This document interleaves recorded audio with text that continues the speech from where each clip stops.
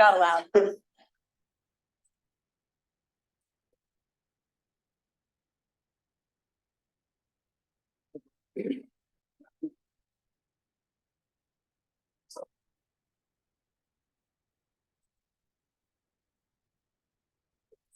Did actually well done. I'm just open more than we thought. But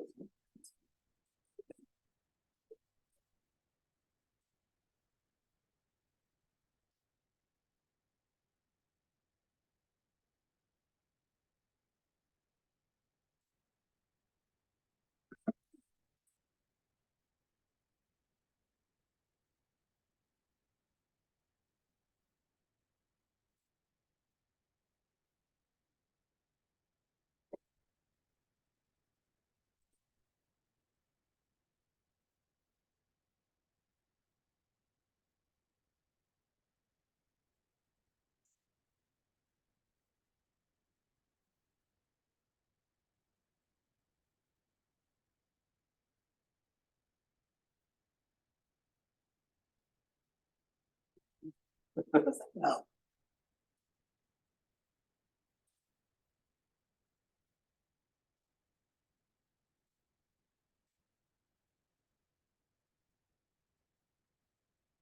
It's 12:15 and I call this meeting to order. I'll ask Casey Griffin on our staff to call the roll and establish a quorum. Mr. Griffin. Mr. Collins. Here. Ms. Thomas. Ms. Hargrove. Here. Mr. Holt. Here. Mr. Gentile. Here. Mr. Jensen. Here. McIntyre. Here. Mr. Molinar. Here. Mr. Morrow. Here. Mr. Reynolds. Here. Mr. Chairman. Here.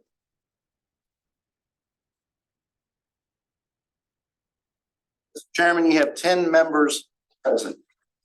Thank you. Mr. Wells is online as a panelist, and I think Ms. Harpool is here for Mr. Gentile. So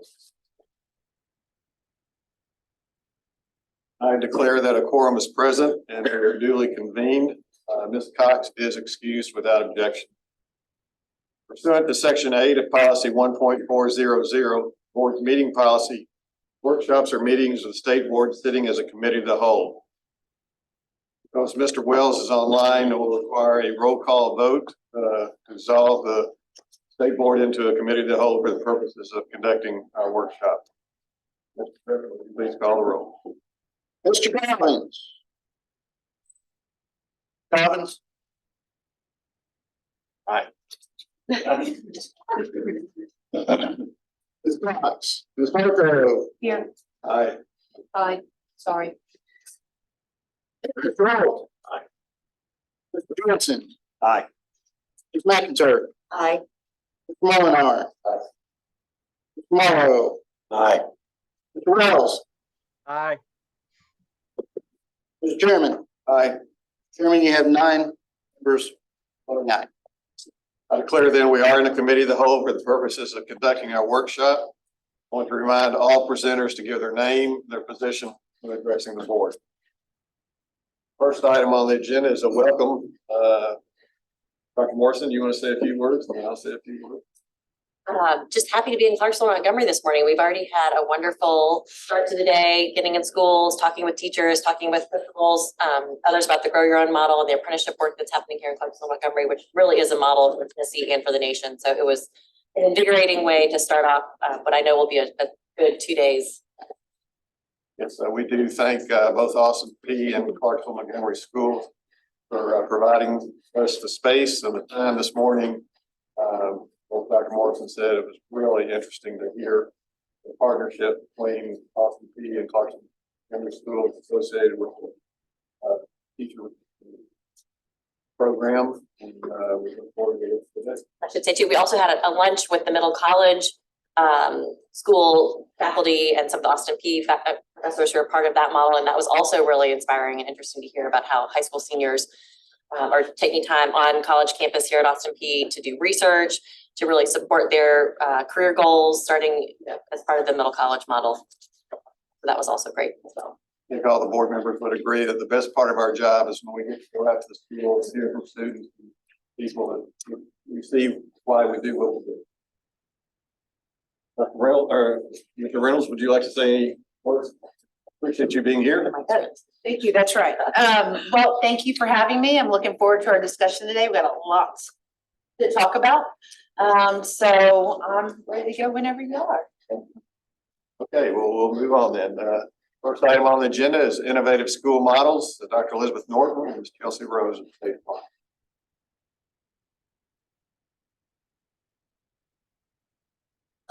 So good afternoon. Really pleased to have the opportunity to be with you this afternoon to share about the exciting work that we've been doing with innovative high school models the past couple of years, and now with the expansion of innovative school models, most recently across the state. So I'm Chelsea Rose. I'm the Senior Director of College and Career Readiness at the department. I've been with the department a couple of years now, and I had oversight of the Innovative High School Models pilot for about the last year and a half, and then I worked in collaboration with Deb Knoll on the kickoff of Innovative School Models last year. I'm Elizabeth Norton. I'm the Senior Director of Innovative School Models. I started at the department around 2016. I received offices and recently transitioned to the school. So we are working.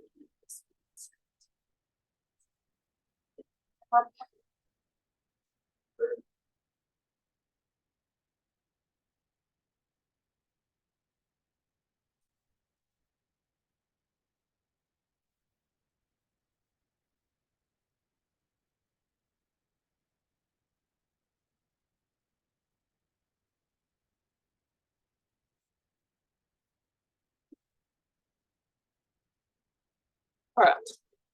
So a little bit about the agenda today. So today we're going to be sharing a little bit about the mission of Innovative School Models.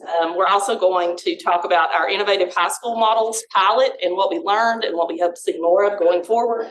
We're also going to talk a little bit about the application process that we had for Innovative School Models and then the timeline for the Innovative School Models initiative going forward. So our goal for Innovative School Models is to prepare students for high wage and in-demand careers. So we want to increase the number of students who are college and career ready. And to be successful in that, we feel like we need to transform their school experience. We understand that we cannot continue to do the same things and expect different results. So there were a few components that we felt were very important for Innovative School Models that we thought should be incorporated in an effective model.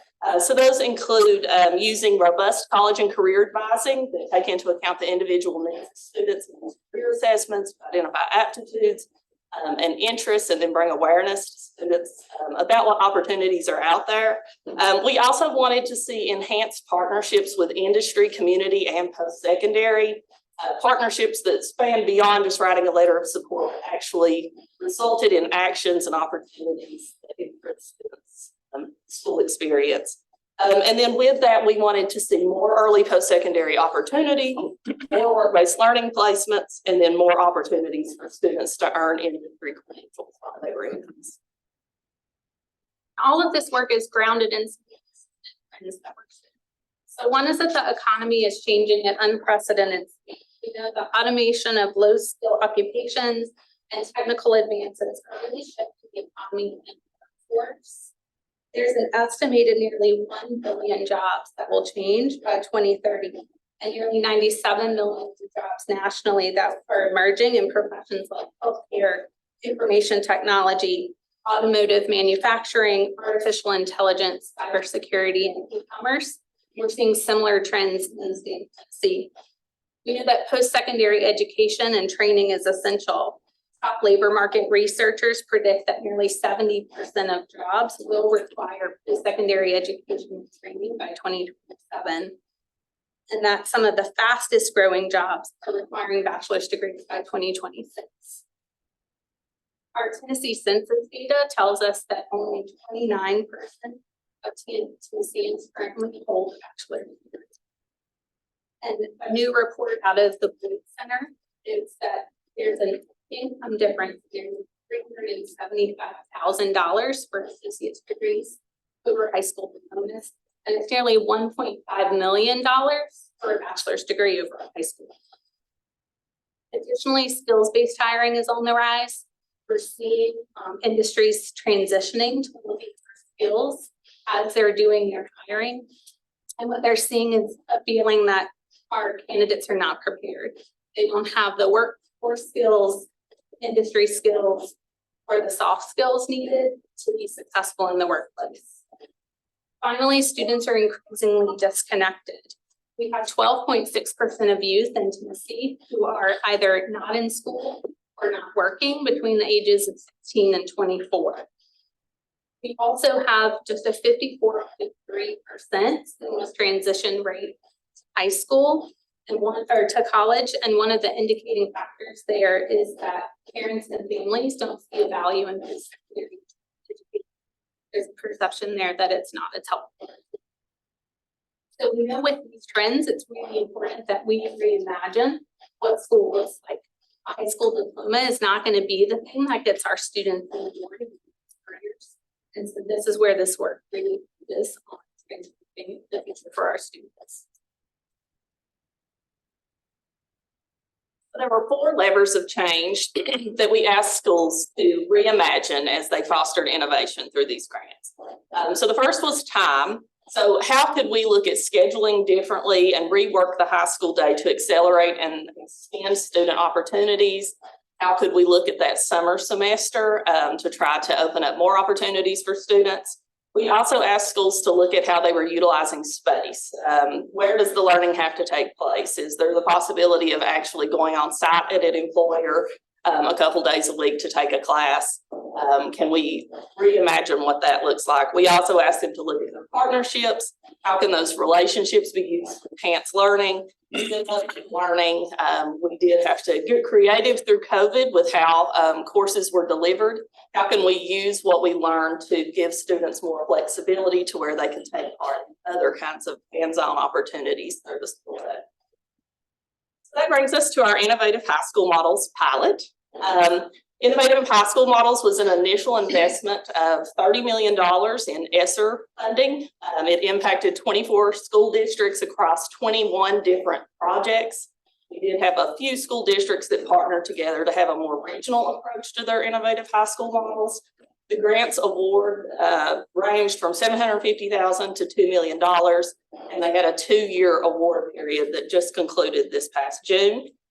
We did take a very proactive approach in providing technical assistance throughout the project, and we conducted site visits, and then we did convene all the grantees in year 1 and year 2 to discuss their projects, lessons learned, things that they wanted to improve upon going forward for year 2. So this is a list of our different awardees in our pilot. Let's take a look at that. And then I just wanted to spend a little bit of time highlighting some of the things that we saw through our pilot.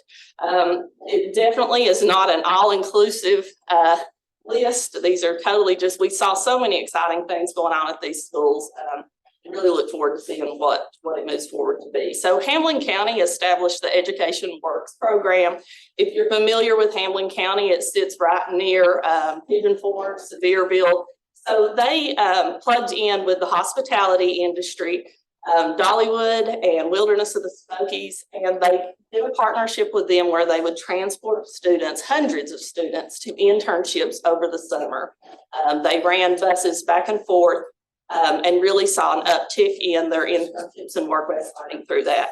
They also wanted to incentivize industry credentials. So they made courses that offered industry credentials be considered honors courses, and they had over 1,200 students earn industry credentials from that during the life of the grant. Additionally, they planned an event specifically for middle school students to expose them to the CTE pathways that they could look forward to in high school, as well as bringing industry partners to see kind of where those CTE pathways fed into. That event was so successful with having 8th graders visit those different stations that they expanded it to be a regional event the next year and it doubled in size. So the Gibson, Trenton, Milan School System Consortium, they did Pathways to Success. What was neat about their program was they hired work support coaches. And these coaches were very hands-on with all of the students, even down to transporting them to work sites. And they were able to place students in jobs within 25 different industries in their region. And over the 2 years of the grant, their students earned over $1 million in wages. So they really made an economic impact there in West Tennessee. And the school district personnel reported that a lot of those students in the industries that they developed relationships with offered students full-time jobs after they graduated. Crystal City, I was actually there on Monday. It was great to see some of the work in action and see the finished product.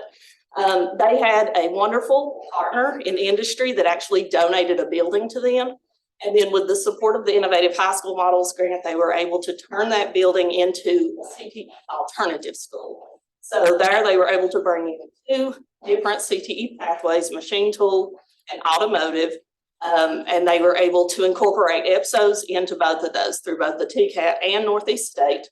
And so right on site, they had students able to take part in those opportunities, gain EPSO credit, and also have more support because most of the students are more at-risk students. One exciting thing that we talked about on Monday, and it was great to actually be able to see the students' perspective, is they have piloted what is called a work-based course there, where the students in their machining class actually go on Tuesdays to an industry, and they learn hands-on things that align directly with what they're learning in class in their dual enrollment class.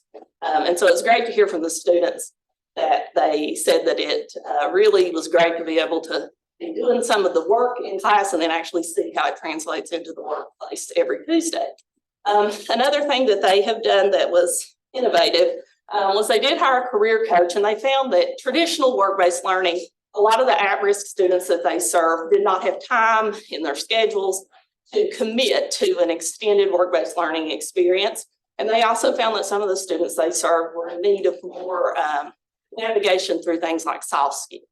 So they mentioned what work-based learning could be for those students, and they are doing 4-week rotations at various industries in the region, and that career coaches work very closely with the students to give them feedback in real time on how that job placement went, and then they transition to another one, so they're getting a broad overview of a lot of different options.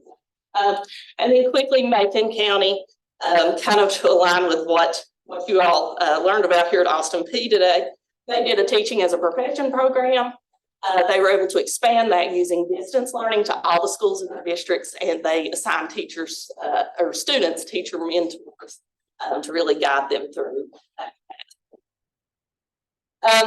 A couple others really quickly, the PI Center. If you've not visited the PI Center in Bradley County, I would encourage everyone to do that. They reimagined space, they put industry, post-secondary and secondary, all under one roof. So students can access a lot of different resources, a lot of different opportunities there. Oak Ridge School, they've had articles written about what they did in the Innovative High School Model, saying that the state-of-the-art facility and classroom that they developed is one of the only ones like it in the country. They've actually developed a manufacturing lab where they are doing a lot of problem solving and design thinking in collaboration with a couple local manufacturing partners, where they're actually helping design components that they need and sharing that with the industry. Beavis Educational Forestry Training Center in Wilson County, they were addressing an industry need. They have a large need for forestry work, so they're training students for that. And then Jackson Madison, they took a take on how can they reimagine all the different career clusters within their different schools, where students, no matter what their interest is, they can go to an Innovation Impact Institute and have access to EPSOs and work-based learning specific to that area. So a lot of exciting things, and these are just a few of the programs. So overall, with the grant, we had 32,000 students across the state impacted over the 2-year period. The grant directly supported the promotion and expansion of EPSOs, with over 3,900 students enrolling in 150 plus courses for college credit. Students involved with this grant also earned over 6,300 industry credentials, and over 6,600 students participated in work-based learning opportunities at approximately 150 organizations. One of the things we're also very excited about is these school districts expanded and established their partnerships reported over 100 partnerships that supported reimagining the high school experience for students. All right, so we were very thrilled, of course, when the governor and the Tennessee General Assembly made the historic investment of over $500 million to bring innovative school models to all the middle schools and high schools across the state, because we have seen in the past couple of years the transformational impact that these folks can make in students' lives. Ultimately, they're building the pipeline of work in Tennessee. So participation was completely optional for innovative school models, but the schools did show up. We had almost 100% of public school district supply to participate in approximately 60-70% of charters. The way the legislation was written, the awards were to go to the individual schools. So we did keep that in mind when we were building out the application for innovative school models. We wanted to build the application in a way that the districts could have the flexibility to do a school-specific innovative school model, a district-wide innovative school model, or even if they did want to collaborate with multiple districts to do a regional approach, they were allowed to do that. So we did have about 3 application windows where we were receiving applications and a pretty rigorous application process. So this slide here shows the items that we asked applicants to provide as part of their application. So we did require action steps, outcomes, evaluation strategies for their plan, a budget. They had to tell us which partners they were working for, the needs assessment, and describe the project. So it was a pretty detailed and thorough process. As far as the review process goes, we reviewed and scored applications on a rolling basis from November through May. We had a team of about 30 scorers.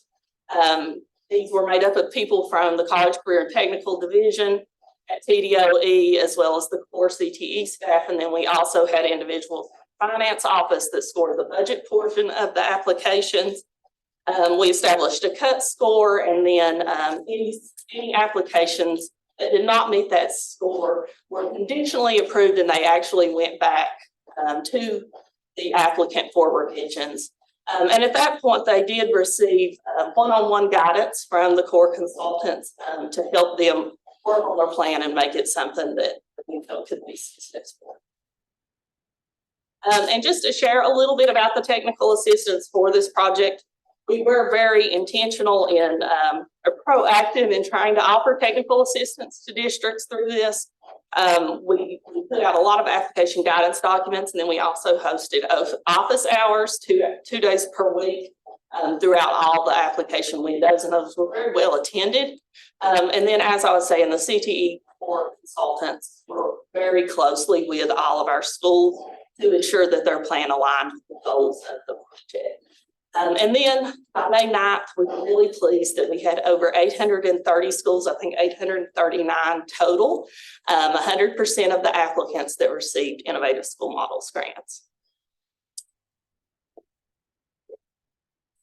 So as you can imagine from the completion of the applications in May, we're still very early in seeing the results of those funds and where money has gone to. What you can see here is from those initial applications where folks noted the majority of their funding would be going. So they used in our e-plan application these things called tags to tag each one of their budget lines to a priority area. So you can see the vast majority of funding there going to CTE programs of study. That includes expanding existing programs of study as well as adding on new programs of study. Within that program of study tag area, there's a good chunk of funds there going towards industry aligned equipment, and then also supporting teachers and salaries to add on to those programs of study and build them out. We also asked within that application process who they would be partnering with. So you can see here that there's a good distribution of the types of partners that districts noted they would work with on this grant. Over 1,000 partnerships were noted within the applications, varying between industry partners, educational partners, and community partners. One of the spotlights I'd like to highlight today is Overton County Schools. So as you all heard, the grant application went to both middle schools and high schools. And Overton has been using some funds to build out their middle school career exploration opportunities. They're one of our early spenders. We only had about $17 million spent last year. So they built out a career assessment exploration lab, including the practical assessment exploration system. What that does is it provides a space for students to come in and do hands-on career exploration activities.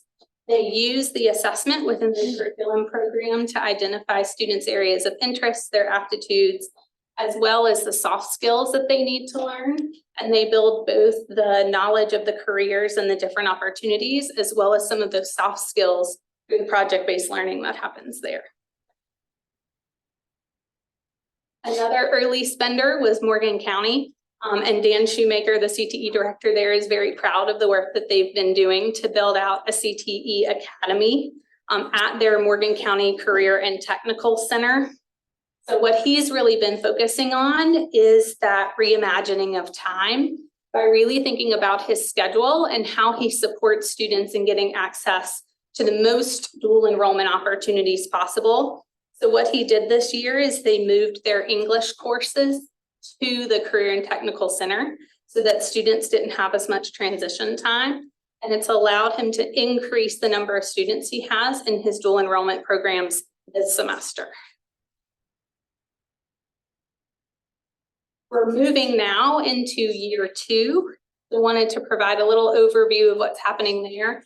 One is that we're solidifying our goals for where we want to take innovative school models in the future, and really making sure that we're helping districts utilize these funds to ensure that we're preparing students for workforce and labor needs. We know from those trends earlier that this is a problem that we're not going to solve in the short term. It's something we have to think about building systems and structures that set us up to be consistent in this space over time. We really want to look at how we're leveraging our funds to build engagement, making sure that we're providing relevant learning for students by engaging them in careers that are available both within their region and within our state. We want to make sure we're building awareness of the opportunities that are available through work-based learning, through career-oriented learning opportunities at the middle school, and really helping students gain knowledge of the high demand, high skill, and high wage jobs that are available in their areas. And then finally, we want to accelerate them on that path. We know the high school diploma isn't going to help them get in the door. So what are the things that we can get them while they're still in high school to support them in starting their path towards those careers? So continuing to look at EPSO opportunities, work-based learning, and industry credentials while students are still with us in the K-12 space. Part of the transition to year 2 is a resubmission of that E-Plan application. So each year, our applicants will go in, they'll make any updates or revisions to their original application and submit their budgets for that next year. So those applications were due in E-Plan by September 30th. And then we launched our monitoring window today, actually. E-Plan opened. So we'll be collecting the first set of outcomes data on our $530 million investment in January. So districts will be receiving training on that monitoring and support for the monitoring over the next couple months, and they'll have until the end of January to submit that data. We're also building out a suite of supports. So we're looking at launching an Innovative School Models Leadership Institute, where we'll invite school level leaders, district level leaders to attend a virtual training series that will support them in knowing what it looks like to reimagine middle and high school for workforce and labor alignment, as well as own leadership space of thinking about how you manage change for an innovation this size.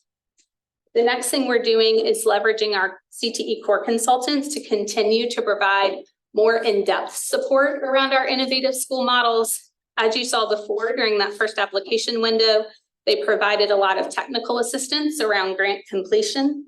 So now we're transitioning them to providing more deep support to help with those change initiatives at the district level. We're also providing opportunities for our large districts to come together and think about what this work looks like when you're doing it at such a large scale. So providing them opportunities to learn from each other and to see what best practices exist in the field. We'll also be continuing to provide ongoing technical assistance around the grant application and the monitoring tools themselves. All of our districts and all of the grantees have the opportunity to go in and make adjustments to those applications at any time. So we provide ongoing technical assistance with where things need to go in the budget, what line items, and how to make those adjustments within the application itself. We're also building out an electronic resource library. A big part of this work is learning from the work that's happening and then creating a system for capturing what's working and sharing it with others. The electronic resource library is really a place for us to gather tools and resources and ideas that are really moving the needle for kids and compile that into a place where we can all share from that learning and from those experiences.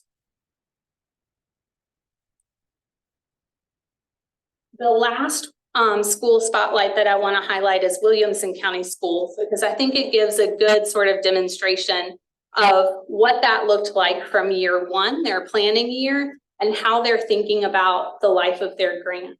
The grant awards go all the way through 2026. So all of our awardees can start spending now. They can spend all the way until June of 2026. Williamson County has a plan to launch an innovation hub where they're building off of the work that they've already been doing with their entrepreneurship center. And they're adding in aviation, they're adding in some advanced manufacturing and technology and computer science within their innovation hub. What they're planning to do there is when they launch that work at the end of year 4, you can see it's a pretty long timeline. But their plan is to increase the number of pathways and opportunities that they have for kids, to partner them with the Entrepreneurship Center. So they'll spend 4 days a week in their core programming and then spend a day at the Entrepreneurship Center, seeing how the skills and lessons they're learning within that dedicated career path, what that could look like too, if they were doing that business themselves. So their goal there is to really think about how they can provide the most on and off ramps for students within the programming that they're offering there. You all have any questions? Thank you. Questions for Dr. Norton or Ms. Rose? First is, I know it seems as though we're focusing on high school with this model. It's middle and high Middle school. and high, okay, just wanted to make sure and understand how young are we starting with the innovative approaches? Yep, so these funds start with middle school. So we have 839 schools. Those include middle schools and high schools. Most of our middle schools received $500,000 through this grant, and most of our high schools received $1 million. They received less if they had less than 100 students. So that's a caveat there. But for our plan, we are looking at how do we get all the way down to elementary with students. We know that the earlier they learn about career paths, the more likely they are to take them. And we also know that students can't get into careers they don't know exist. So we are looking at how we push that down into the elementary level. It's just not with these grant funds. Second question is and then at a number of education convenings we've attended recently, artificial intelligence, rapid pace at which it's accelerating has come up in terms of education and how it responds.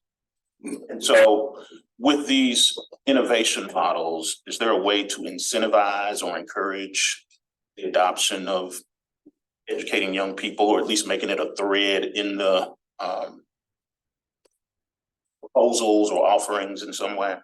So within the original grant applications, districts were asked to look at their workforce and labor needs and align to what was coming down the pike for them. I think a big part of the supports of this is thinking about how do we set up systems and structures that allow or support our districts in being more responsive as those needs change. That AI field in particular is one that's still so unknown, but also we know is coming. And so knowing that that need for infrastructure and supports that allow us to be both proactive and reactive in real time to support growing pathways is a part of building out the systems and structures within this grant work. Mark.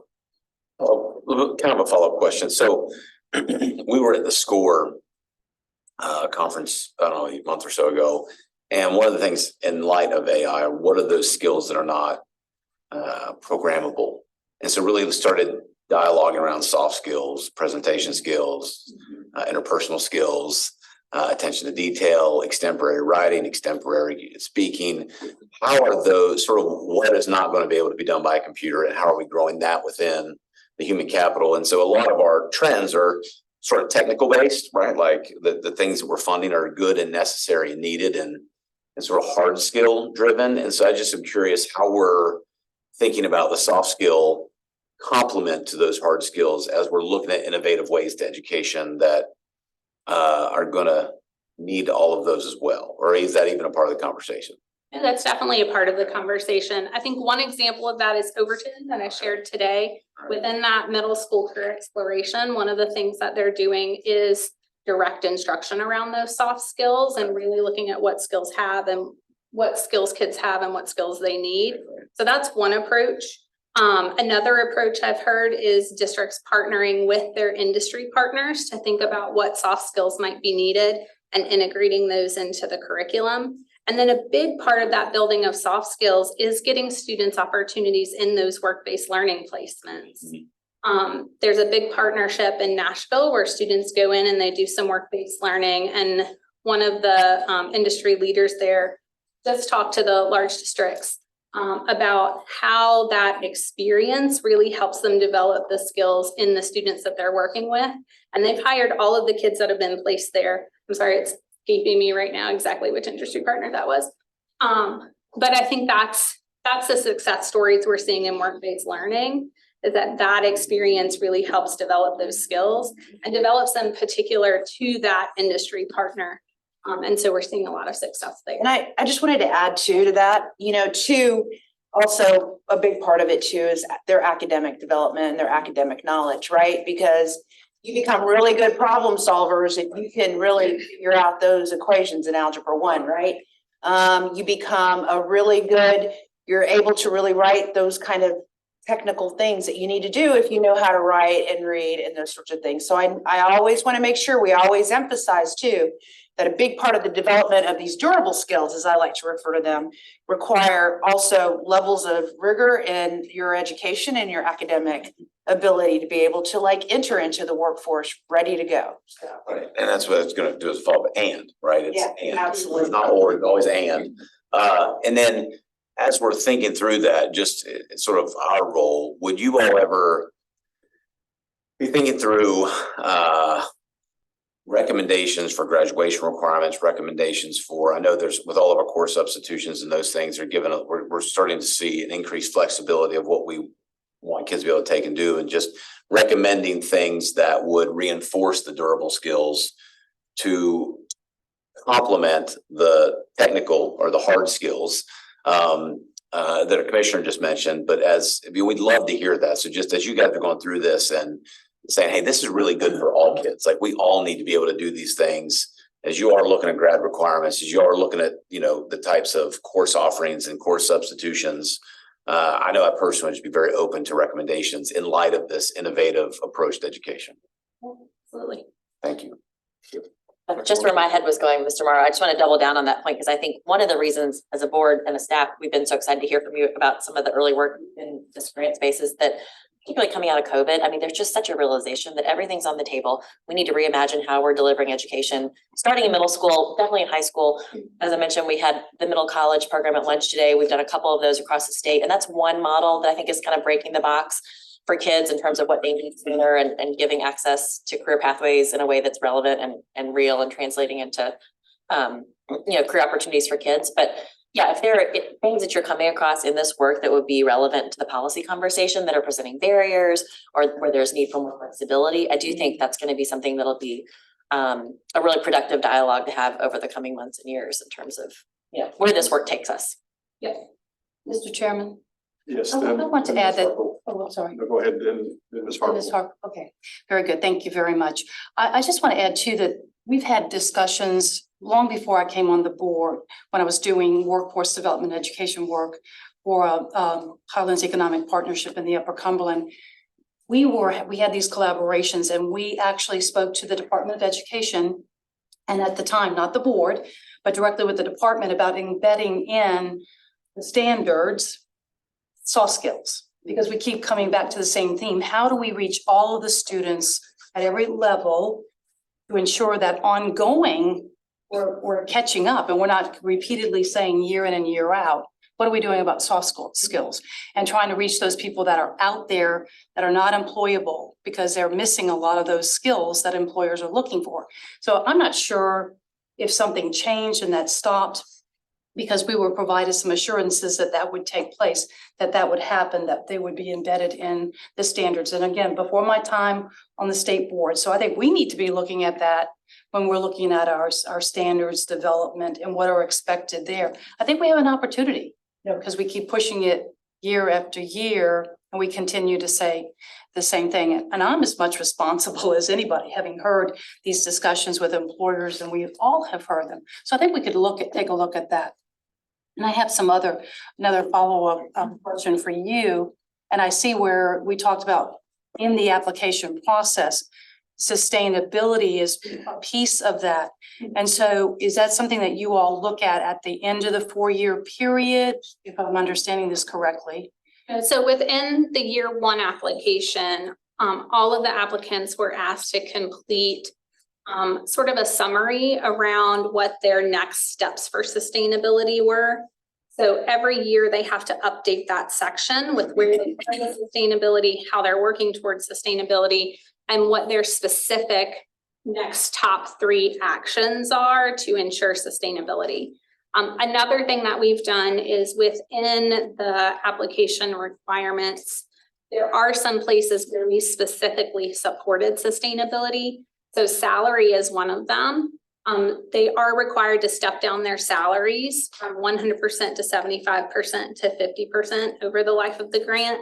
And we've coached through our technical assistance to help some districts are going much more aggressive with that, with more aggressive step downs, so that they're taking over those salary portions during the life of the grant, so that they're set up to be able to take those full on when the grant ends. That's a question that we ask quite frequently during technical assistance, is how do you plan to sustain this? And then making sure that they're including that within their narratives in the application. And what happens if for some reason they're not able to do that? So their program just ceases and desists. There's no other ramification other than they started something that is seemingly doing very well. But if the funding is not there from their local board or from other partnership or funding apparatuses, so Well, part of the support that we're planning to provide during the Leadership Institute is a full session on sustainability. And that'll be a big part of the coaching that the core consultants do as well. There are only a few places where I've sort of flagged for myself. That's a place we need to get out and start doing some support early. Most folks are thinking about sustainability and have committed to the work that they're doing and plans for how they're going to continue that work moving forward. But it's certainly always a question on the table when you have money this size of how do you sustain it? How do you keep these programs going when that large influx of money is not there? great, thank you. Ms. Harper. First, I wanted to say thank you to both of you, Liz and Chelsea, for the engagement that you all have done with THEC in general on this project and with higher education as a whole. I think it's been really great, the conversations that have started even from institutions that didn't get a grant the first year. Got some really good conversations started between post-secondary and K-12 about what we can do to make sure that students get what they need. Sort of to Mr. Morrow's question, something that we've seen, again, that came out of this work that we saw when we were looking at TCATs, is there's several TCATs that are utilizing with high schools the expanded opportunities that they have for the dual enrollment grant and pushing that back now into they can start accessing the grant at TCATs in their freshman and sophomore years and getting to a place where things like industrial automation, the state board rule allows for the post-secondary institution and the K-12 to make decisions about if that meets the standards for a third year lab science or a fourth year math, and they're getting there. Students are getting that first trimester of work and a certificate in the end of this TCAT to where that can really open up their schedule. So it's not just math that we think of or English 101, that we're really able to start thinking more creatively and over the span of the high school. And that's happening because of this work that we're thinking and bringing folks together. So I appreciate y'all's work and collaboration. Yes, we do thank the state. This question, can you give me a brief description of the interface with THEC and the Department of Labor and DOE? What does that look like? It's a curiosity more than a qualification. It looks different in different spaces.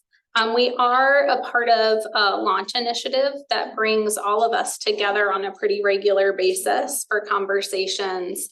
Those conversations are guided by a facilitator to help us really think about what are our joint goals, how are we working to reach those goals together, and what does this work look like long term.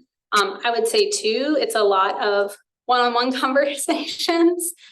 Just reaching out and getting feedback, running ideas.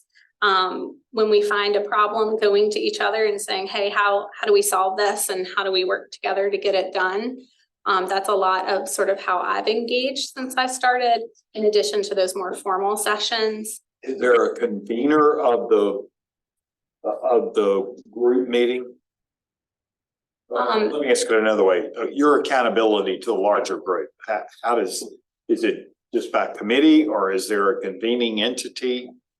So I think there are probably a couple of ways that happens. Within the group that I'm in, it's a larger initiative that there is accountability to an external third party. Okay. But there are also some convenings that I'm not a part of, so I'm happy to kick it to the commissioner if she wants to add on, where there are some formal governed structures for some of that collaboration as well.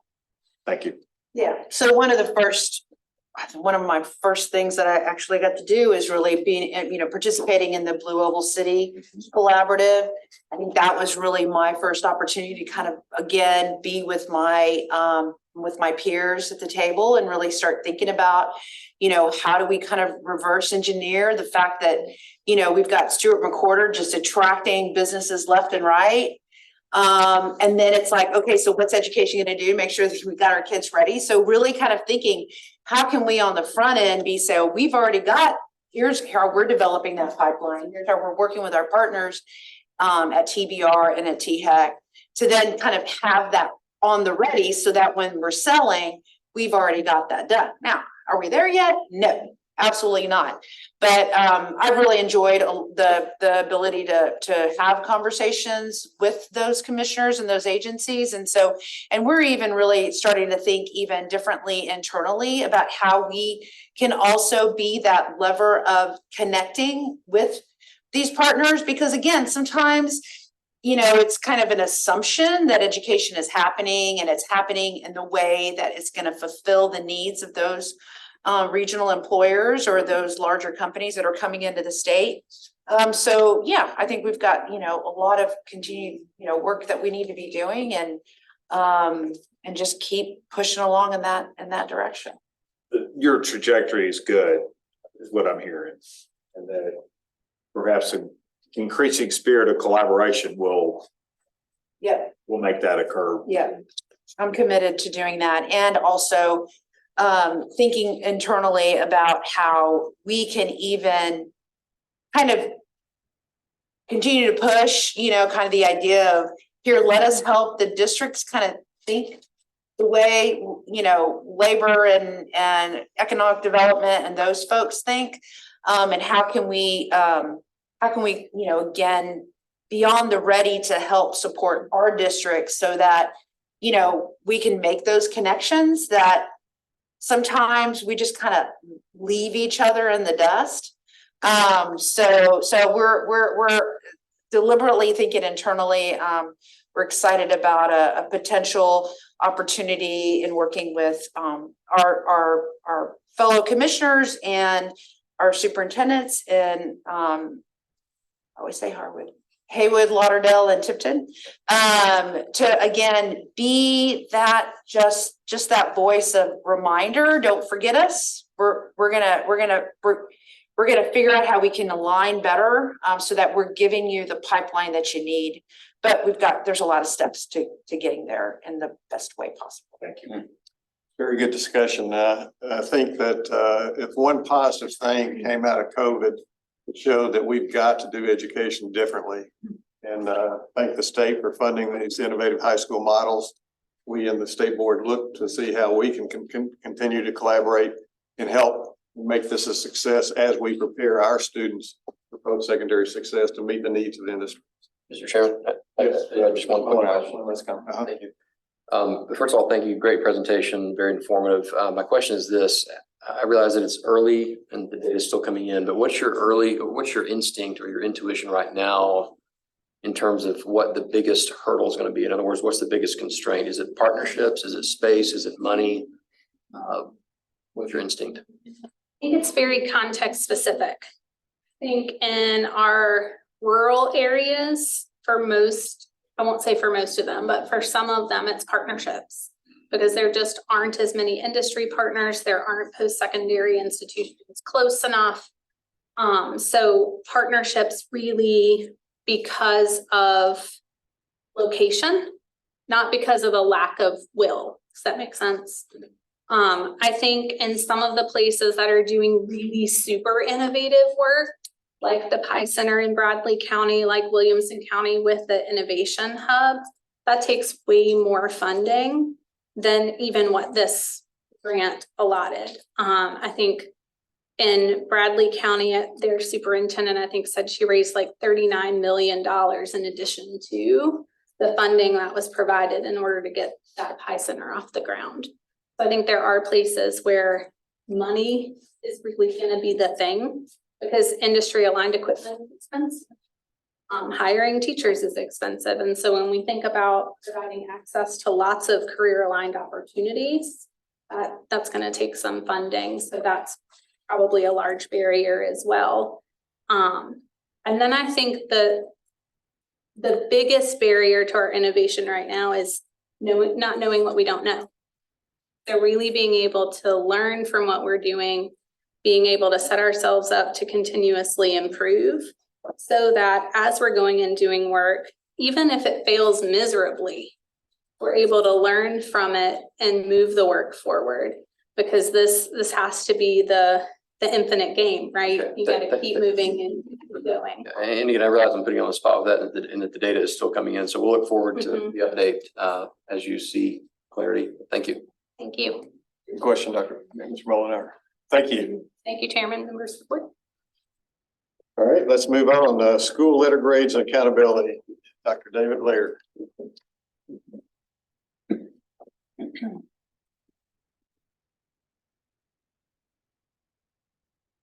Good afternoon, Chairman Meany, members of the board. I am David Laird, Assistant Commissioner for Assessment and Accountability. I'm here to present a new school letter grade methodology.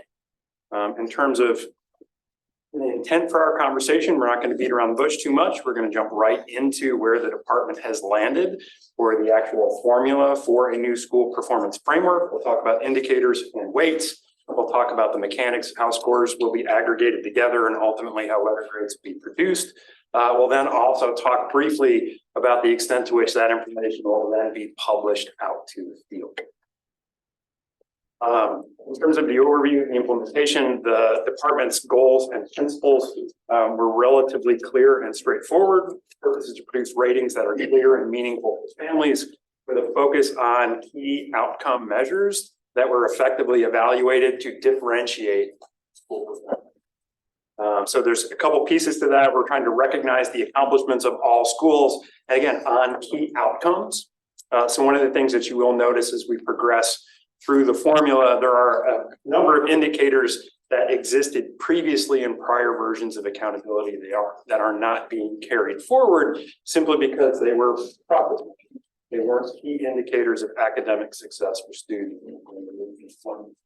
The other thing we're trying to accomplish in all this is obviously once we've effectively differentiated the performance of schools, we're able to communicate that very clearly to all stakeholders, including parents and families. We can then follow up more effectively. We can identify opportunities to help the schools continue to grow and improve those outcomes. As folks are well aware, as most people here have actually participated in a number of those sessions, we did an enormous amount of engagement to try to solicit feedback on this methodology. We did town halls all across the state for a period of about 2 months. We also finalized very recently a series of working group meetings with about a 50-member steering committee with a wide variety of stakeholders with the specific intent of helping the department arrive at an actual calculation that I'm going to describe for you now. So let's jump right into the letter grade calculation. There are either 3 or 4 indicators that remain in the school letter grade calculation. For elementary and middle schools, there are 3 indicators, and on subsequent slides, I'll discuss each one. There's achievement, growth of the lower performing students at a school, and a college and career readiness metric. In terms of the weights for that formula for an elementary or middle school, achievement is weighted 50% of the school's evaluation, growth is weighted 40%, and growth of the lower performing students at that school is weighted 10%. For high schools, achievement is still 50% of the school's evaluation, growth is 30%, growth of the lower performing population of students at that school is 10%, and a college and career readiness indicator is also 10% of the high school evaluation. So we'll now run through each of these. The achievement indicator, by far the most significant piece of the pie, it's 50% of each school's evaluation, is essentially calculated. It's a very familiar metric. It is success rate, or success rate in Tennessee, the percentage of the students that score proficient. A couple details about the calculation involved in letter grades. It will include all subject areas. This is something that the steering committee suggested was very important to them. So all subject areas are included in the achievement indicator, and they will be weighted slightly differently for elementaries, middles, and high schools, proportional to the tests administered in those grade bands. So the weighting for an elementary school would be 40% English language arts, 40% math, and 20% science. There are no social studies assessments for the elementary school at this time. For middle schools, it would be 35% ELA, 35% math, 15% social studies, and 15% science.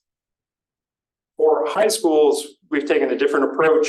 We're essentially allowing the proportional weight of the tests administered in high school to set the weighting for the achievement indicator. So right now we have each student will take a 3-course progression in math, they'll take a 2-course progression in ELA, English 1 and English 2, they then take 1 science and 1 social studies assessment. So we're actually allowing the proportional representation of tests to determine the weighting for high schools.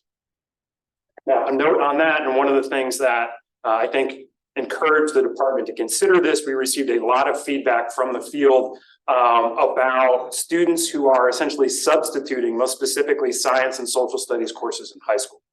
So there are a lot of students who will take AP biology as opposed to taking the biology end of course exam. They'll take the US history AP class instead of sitting in and ultimately taking the US history end of course exam.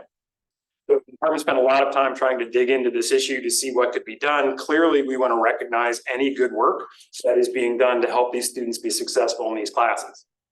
We began to unpack that data. One of the things that we noticed is that there is quite a lot of variability in the rates at which students in these courses actually sit for the exams.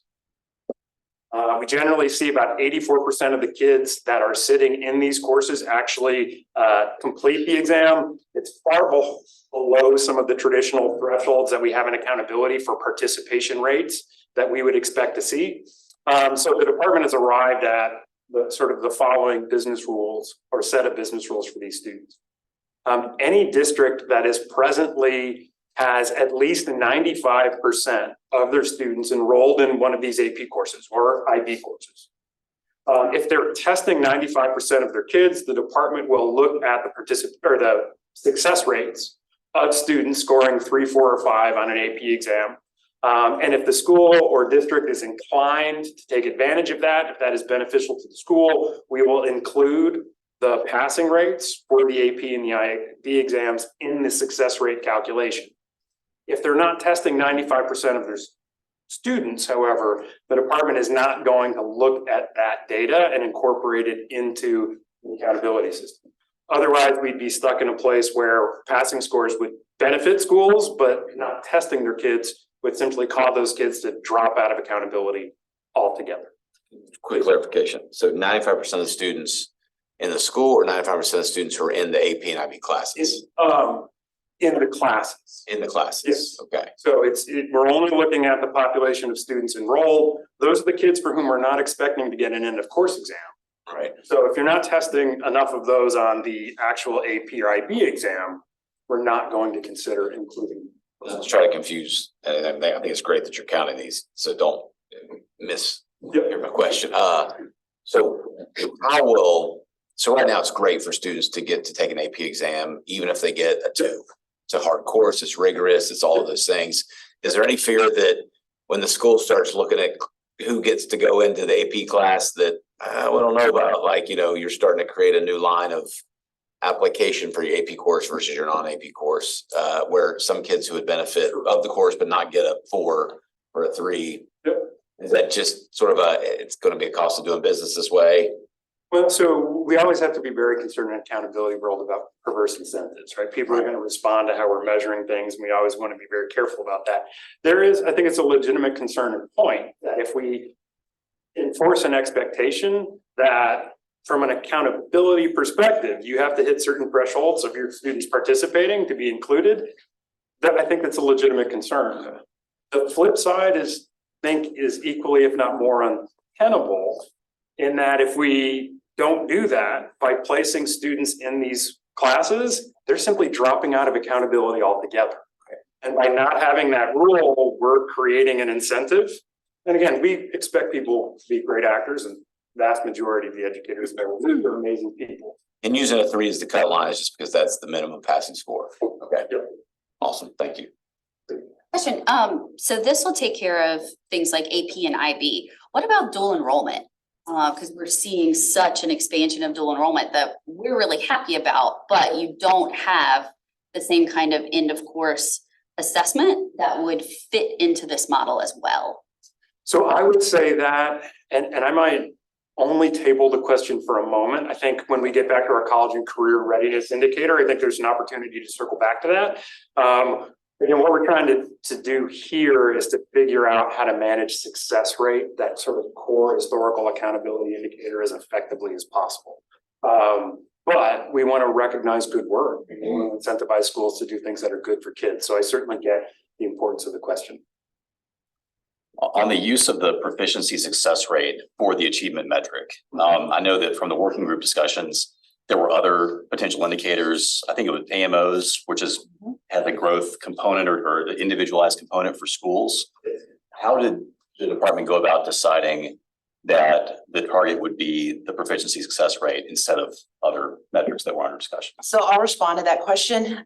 So when you think about what that achievement metric was, it was achievement or your AMO, which is unique to that school district, and then you pick the best score. Okay, and that's your achievement. Secondly, a guiding principle that I also laid on the table is it has to be comparable, reliable, and measurable and valid. AMOs are not comparable. They are unique to every school district. You don't have one set of AMOs that apply to all districts so that you can really see like in a comparable way, how it is from a state perspective. AMOs, I think, are good for local accountability, for local conversations between the district and the school boards. But with respect to achievement, it's about achievement. And there's no best of. You either achieve or you don't. That's helpful. And just a follow on to that is the way that it's set up now with 50% being achievement with the proficiency success rate, does that create a system where there are certain schools, based on demographics in the area where they're not historically, unless they see just an enormous change in achievement levels, they're not going to be able to become an A or B school? That's an opportunity for school districts to really think about how they are supporting those students. A student, doesn't matter what their characteristic, I mean, if their socioeconomic income status shouldn't be a barrier to achievement. Even if the growth is, level 5 year after year after year. I mean, would we have schools? Okay, so I'll put it this way. So say you're a 12th grader and you want to go on a post-secondary path, and by God, they've been growing you grew, but you're still at a 10th grade level. How fair is that for the future of the success of that student? We need them to achieve so that they can be ready to move on and have success later on in life. Thank you. I understand what you're saying. I will say that there is a perception out there I know. that it is discriminatory to high poverty schools not being able to get, an A or a B or C or even a D, even though they have large growth rates. That's something that I think we all probably hear pretty. I think that's an unfortunate expectation. I just, one thing I wanted to add, I've been thinking about this, and I think what you're saying is true, like there's multiple true things at play, right? Kids are coming into kindergarten, some are coming into kindergarten that have had phenomenal preschool opportunities and exposure to expansive vocabulary, registry of vocabulary, and all these things. And there's kids like, this is the first time they've ever done school ever. And it's also great to be able to, as a parent, look at how is the school doing, and what you just said about let's not lower a bar or immediately when we talk about achievement, put a demographic in our head and automatically apply a negative connotation to it, right? Like that's a negative stereotype that you can run through. And I think you saying that as a reminder is really healthy for us to say, no, we're trying to raise the bar across the board and have expectations because all kids can succeed. Now, but I think it's an interesting look then at preschool, right? Like if the beginning point of inequity or lack of access, let's call it that way, it's called lack of access, is when you first start in school versus, preschool or not a preschool, or, what's going on, all the skill development, then what role does preschool play in, or early education play in this conversation, right? So it's not a different conversation, but it's an extension of this conversation. Once this is set, then you got to look at what goes before that. And I just want to encourage that as I'm thinking through all the complexities and the controversies of this. It's like, where's the limited access? And it's before kindergarten. Yeah, well, but I would say though that, one of the focuses of our reading initiative, right, is to really give the skills of our teachers in those classrooms the opportunity to be able to intervene and diagnose and support kids starting in kindergarten. So yes, you're going to have varying levels, but we're also providing them the tools. Are we there yet? No. But place, those things are yes, and at the end of the day, right, it is about that strong tier 1 instruction so that we can make sure that those kids start off. They may come in with 30,000 words, they may come in with 3 million words, but at the end of the day, they're still going to need to learn how to decode, how to connect, how to really develop those learning skills in a different way so that they're prepared in kindergarten, they're prepared in first grade and second grade. And so I think that's also something we've been talking about a lot, is how do we really kind of think about re-emphasizing the value of K1 and 2, which are non-tested grades.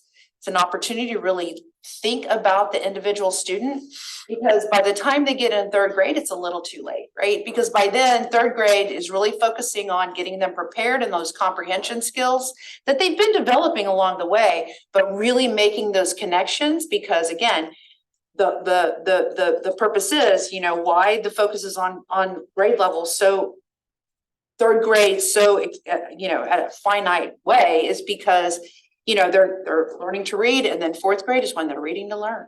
So So will districts be getting help or assistance where, because we've talked about third grade as a big deal as we change some laws up and you're right, K-1, 2 is essential. So are we going to continue to give district support on what we're doing there and how to get kids and how to track kids along the way to make sure that there is? And then I guess my last question would just be, as this is moving on, would there be room annually, every other year, to reevaluate the percentages based on the data you're gathering? So like as you're gathering data on what is demonstrated an effective school, so right, is a B school really a B school? right. As we have more longitudinal data and being able to go back and have more meetings about how that, you might want to dial that in a Yeah, different. I'm already committed to, you know, part of it is, you know, we want to be able to work with a research partner to evaluate the implementation. Like, how is this being implemented? What are perverse incentives that are bubbling up? What are good incentives that are bubbling up? How are we really changing the trajectory of expectations for all kids, right? But also bringing back the stakeholder groups probably in the fall, or I don't know, I guess we want to go probably a little earlier, probably in the summer, just again, start saying, okay, here's where we landed. Like, what else do we need to think about? Because I think we also want to explore a little bit, just given off the innovative school model conversation, right? If we're talking about digging more into middle school, right now, we don't have any clear indicators on the, you know, to really determine in middle school, like what are they achieving when it comes to being prepared for these pathways that are so prominent in high school. So, you know, I'd like to continue the conversations, like what does that look like? You know, what are some additional indicators that we can add to the mix to give districts credit for the really good work that they're doing, introducing kids in a way that it is now creating an outcome-based indicator that's preparing them for their pathways moving into high school. Thank you. Thank you. Mr. Jensen. Yeah, I'll follow up a little bit on what you're saying. I understand where we are with, you know, with schools that are doing well. It's the lower end of the schools that they get to an F, and that's just an F. And there's some of them are making progress. And so when you say, well, that they're an F school, are they a 20 F or a 65 or whatever the grading scale is? And I think that, you know, it seems like some of the schools, because of at one time we had a 4-tier and now we have 5 tiers of levels. Is that, Each indicator generally, like we've switched from 0, 1, 2, 3, 4 to 1, 2, 3, 4, 5. It's generally 5. But the point is, once you get to a failing, it's like, how do we address those schools who are in they're missionally in that area working? That's their goal. That's who they're, the kids they've defined to work with. And are we assigning them to a failure mode? Or, I mean, is that acceptable on how, should there be a separate grading or an internal grading of F school or something, so the parents can look at it and go, well, yeah, my kid's behind, but they are making progress. It just concerns me to death. So I think you'll see it. Do we have the report card? Okay, so you'll see a little bit, we'll have more information fleshed out on the public report card. Yeah. To really demonstrate, you know, kind of build out the narrative of how that school is doing. Again, talking about DEFs, there's a number of opportunities. We've been talking with the state board staff to think about these, you know, okay, you're a DNF. So what does that mean? We're going to have public hearings to talk about what it is they need to do to improve. The other thing we're doing is we're looking internally at our existing budget. Are there opportunities there to think about additional resources or supports, or really building out our core leadership to really think and target where those kids need the most support? I mean, to this day, we haven't had that. There is no public facing anything that says, well, you know, high school A is really struggling when it comes to their English language learner students that showed up and they've had 2 years of instruction, but they're still struggling. Okay, what can we do? Could we, think about contracting with, or helping support some technical assistance or something with an expert that works with high school kids who are English language learners and still working towards proficiency while also working on their academic record. So I really want to really think internally, like how can we scrub a little bit and really direct those resources? Because I talk about guiding principles about accountability, which include a measure for achievement, a measure for growth, obviously other indicators that are meaningful and valid and reliable and comparable, but also resources to support those districts and those campuses so that they continue to improve. And so do we have anything for that right now? Not necessarily. We have school improvement dollars, right? They will, the bottom, there will be some supports from the federal, but because this system is separate from federal, we want to really rethink how we can do a better job there in supporting them so that they can make that progress and so that we can recognize where they are doing good work and we can elevate that. I keep thinking about opportunities to really showcase what some of these directors are doing when it comes to some of these issues that have been outlined about, what if, we have kids that do this or do this or this. So there are districts that are doing a really darn good job with those kids. And so how do we again, kind of open up a space for them to demonstrate and share best practices and really think about how we can do a better job there? Go ahead. I'm supportive of grading system. I think we need that measure. What is concerning to me is that you may have a school that's a D that has all the resources in the world, and for whatever reason, their leadership or whatever, they just hadn't done the job. Right. Where you have a school over here that's an F and they're working like crazy and making good progress and you can measure it, and yet because of those factors, they are an F. And all of a sudden you're telling the parents and everybody else, this is just a failing school. And then you think about, like, for example, a charter school. You go in and you renew or whatever, and they say, we're an F. And there's nobody looking. Hopefully somebody's looking. That's what we're assuming is going to happen at what has happened in that F school, that they've actually made good progress with those kids. Then they will get captured. They will not be, it'll get captured because it's 40% is growth. Okay. 10% is your bottom 25%. And how are they growing? I think Well, we don't know that yet because we haven't run the models. I guess, we shall see, but part of this, and we'll explain this a little bit more, because we're going to have to go through a data verification process with our districts.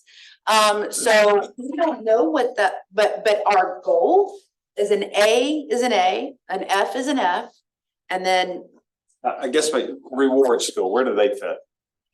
So that question came up earlier with the soups. And so again, we're going to be we'll be TBD on rewards, but we know that we will recognize the good work that's happening there as well. Just one final comment. Yeah. I mean, if you had a school, maybe there's some extra credit somehow that a school that's failing or D or whatever, but they're showing this kind of progress, and maybe just some way to acknowledge within that grading system so that it does not become so objective that there is subjectivity somewhere in the grading system that says these people really are doing a good job and they're making good progress and they're an important part of that community or that subset.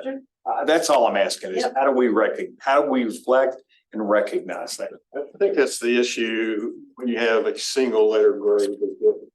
What we have to do is in the rollout and the implementation in the media is go the next level down so people can see that, this may be a D school, but look what they've done in growth. They've gotten, they're equivalent to an A in growth or something like that. Or if I'm a parent and I'm looking at, I have a ELL student or something like that, I'm going to be interested in how that school is progressing ELL students. So I think the key, and I think you're planning on it, is on the page, district page, it will not only show a single letter grade, but it will give the performance of these subgroups and these other areas so people can see that. I think that's critical. Yep, absolutely. Can I make a comment also, Yeah, sure. Mr. Chairman? So I do think it's ironic a little bit that we have, as a board, have adopted a state grading policy that you get 0 points to 59 points and you still get an F. That's fine. For kids. I mean, these are kids, like kids transcript. You have 10 points for an A, you have 10 points for a B, you have 10 points for a C, you have 10 points for a D, and 59 opportunities for an F. And students get a single letter grade. We then give to a college and say, this is their profile. They don't get asterisks, they don't get any explanation as to why they got that grade. It just goes on their transcript and it goes to a college and that college looks at it and it goes to an employer. So, and I'm not trying to be controversial, but I think it is a fair and reasonable thing to discuss about. We're talking about the school. And again, I agree, there's narratives you can create. I think the narrative is what you're talking about. And yes, what does this really mean if you're coming in sort of layman terms of, is it all bad as the school? No, the school's not all bad. I mean, I think that is important to nuance, but I also just want to recognize that, we have kids that are not getting to repeat a grade.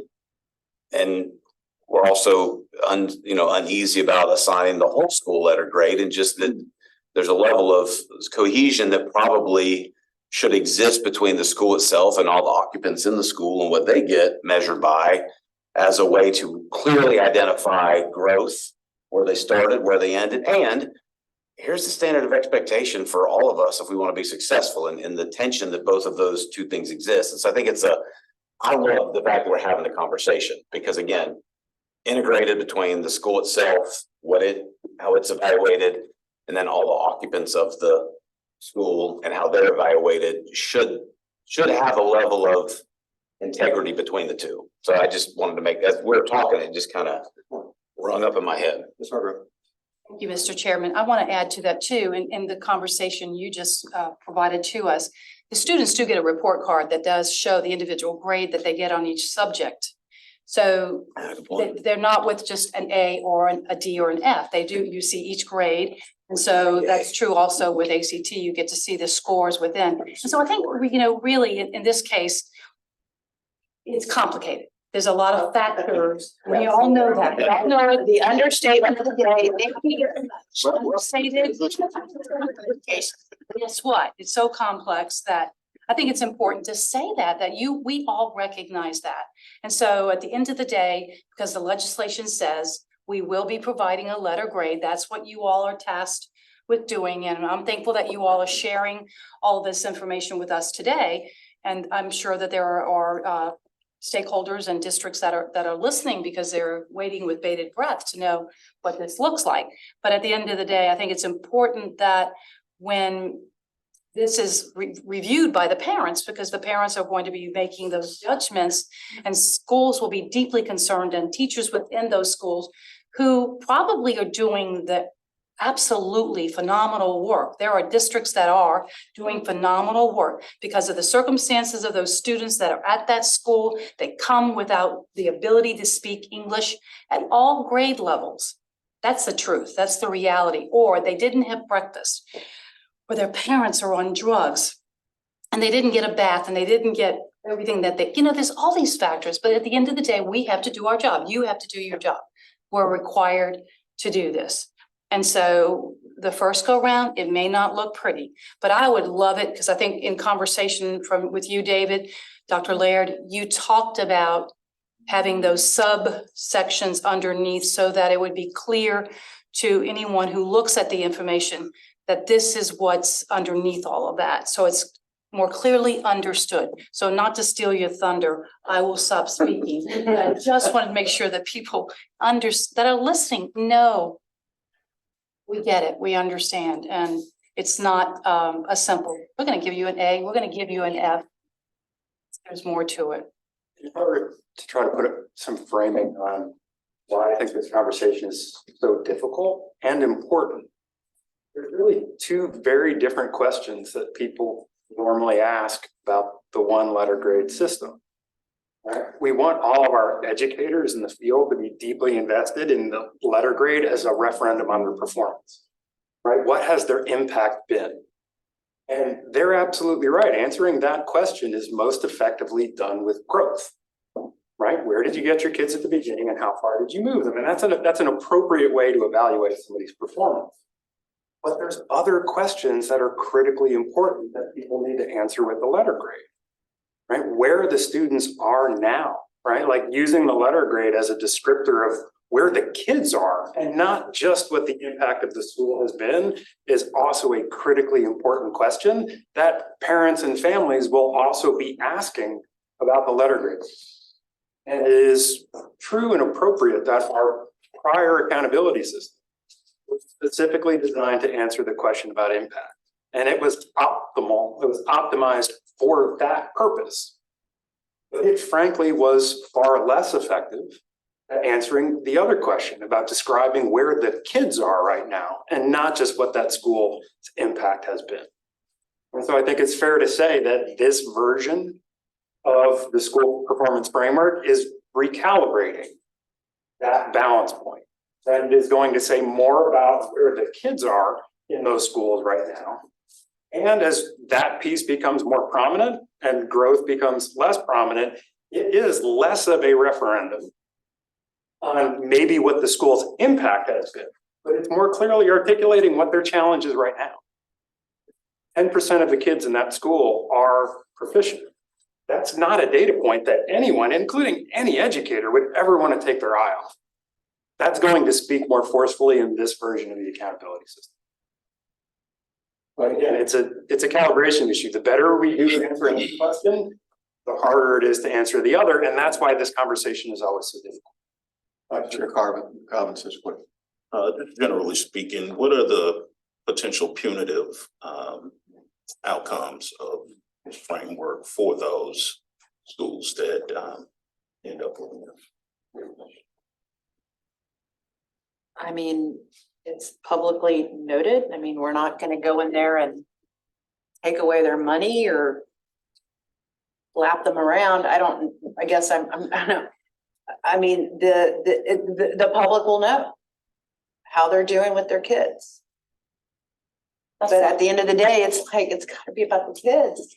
But that's my question too. So I don't think they need to be punished, but what are we doing to help them? So when I give a test, it's not just to see if the kid makes an A, it's to check for understanding, to see if I'm doing a good job. And if they're not, then I'll pull them in small groups and talk about it. Like, so how are we gonna pull these D's and F's into small groups and talk about it? And that's kind of what I was talking about earlier. And then if you wanted to talk about the hearings. Well, and I think that's a really good question because, you know, much like we put out the EPP report card for educator prep programs from the state boards staff, it's really a public information report.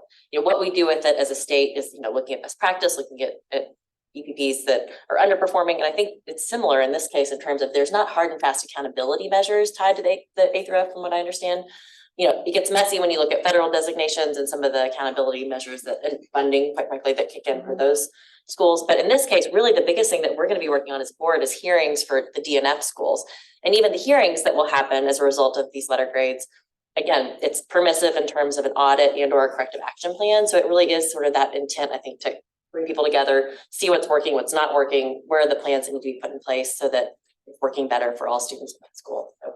And just as unintended consequences, it's not just the family and the public that's looking at those grades, it's those future teachers. So how do we get those level 5 teachers in those DNF schools? Like, can we have incentives for that? Is that something that we can talk about? How do we get, and it's going to be all about the money. Like, instead of using more money for more programs, why don't we get those really good veteran teachers in there and do their jobs? Or how do we keep the teachers that we have in the schools? If they get rated a D or an F, they say, I'm going to go over to this A school. That's one of my major concerns is I think we know that there's always a flight to quality. So if you have chronically challenged communities that have chronically challenged schools, they end up chronically on the F list, then does it become a self-fulfilling prophecy when teachers, students, families just opt out for something better? And, you know, I understand having the achievement bar, but it's a struggle for me to think about saying everyone should pull themselves up by their bootstraps. And some folks have a closet full of boots and some have none. And so that's something I'm struggling with regard to this framework.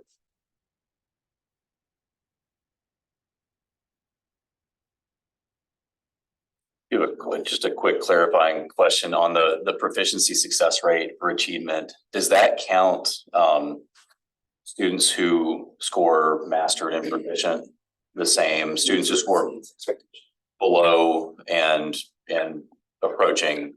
Essentially, there's the one line. Was that something I don't recall in the working group that being discussed, but is that something that you all considered is kind of weighting based on, you know, a proficient versus exceeding, and below versus approaching, those counting the same or weighting them differently? That was not something that was part of our internal thinking at this point. Yeah, I understand the reason. I understand the reason for the focus on proficiency. But I think the point's well taken. I think the department's sort of general intent was to not pursue changes that maybe felt more discretionary, just given everything else, the changing and the timing. We were trying to have a little bit of continuity where we could. But I think it's a very interesting question and certainly something we should consider at a later date. A couple of additional points about the achievement indicator, I'm sure will be of great interest to folks as well. We intend to evaluate achievement specific to grade band cuts. So in this version of the report card, elementary schools will be compared to elementary schools, middle schools to middle schools, and high schools to high schools. Part of what prompted that change for the department is, this will be a later presentation this afternoon.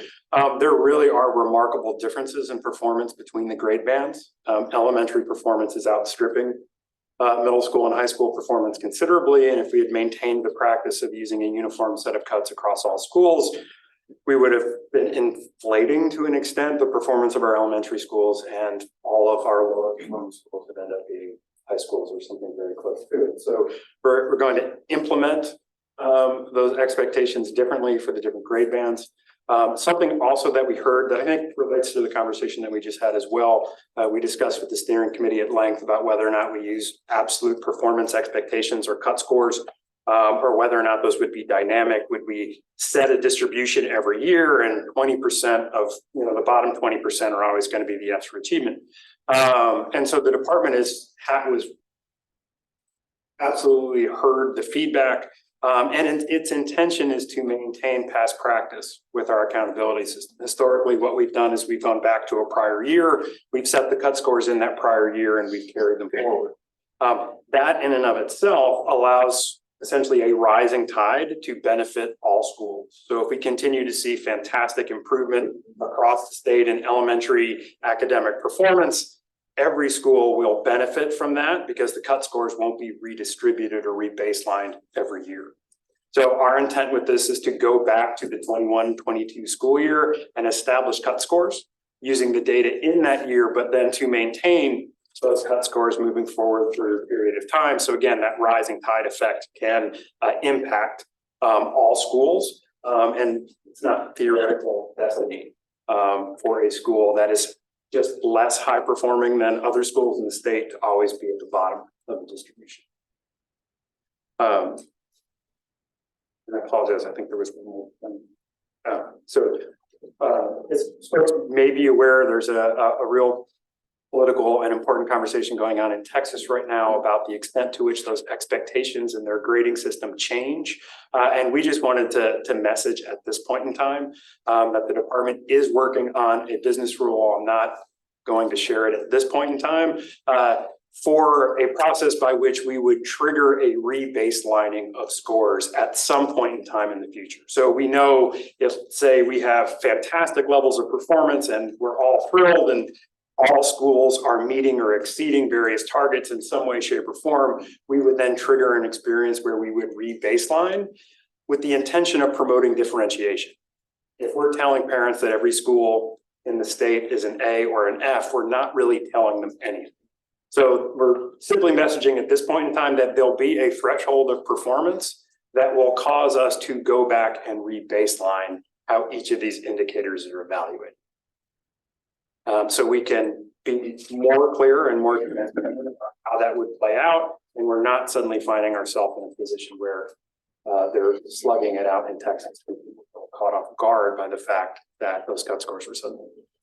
You're saying that if we're really successful in doing what we say we're gonna do, We can fight. and we bring it all up and everybody should get an A, they're not gonna get an A. Is that what you're saying? Well, and I'll say that the opposite could be true as well. If we have another pandemic and suddenly everybody's underperforming, what we want to do is maximize differentiation for parents.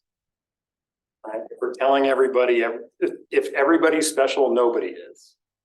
And So basically what you're doing is you're saying these are the best schools in the state and these are the lowest performing schools in the state. That's how you, that's what the intent. there'll be a period in time in which we will reset that expectation, but then hold it constant. So we're not doing that every year, right? I think the concern that we heard from the steering committee is that we're gonna say 20% are Fs and 20% are As, and we're gonna figure that out every single year. And so you're always competing with the school next to you every year to get into that A bracket. And that's not our intent. And that's not what we're doing in the existing federal system, but that is what we did in the development of our existing accountability system. If you go back and look at how the cut scores were derived in our federal system, we went back to a baseline year, we looked at a distribution, we set those cuts and we maintained them. So we're doing a very similar process. We're just indicating our baseline year is going to be 21, 22. And at some point in time, we'll put in place a rule that will identify when we will trigger a potential revision of those rules. Theoretically, that's gonna move the goal line. Yes, but it's not gonna happen anytime soon. I mean, we still have to get the system right. So, I mean. That's a wrinkle. Well, and I'll tell you, the wrinkle is because there, this situation that's happening in Texas. Which, I've heard both sides. I don't know which one's right, or which one's true or not true or whatever, and I have no intelligence into that. But it's based upon, all of a sudden, right, the cut score piece, they raise the bar on a certain indicator and it is resulting in schools getting Worst grades. whatever it is, yeah. So, But this is more of a heads up. David and I have talked about this and I'm like, we don't need to be, we need to write a business rule so that we are fair but again, that will not be triggered probably even during my tenure. Because we still got to figure out where this lands. And like I said, we want to continue to refine, adjust, make sure we are identifying schools in the best way possible. And that we, I forgot my other point, but anyway, we want to be fair. I just say, just back to your philosophy of growth versus proficiency or achievement, just that achievement, what percentage of mastery do we have according to a standard? That standard stays fixed, then great, everybody's proficient, that'd be wonderful.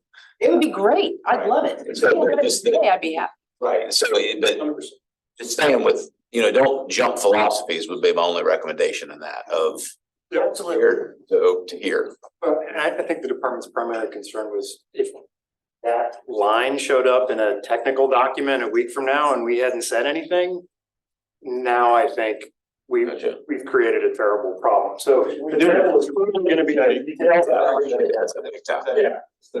I appreciate that.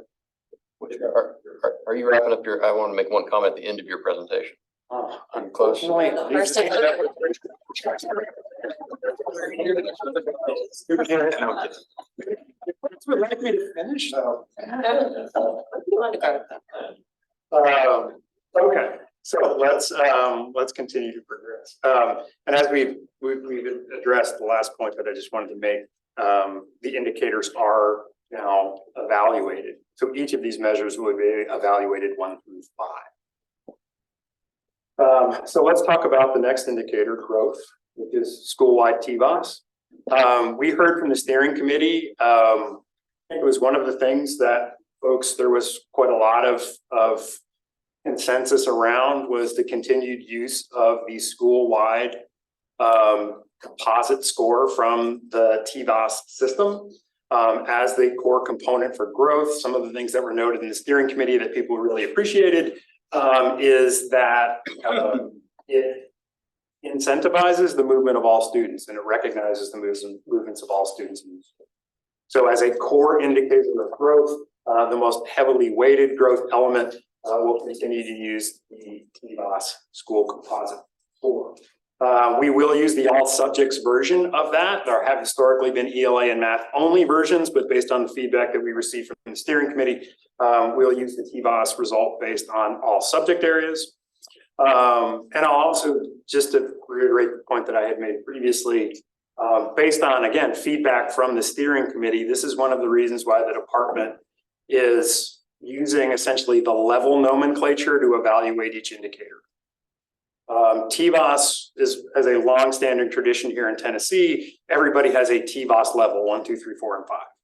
If we had, and we were intending to do this in the federal system, reported an indicator grade, it would be natural to say F's or 1s and A's or 5s. The problem with that, and the steering committee discussed it at some length, that would mean that every school that gets a 3, which by the TVOS definition is the average school in Tennessee, would automatically be identified as a C.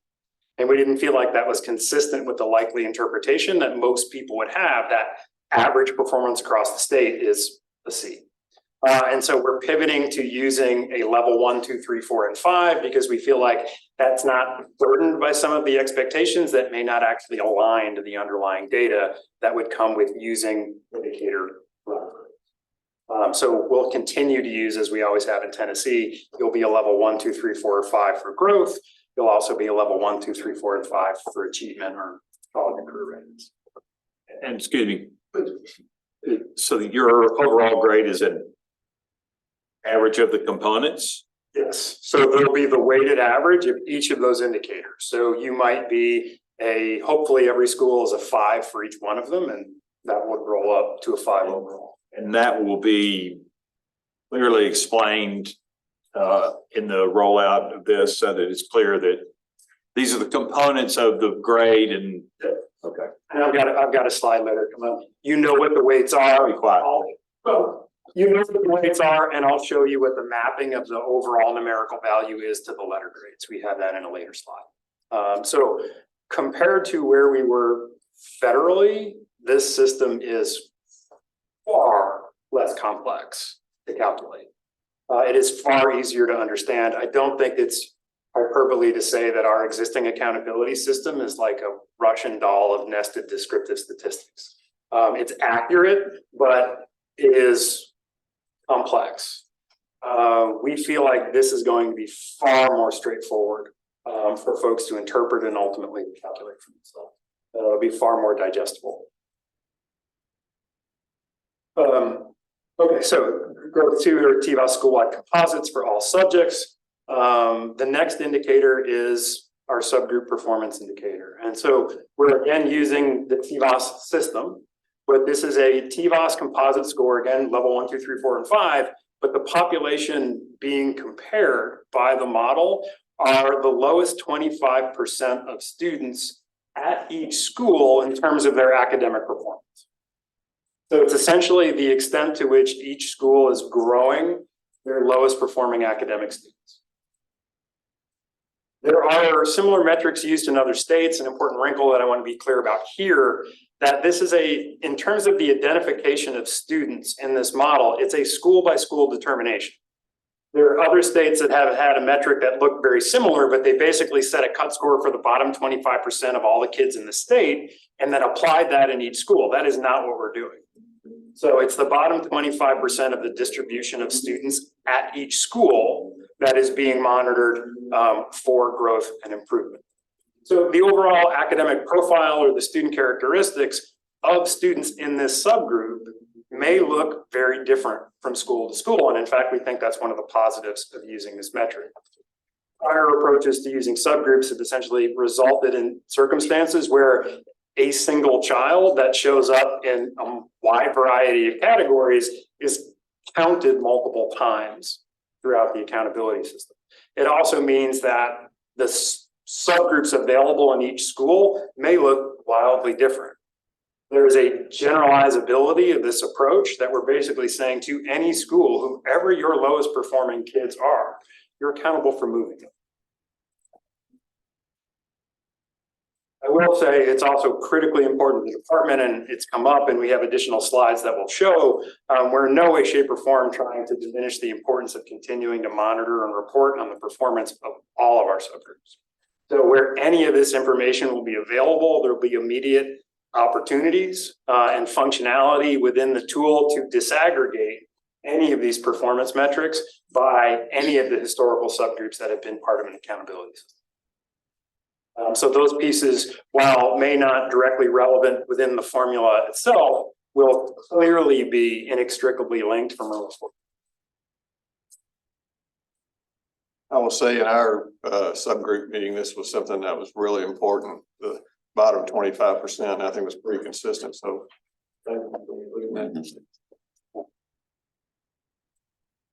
So the fourth indicator, the high school only indicator, is a college and career readiness indicator. So this is a cohort-based indicator in which, for an entering group of students to a high school, we're going to evaluate the extent to which their graduates meet an additional certification that indicates that that particular student has additional readiness or has observable metrics that show conclusively that that child is better prepared to have success once they leave school. And so there's a variety of ways in which students can identify that they've achieved additional merits or additional certifications. So a score on the ACT of 21 or higher would identify one of these students as having met this additional expectation for college and career readiness. Post-secondary credit conferred in all instances where that is viable and accessible by a score on an additional qualifying exam. So child scoring 3, 4, or 5 on the AP would be sort of the typical example. So it's not just students that we know enrolled in a course, but we actually know in some way, shape, or form that that child has demonstrated a certain capacity and earned college credit in those courses for which they participated. Industry certifications are also another pathway here. So any child earning a tier 3 industry certification is identified. Additionally, any child that owns a tier 2 certification plus one other, so it could also be another tier 2 or a tier 1 certification, is also identified as having met the standard, as well as a qualifying score on the military aptitude test. Just one other point that I'll get out on this. One of the other significant changes in how this version of a college career readiness metric will play out is the intent is for this data to be accurate in the current year. The ready graduate indicator that we've historically used in our federal accountability system has always operated on a lag. The department is aware and factored into its thinking that a number of the characteristics and the underlying data that go into this metric are all things that are also inextricably tied to TISA outcomes. There is an existing need right now for districts to verify that data for the purposes of generating TISA outcomes. And so the department saw an opportunity to try to increase the relevance of its college and career readiness indicator, because we have to clean up all of this data anyway. The department is next month going to work with districts across the state to clean up its college and career readiness data, both for the purposes of generating TISA outcomes, which has to happen, but also to help us produce a more relevant and immediate college and career readiness indicator. We certainly realize this is going to be a really heavy lift for folks. The accountability team is going to push in to try to assist as much as it possibly can with this data cleanup. And I'm sure that there will very likely and almost certainly be some additional adjustments to the demands that we've placed on districts to clean this data up and to provide documentation given a very compressed time frame. And I'm sure we'll be publishing more detailed guidance on what that data verification would look like. But the data verification piece is critically important. We've never held schools accountable for data that they have not had a chance to review and verify, and we're absolutely holding to that with this letter grade system. And so.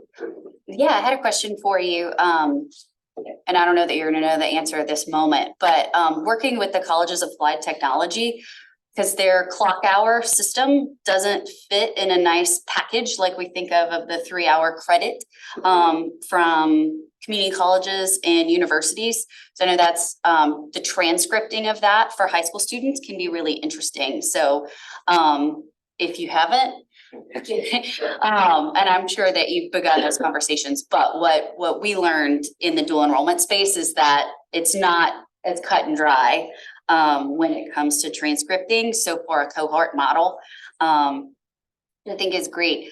I guess the other place I'd circle back to dual enrollment is looking at things like AP and IB, which are proxies for what would be success in post-secondary, be included in the achievement measure, but not something like dual enrollment, which is actual achievement in post-secondary. So the proxy being included in the achievement, but not the actual post-secondary. Can you speak to that? I apologize. I don't think I'm going to be able to speak to it as articulately as I would like. Apologize. I'm not. I'll say we can circle back to it. We'll need to circle back to that. Clearly, it seems critically important. So I understand the point and the urgency associated with it. I will say in thinking about how we accomplish the task on a tight timeline, we are going to, and your earlier point, we're very well aware of how challenging it can be to pull together a lot of the documentation that goes into this. We received somewhere in the neighborhood of 2,000 appeals in this space historically, and we'll do everything we can to make that as feasible and as easy for the schools as humanly possible. And we'll probably have some adjustments to our best practice just to make this existing timeline feel more reasonable. Great, yeah, if we can circle back around on the AP versus dual enrollment, that'd be super helpful, but having a presentation like this to talk about it, again, really helps. Thank you, I appreciate it. Sorry about that. Question. Yes. Have we garnered input or been able to ascertain accessibility across the state for districts related to these 1, 2, 3, 4 measures? Or did you hear from districts that all 4 of these may not be accessible for students within their district or any of these? From my seat, I can confirm that we do see differences in performance.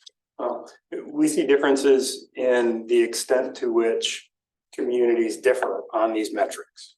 That is absolutely true. Not every school in the state has the same number of kids qualifying versus the ACT versus industry certifications. There's enormous differences in the offerings that different schools provide just based on, in some cases, probably the types of industries that they have in their area are going to lead to certain certifications. Do you mean in terms of like offerings though, like how, if a school has a certain number of AP offerings versus another school that might not have? Like that, or industry credentials, are those readily accessible so that districts have every opportunity for students to be able to check these off? Be able to hold them accountable. So these data points in this metric have a long-standing tradition in Tennessee. Districts have been very well aware of years for these expectations to make these offerings available. And I can say, looking at the results, the percentage of students who are identified as having met these targets used to, and I'll be very transparent with you, it was problematic in the extent to which it was weighted by students in the ACT pathway. That has changed dramatically across the state the last few years. The numbers of students that we have identified as being college and career ready by virtue of the certifications and things like local dual credit and other enrollment options has increased dramatically. So it used to be weighted very heavily on the ACT. And we've seen that change, and I think that's a credit to districts across the state doing far more to give students meaningful opportunities to develop other forms of college and career readiness. So I think the data speaks to Tennessee has reacted really positively to these measures. And we're seeing a far more diverse set of graduates or college and career ready graduates than we were seeing even just 3-4 years ago. So during our workshops and across the state, we didn't hear any angst from folks on these four. Your directors, and I'd certainly invite any of my colleagues to jump in here as well. Directors feel that they're spending an enormous amount of time and energy creating opportunities for their folks or for their students to continue to succeed in different pathways. It's been a major point of emphasis for high schools, and based on my anecdotal conversation with a number of directors, I feel like they're proud of a lot of the work that they've done in the space, trying to respond, and not just responding to this, but we've seen evidence of it. Yes, Mr. Johnson. You and I had a discussion about the 10% on the career and readiness, and I asked the question, probably uneducated, about that seemed low to me. And you went through an explanation of it, but it just seems like that we're at the end of the game with high school, and the weight is 10%. And I'm not sure what the right weight is, but I'm just asking the question. It just seems that just intuitively to me seems low for that weight in that overall grade.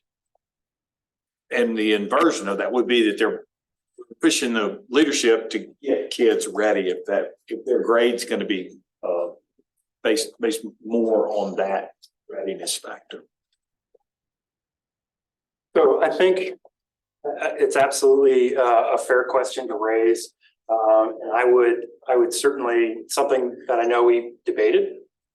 We've tried to be as thoughtful as we can about it. And I would put this definitely in that bucket of core questions that as we see how this plays out, if this isn't performing correctly, it's definitely something that we could look at making a potential adjustment in the future.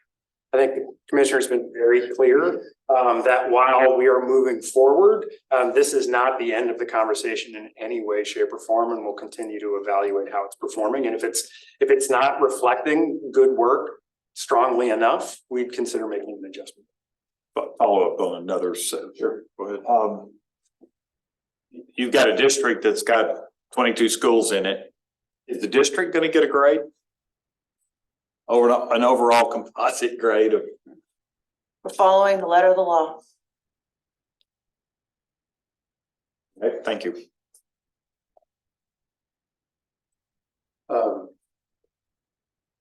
Okay, so in terms of, again, just revisiting the mechanics of the calculation just a little bit,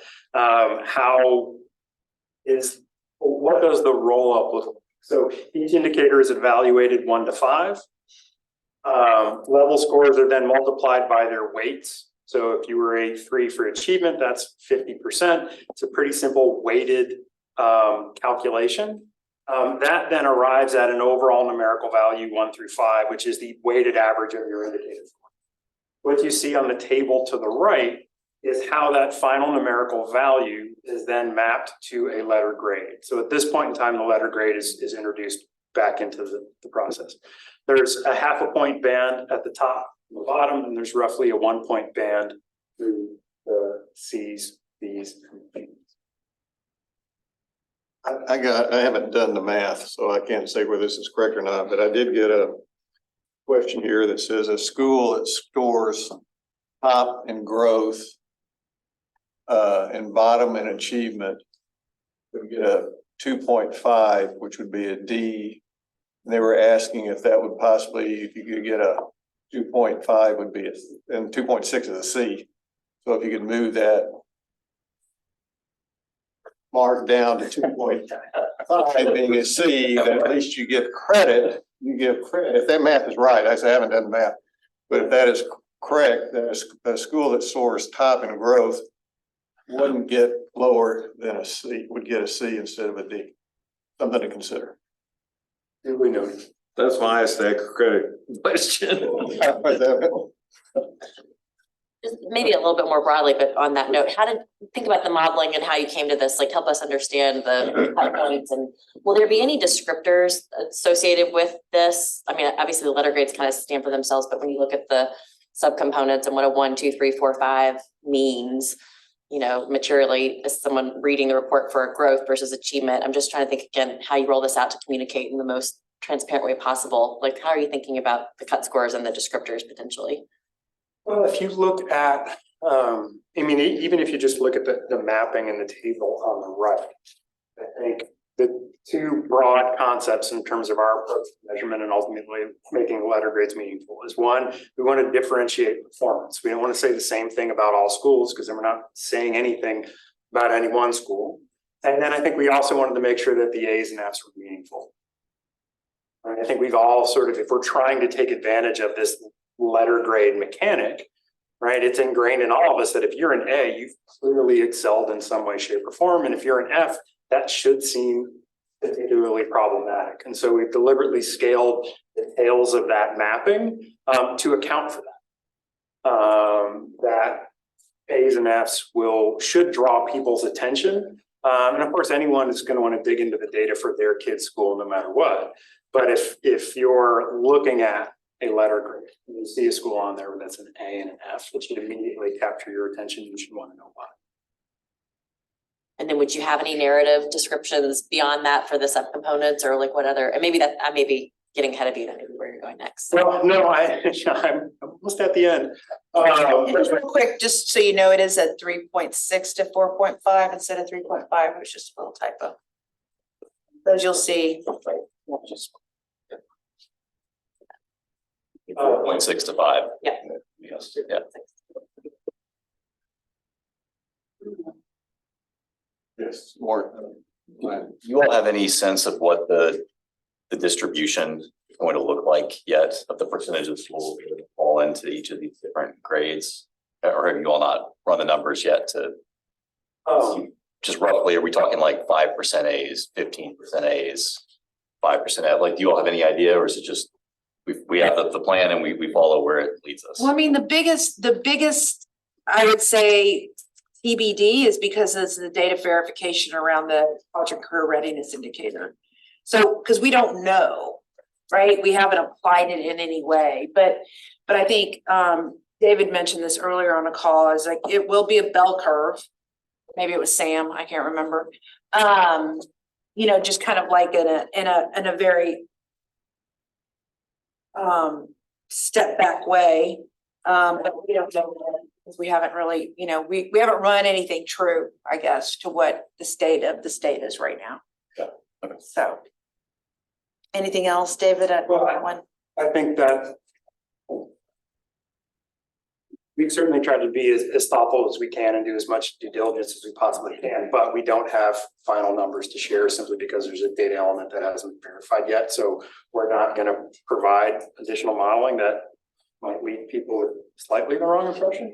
But I think the idea of trying to, particularly you can see with our mapping, right, making those A's and F's meaningful is going to produce something that looks a little bit more like a traditional distribution, like a traditional bell distribution. Yeah, I mean, we didn't go in and go, okay, we're gonna say the bottom 10% are F's and the bottom and the top, you know, 50% or whatever. I mean, 10% or A's, or we're just basically, it would be a run of the calculation. You shall land where you land based upon the little scale on the side. I think that was my question at the very beginning when we had that virtual meeting back in October.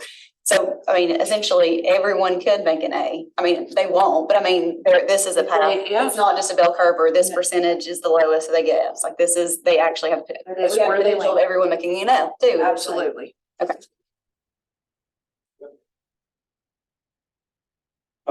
So shifting over to just a bit about the production of these results and how they'll be made public.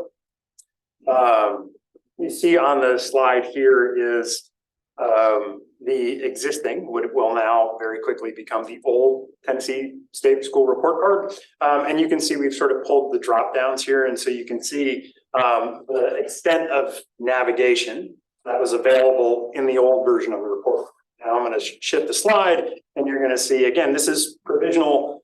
These are wireframes, but you'll see sort of how the navigation would play out in the new version of the report card.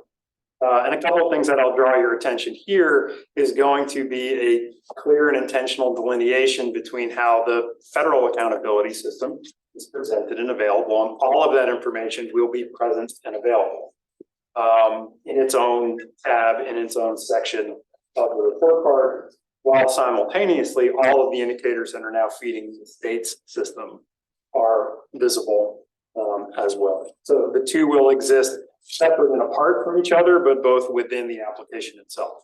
So none of the indicators, none of the data that has historically been used in what we're now calling federal accountability is suddenly going to go away. All of that information is going to be public and available for folks. It will continue for perpetuity. Those are all requirements of ESSA that we continue to make that available, that data available. And to the question that we've had a lot about, well, how do we present all of the information that matters? Because there is an incredible amount of data that is incredibly valuable that may not necessarily be a key academic outcome that was necessary to put in the accountability system. Or subgroup performance is a critically important thing that we never want to take our eyes off. So this is a brief wireframe of what the landing page might look like for a school's report card page. And so you can see each of the indicators. You'll see the indicator that the school earned. You'll see the measure that went into identifying whether you were level 1, 2, 3, 4, or 5. And then immediately underneath that, there'll be a variety of disaggregation options. So you can see the indicator that was used to evaluate the school and produce that component of the accountability system, but you can dig into it in a wide variety of ways. So you can look at historical data and see how that's changed from prior years. You can look at the performance of a wide variety of different subgroups to see are there individual differences, or how does the group of students that look like my child, how have they performed at that school?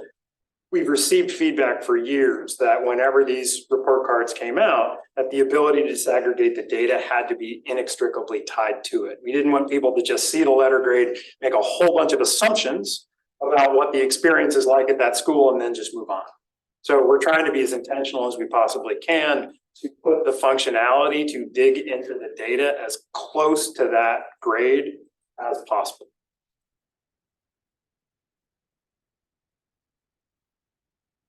And of course, you can also see on the right side of this, the actual whole calculation.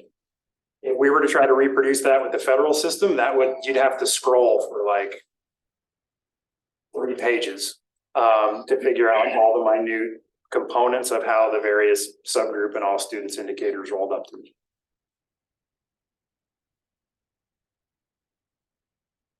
So I think your point was very well taken about needing to make sure that there's enough context around this, so that the interpretations, we're taking advantage of the fact that we're using this letter grade mechanic and people know how to interpret that. And I think there's a lot of good work.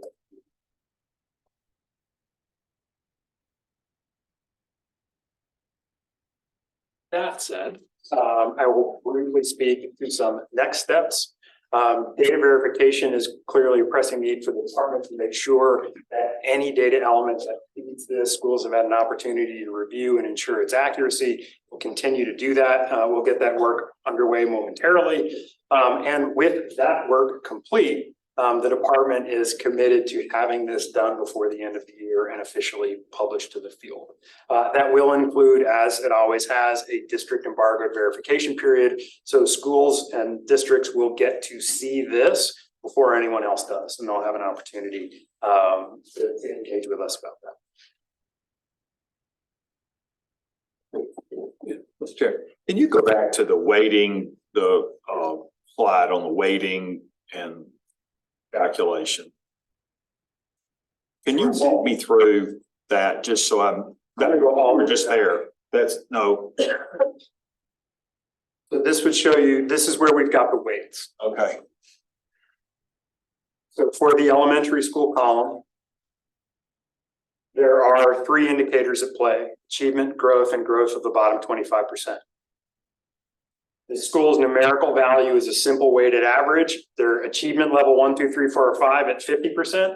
Their growth 1, 2, 3, 4, or 5 at 40%, and their growth of the bottom 25% of academic performing students 1, 2, 3, 4, 5 at 10%. And so we roll up that weighted average, and then we map that over to the letter grade, where if you're a half a point at the top or the bottom, you're going to get an A or an F, and then it's an even point distribution through the middle. Can you go to the calculation page? Sure. Get that. So just the level.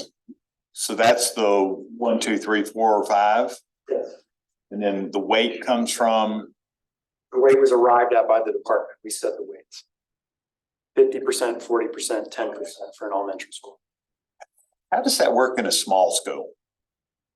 If you've got I mean, we were in an elementary school with 600 students, you know, that's gonna be a lot different than a rural school or somewhere else that's got 100 students in all 6 grades. How does that reflect a fair scoring when you're got a much smaller universe?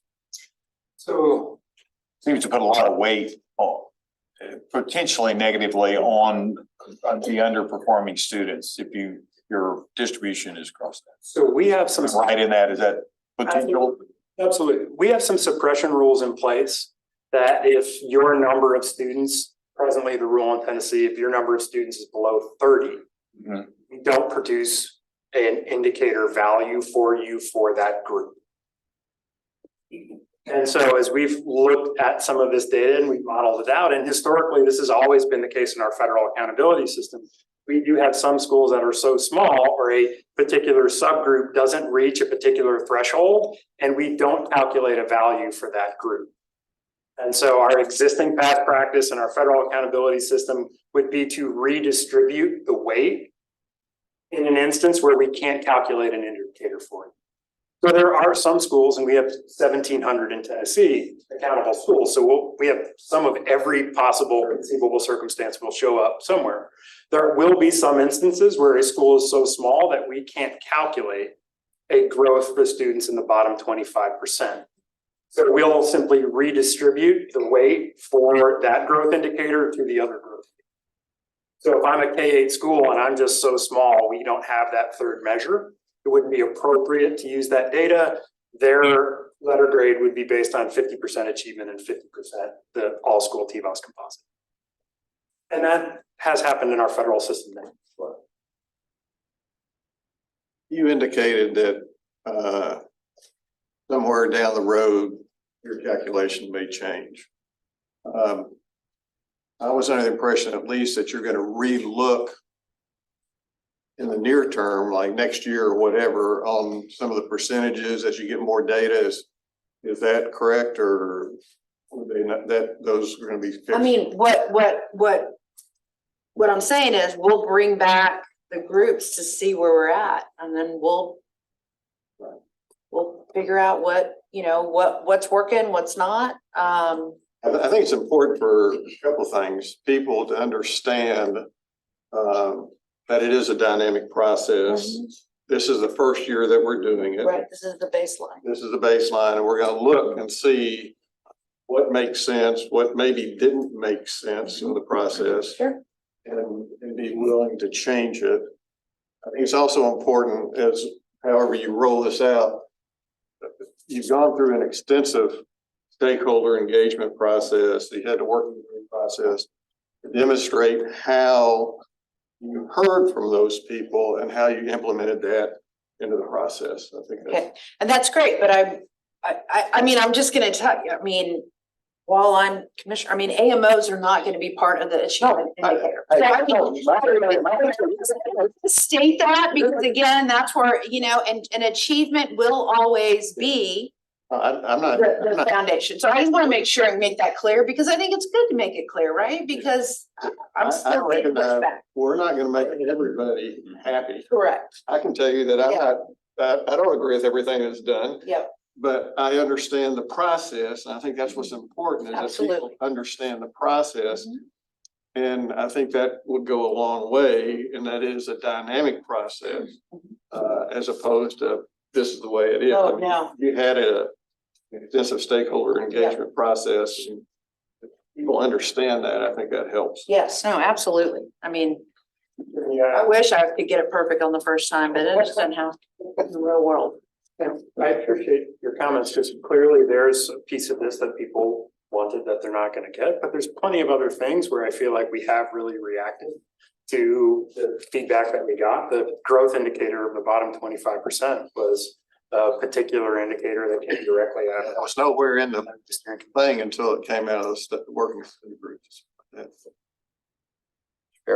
Yeah. One hour. First of all, great job on the presentation. You fielded the questions excellently. As has been noted, this is going to be an evolving effort and new information will become available over time. A couple of things that I just want to highlight, because it's easy for all of us, I think, and those of us who are watching to miss some key facts and to get misunderstandings to occur. Please correct me if I'm wrong here. This framework has no implications whatsoever in terms of the resources or the funding that's made available to the schools. In other words, irrespective of the grade that a school gets, the funding and the resources available to them is unchanged. So I'm gonna look to my colleagues to confirm, but that fits my understanding as well, and I understand that is the case. Yeah. So I just want to state that again, irrespective of what grade a school gets, it's not going to impact the funding that they receive or the resources that are available to them to serve those students.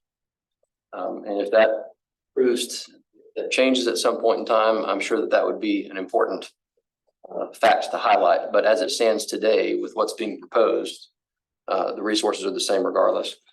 Another, I guess, key point I mean, here. as long as they have the kids, right? I mean. Yeah, which is not a metric here. Right. Exactly. You mean state of Tennessee resources, resources that flow through the state. Like through TISA, I mean, you're still gonna get your money. Yeah, so the resources are the same, irrespective. The other thing I think is worth noting here is that the law requires this to be implemented and has for some time now. This is not something that the department is coming up with and deciding to suddenly do. They're required to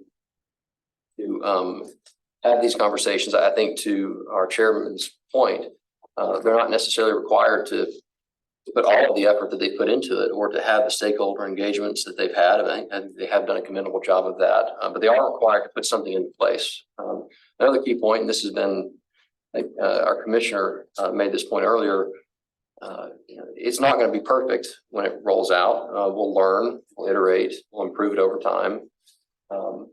And this is a point that I would add to the conversation today. I think the heart of everyone who's involved is to serve the kids. I've gotten zero sense that anybody who's involved in this is trying to push or pull or advantage themselves in some way. And again, because the resources are going to be the same regardless, there's really not a way that I can tell for someone to manipulate what's being done here to one district's advantage over the other. What we are trying to do is shine a light on truths that exist. We're not creating new truths about whether or not a school is performing or not performing. The reality is they're either performing or they're not. We just don't necessarily know it, and we can't necessarily put a sufficiently accurate metric on it. So the truth exists, whether we have this conversation today and whether this framework's applied today or not. This is just a tool to help shine a light on those facts. And the other thing I think that would be worth noting here is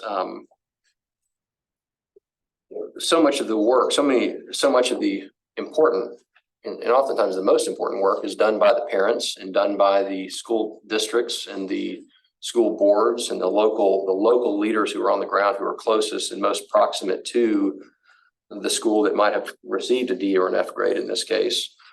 This tool helps to shine light so that those people in particular can become more active or more engaged or more involved in fixing whatever deficiencies or problems might exist. It's not so that the state can come in and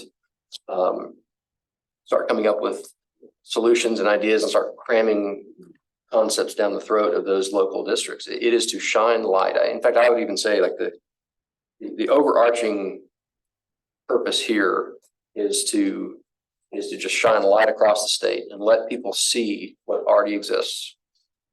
So, I know I also gotten a lot of questions. I do think there's a fair amount of confusion, especially in some of the questions that I've seen about what the intent is and how it works and some of the downstream implications. But if anything that I've just stated changes as we iterate on this, I think it would be important to highlight it. But those would be the bullet points that I think will help to reconcile a lot of well-meaning people to get behind this and to move it forward, knowing that it's not perfect, knowing that we can improve it going forward, but understanding that that it's not advantaging or disadvantaging anyone over someone else. It's just giving people visibility so that they can help fix the problems.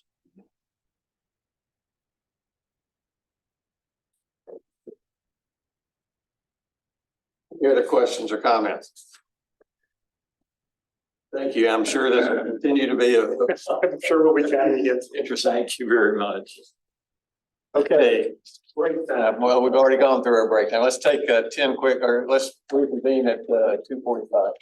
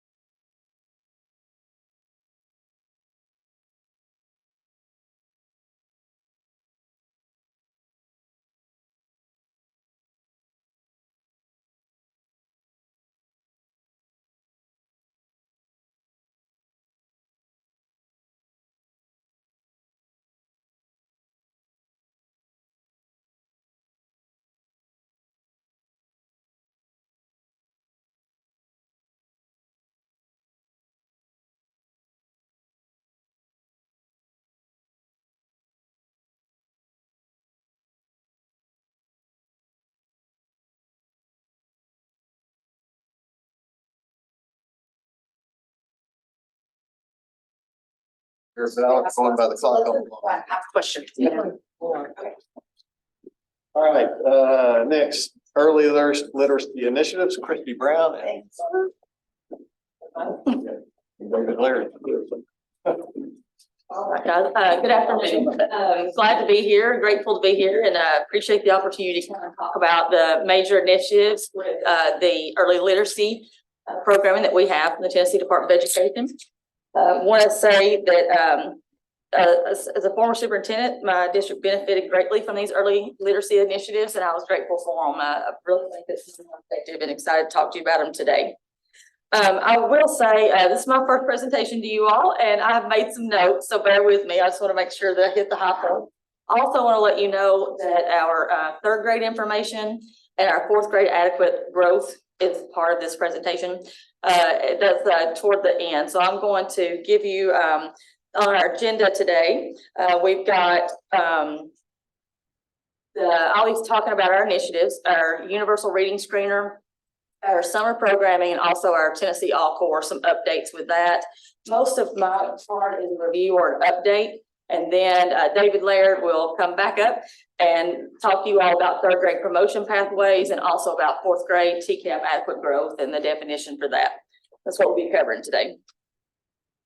Our major initiative in early literacy, all of those are to support students who are proficiency to reach grade level proficiency by the end of third grade. A few of those things that we have in place right now is a Reading 360. That's a pretty comprehensive literacy part of our strategic plan. It included grants to districts, teachers, supporting families, prioritizing literacy instruction.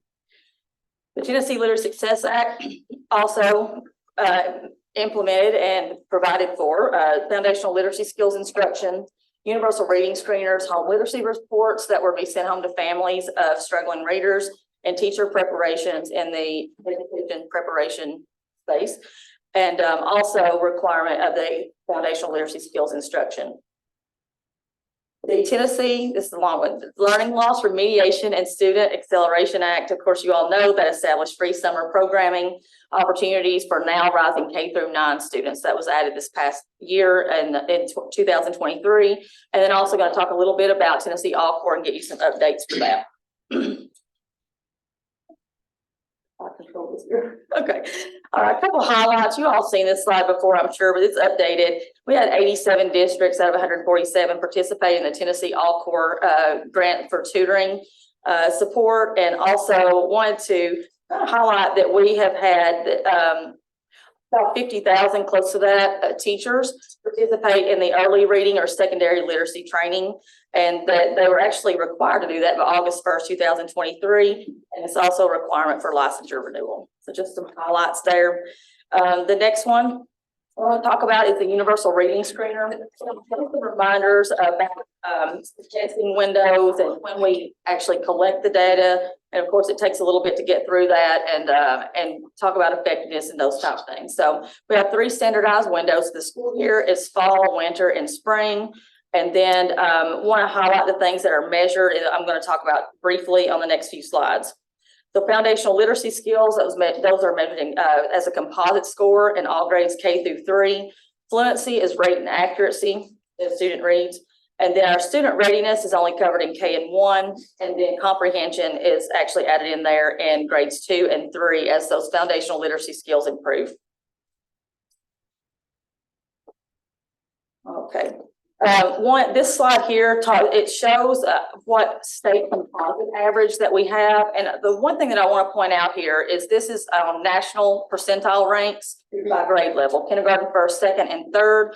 And I think it's worth noting that this data comes from all of the 7 state board approved screeners that we have, the Tennessee Universal Reading Screeners. That's from all 7 of the different ones that you guys are going to see compiled there.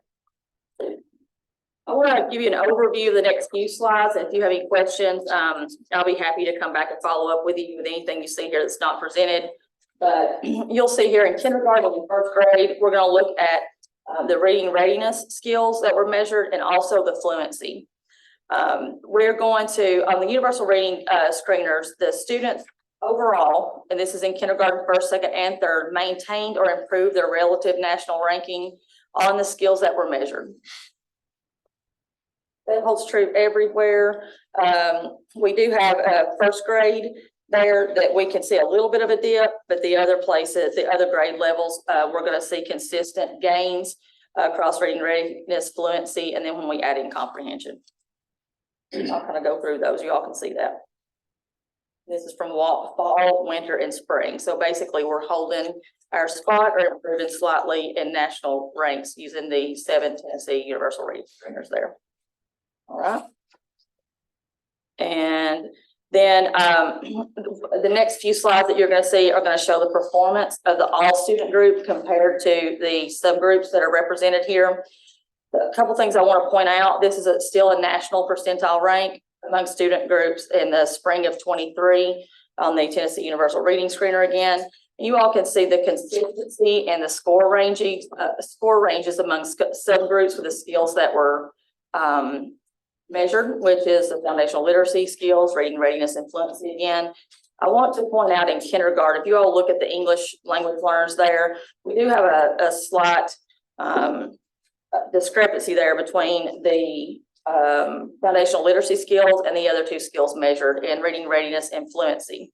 And so I wanted to point that out. These are students who are entering school for the first time in kindergarten. They're just being introduced to foundational skills instruction. And so I think that you'll find the next few slides promising for that group of students. Well, in first grade, we do have, again, making up a little bit of that discrepancy there for English language learners, but we still see pretty consistent range of scores among those skills that are measured there for all of the grades represented. Here's second grade. Again, we have a little bit more improvement in that discrepancy with English language learners and the same trends that we see with their overall range.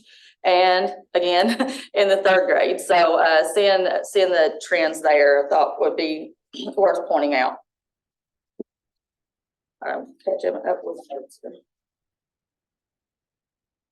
want to say overall, in the overall performance, that we have seen the percentage of students who are considered at risk reported on this data, that the percent of students considered at risk has improved by 3.6% from spring 22 to spring 23.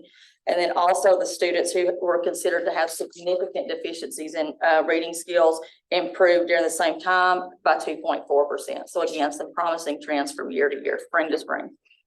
Okay, I'm moving pretty quickly, but I'm going to move on to summer programming. Okay. All right, so our summer programs consisted of 3 types of summer camps that we've had over the last 3 summers. We've had summer learning camps, which were grades K through 3. And then we had learning loss bridge camps, which were arising 4 through 9 students. And then also the straight mini camps that were offered in kindergarten through grade 3. We have over 102,000 students that were enrolled across all of the camps, across over 500 school sites. And then we have, that was in the summer learning camps in Rising K3. And you can see the number of students that were served in the ones that are listed here.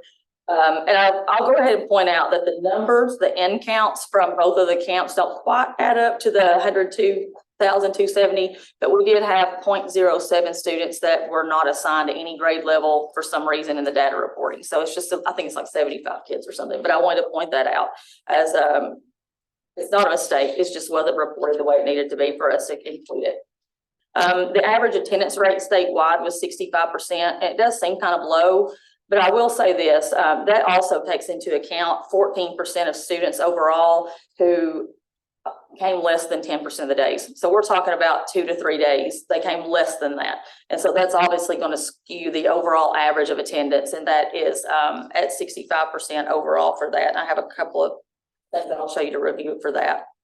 This summer programming, I think we wanted to report on the subgroups, the student groups that were represented in the summer camps by enrollment and the type of camp that they were in. So these student groups are represented there on the left, and the enrollment by grade bands or camp type is there on the right.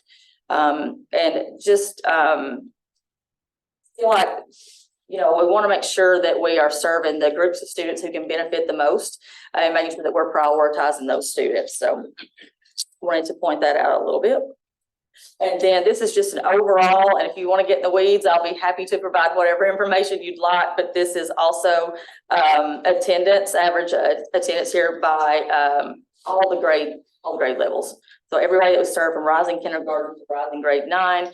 And then you can see that overall, again, we're showing that all students were 65%, pretty much the same trend among economically disadvantaged and students with disabilities. And then we did have our English language learners that had slightly higher attendance rate than the other groups of students that we have. I did think it's interesting to point out and maybe to investigate just a little bit more that if you look at rising kindergartners, which these are pre-K age students, 4-year-olds had a 91.3% attendance rate. I thought that was worth pointing out. Their in count was lower. We didn't have as many students that enrolled and attended in that level. But anyway, that age of student there attended at 91%, which I thought was obviously I know you said that there were some that had only came 2 or 3 days, but yes, sir. do the research of why the others, why that number is 65, people going on vacation or.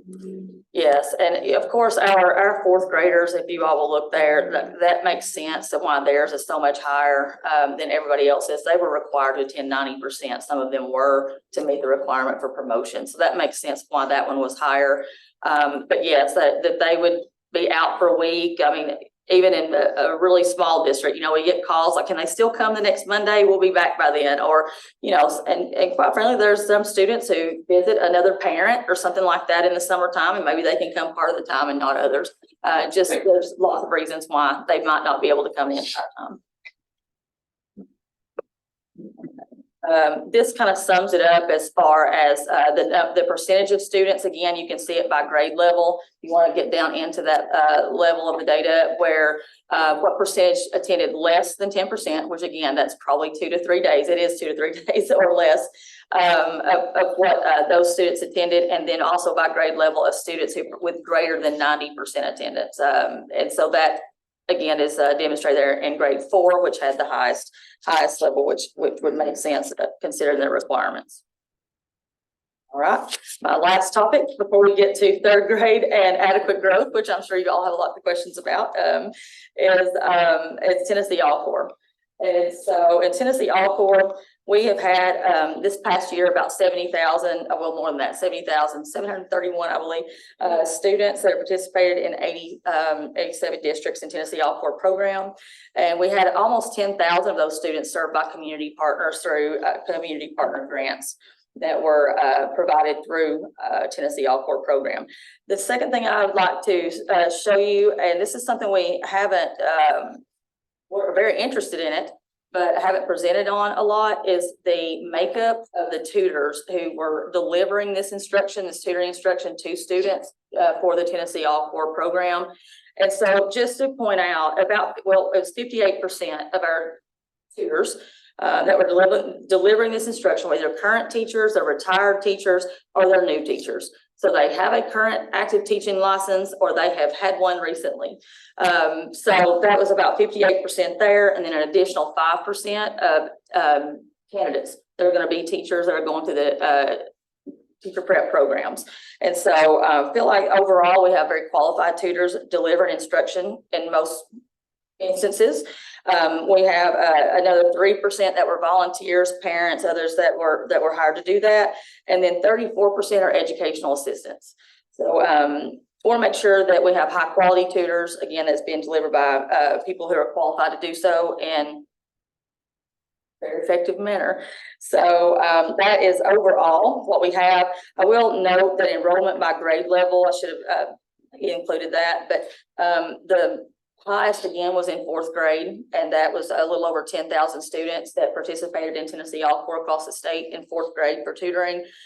With the low, if you're interested, it would be in our 8th graders at around 3,700 kids, 3,709 kids. So that was the range of enrollment by grade level there for the Tennessee All-Core program.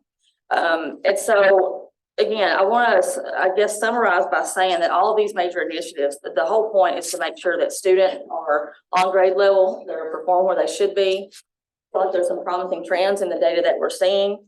Want to also just keep hammering home and pointing out that the third grade ELA proficiency increased to 40.5% in 2023, single year highest gain that we've had.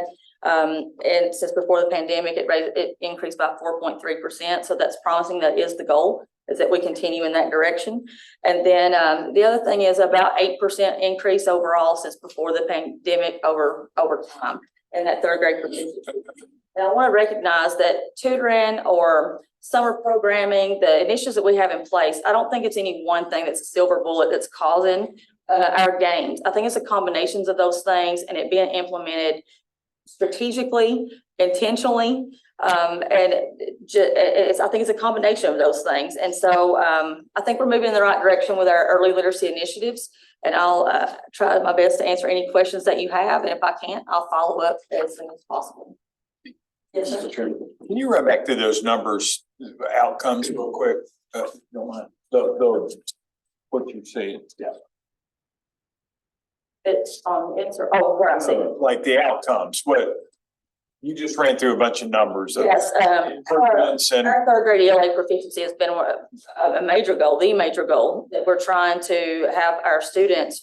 Our goal is to have our students on grade level on the TCAP in the spring of their third grade year. And we did have the single highest gains this past year in a number of years at about 40%. Right. Thank you for. And it's a 4.3 increase since the year before. So that's exciting. Thank you. That's really exciting. Thank you very much, Greg. Just a comment, Yes, sir. had the opportunity to meet recently with Sam O'Brien, who is the Executive Director of Literacy Mid-South, who was a grant recipient. Actually, they announced maybe a week or so ago, another grant from you all that allows them to expand their work where they're showing effectiveness and allows them to go into a lot more schools. So thank you for that support and keep up the great work. Thank you. Thank you. Now, so to introduce Mr. Chairman, this should. Larry's going to take over here. He's Dr. David Love. We're going to talk about third grade and adequate growth. This to me is the tip of the spear in a lot of ways in terms of us being successful moving forward. It really is. I mean, this is where we can at least change the trajectory for a lot of children at this very point. And I just want to thank you for what you're doing and encourage just whatever we have to do to get more and more of these kids into this and get it done. Thank you. Thank you. I appreciate that. Thank you. Thank you. Good afternoon, Chairman, EB, members of the board. I am David, Assistant Commissioner for Assessment and Accountability.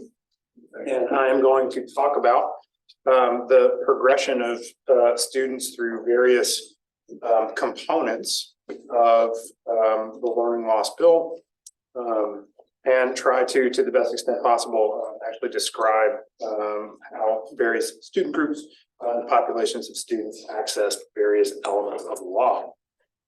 Just a quick graphic that again highlights all of the different provisions and components of how various or our population of third graders last year are experiencing this law and its components. 4 pathways to promotion for students that scored approaching. There were 4 options. Those students would immediately be retested upon not having scored, met, or exceeded proficient on the third grade ELA test. So they have the opportunity to retake, and if they score proficient on the retake, they're promoted to grade. An approaching student could also attend one of the summer camps that was just described. If they make a 90% attendance requirement at that summer camp, and then by virtue of post-test performance, demonstrate adequate growth in the summer, that child would then be promoted to the 4th grade by virtue of camp attendance and 3rd grade or summer adequate growth. Those approaching students also had the option to not participate in programs during the summer, but enroll in tutoring in 4th grade. As long as that child was enrolled in tutoring for the entirety of 4th grade, they're then promoted to that grade. And then lastly, approaching students had the option to submit an appeal to the 3rd grade result, the initial 3rd grade result. Students that scored below on the 3rd grade ELA TCAP had 2 options. Those students would be retested So they would take the same retake opportunity that the approaching students would take, and if they demonstrate proficiency on the retake assessment, they would then be promoted to fourth grade. They would also have the opportunity to attend summer camp, meet a 90% attendance requirement at the summer camp, and also be enrolled in tutoring for the entirety of fourth grade. And if the below students met those two requirements, they would then be promoted to fourth grade. So just to talk a little bit about what we know about how each of those various pathways functioned. We had 73,433 third graders with valid test results last spring, ELA test results last spring.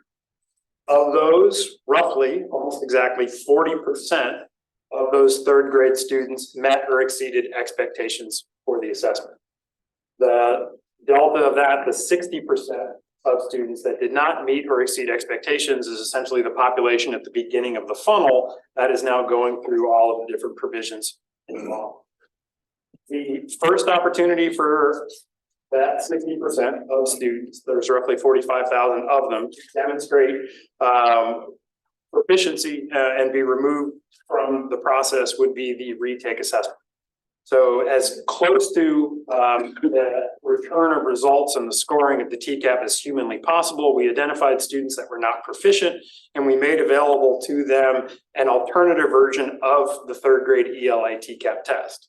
The only adjustments to that assessment compared to the initial third grade ELA assessment that they took is that there was not a writing portion associated with that test, purely for logistical purposes. To ship, scan, score a writing assessment simply takes time. And given that we wanted to inform parents about the need to participate in camps and other elements of the law, the determination was made that there simply was not time to administer the writing portion of the test and return information in a timely fashion. In all other ways, the retake assessment mirrored a TCAP test, and all of our internal analysis that suggested that there would still be very high levels of reliability between the tests administered with writing. Of those students, we had roughly 26 of the 45,000 students that were initially eligible, 26,000 of them participated in the ELA retake, and 3,344 of those students demonstrated proficiency on the retake. That is roughly 13% of the population that sat for the exam. That number probably not nearly as high as any of us would like, but not outside of the norm. TCAP tests are designed to be rigorously constructed and reliable, and administering a very similar test just weeks after they've already taken one, by design, is not intended, should not, in massive cases, produce different results. So the fact that we're not seeing bigger numbers there, honestly, is not necessarily a surprise to the department. Moving on to the next pathway, a student who scored approaching on the ELA portion of the TCAP. I have a question for Ms. McIntyre, please. Are we planning on doing retakes again in the spring? Is that something We that's? are required by law to offer the retakes. Thank you. Go ahead. So the next pathway, a student who was promoted to approaching, or who scored approaching on the ELA portion of the TCAP test was promoted if they attended summer camp, maintained a 95% attendance requirement, and then achieved adequate growth on the summer post-test. The design of the summer post-test was very similar to the retake, very similar to the initial TCAP test that caused the children to essentially become subject to the law. The target that was set for students was to increase the percentages of points earned by 5% or more on the summer post-test. There were roughly 8,600 eligible third grade students that participated in summer programming and completed the post-test. Of those, 1,500 students, or 2% of all total third graders, demonstrated adequate growth and made the 90% attendance requirement for the promotion path. That's about 17% of the total eligible students who participated in summer met both the attendance requirement and the adequate growth. Statistically, how do you feel about that? That seems sort of low to me, but maybe not. So the next slide has a little bit more data on that. The actual number of students that met the growth requirement was 24% of the available students. The delta between the 24 and the 17 is actually the camp participation. So that proved to be somewhat consequential as well. So just in terms of the test score performance, we were looking at about a 24% proficiency rate. Of course, all of us are concerned about the experiences of the students moving forward. That number is perhaps slightly less than we might have anticipated, but there's no way for the department to fully understand the conditions in which kids are actually sitting for this assessment. If you look at, and you'll see on this chart, roughly almost a quarter of the students that sat for the assessment were more than 15 percentage points worse. Those students didn't actually, it's not reasonable to assume that those students know less in the summer than they knew before. I think what's more reasonable to assume is that those students took that test in a very different environment than they typically take the TCAP test. So it's very likely that there were some motivational effects on the part of the students, not certainly in no way trying to criticize the educators that worked incredibly hard at all of these camps across the state, but it's very likely that the experience of the child taking this test was different, and I think it's reasonable to assume that they may have contributed to the passing rates that we saw. So we want students to take the summer tutoring program. We believe that those days are important. But I'm a parent and I see this data and it says, you know, only 1/5 of us or less are gonna pass. And 1/5 of us are gonna do worse than we did. Why should I go to summer school? Why should I send my kid to summer school? We want them to go there because we believe it's a value. So how do we motivate them to show that it is a value? It's an incredibly important point, right? If we don't change the child's experience in some way, we shouldn't expect a different outcome. So I think your point's really well taken. Quarter of the students passed the test, which is not an insignificant number. And if I'm a parent of a child who's subject to this law, I don't think it would discount my interest in that, but it's not overwhelming. I think the challenge faced by the department is essentially a 5 percentage point increase in performance on that assessment. Pretty low bar, frankly speaking. The core challenge that we have is we're generally talking about anywhere between 16 and 20 days of instruction.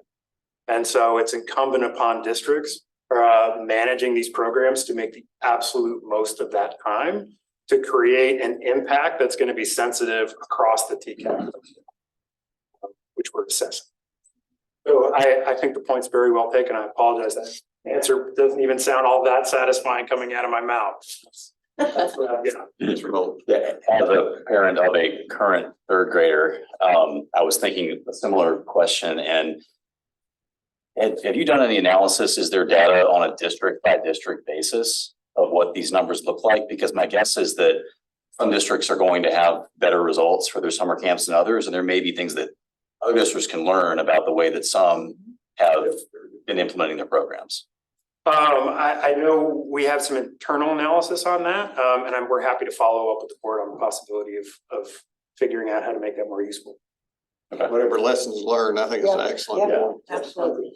It seems like something that, yeah, as a board, we would want to know, but also I don't know what mechanisms exist to kind of make that available to districts in a non-punitive way, but just a way to try to be helpful as to these are things that we did that are working. Then different districts have different circumstances, but hopefully something that could be helpful for others. I mean, at least last year, it was a short on-ramp to planning for this and trying to staff for it. So I think particularly knowing going into this year that districts would have longer to think about it, reflect on last year, that seems like a place that will at least help them know where to look for advice and practice in terms of changing from last year to get better results this year. Another add-on to that is if you look at the attendance rate, it's overall 70% or 60, 70% is didn't, 30% of the time they were gone, but maybe the districts that had 90% attendance rate or higher did better. And that may be a factor because they're having more days of instruction. So that would be an interesting piece of information. Know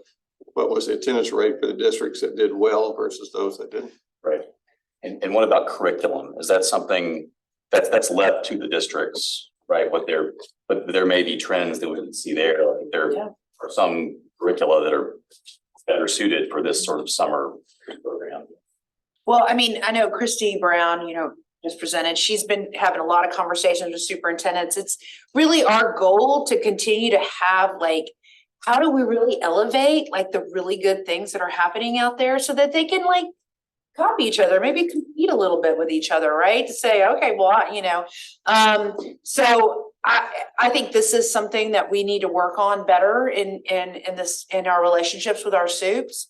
And to really kind of elevate where great things are happening. I mean, it's a little too late. I mean, it's something that I've been thinking about for Gatlinburg, so like really, how does, usually it's about what we're doing. Like, I want to know what they're doing. And I think their colleagues would like to see what they're doing and learn from what they're doing. I mean, it won't be in time for something like this, but we're continuing to have those conversations, and Christy's really been very beneficial in opening that door. And really, I've been learning a lot from her myself when we talk about some of these issues and how to approach and what is really happening. And I glom onto those good ones, and I talk about them all the time. So, Great. Chair Hargrove. Yes, Mr. Chairman, thank you. I do want to remind everyone that last year when this was happening, we were pretty much down to the wire before the end of the school year in providing districts with the information that they needed. And they were having the hard conversations with parents they were crying, their children were crying. There was just a lot of angst. And parents already had plans for the summer. They already had trips. There was a whole lot of things that were going on. So I don't think our first year is necessarily indicative of what might happen this next go round. But one thing that's been drummed into me again from districts, superintendents is we need this information now. They always wanted it yesterday. And I'm talking about what we're doing now with regard to this particular cohort of students. So we just have to keep this, remember the past so that we're not making knee-jerk statements or reactions to the results, because it was tough for implementation. It was tough conversations with parents. So I think we need to make note of that and not suppose that districts didn't do a great job or schools didn't do a great job. They were struggling with this. So I just want to be on record saying that. And I would hope that it'll be much better this next go round. I'm the realist here, and I listen, I hear, I want to make sure it's noted. Mr. Jensen. I was just a little bit of an underscore that. Is there a communications plan on this too? Because it was done fast and there was a lot of pressure and it seems like we've got an opportunity now to come back and say, we're going to do this again. And oh, by the way, here are the outcomes of what we had. And there were parents that were, what's that? But you start looking at these numbers and you can create some momentum around this, I think, in a way that this is part and parcel of the year. And I will, with superintendents, we're like, how many people do I hire? How do I do this? And so I think maybe we begin to get a feel for what that's going to look like, and they can anticipate based on the numbers in their district. So, but I do think some communication about the outcomes of this would be helpful in the local districts. Oh, Ms. McIntyre. We've also got to think it's 6 weeks. I mean, I think these numbers aren't as bad as they look because it's just 6 weeks. And we're going from just a few years ago where summer school was really just to keep kids from having that summer slide. They were going on field trips every day. So this is just a huge transition for those kids and those families. So to see that much growth in just those few weeks, that shows it's working. And we will always want to do better and have more growth, but it's still, I mean, even if we get just a few kids showing that growth, it's good. But I think we're headed in the right direction. Larry. So we progressed to the next pathway to promotion, parent appeals. So an appeals went open between May 30 and June 30th. The department processed 9,054 unique appeals. Of those, 7,146 or 9.56% of third grade students were promoted based on the parent appeal pathway. There were two general pathways within the appeal option. There was an appeal pathway for students who scored higher than the 40th percentile on the universal screener, and there was another pathway for catastrophic event. Of the 7,100 appeals, only 367 of those were based on successful appeals were based on the catastrophic event provision. The overwhelming majority of those appeals were based on the 40th percentile on the universal screener grounds. Well, question about the appeals because of which seemed like the vast majority of them, and it's one of the largest pathways for promotion was the appeals because of the 40% or higher on the universal screener.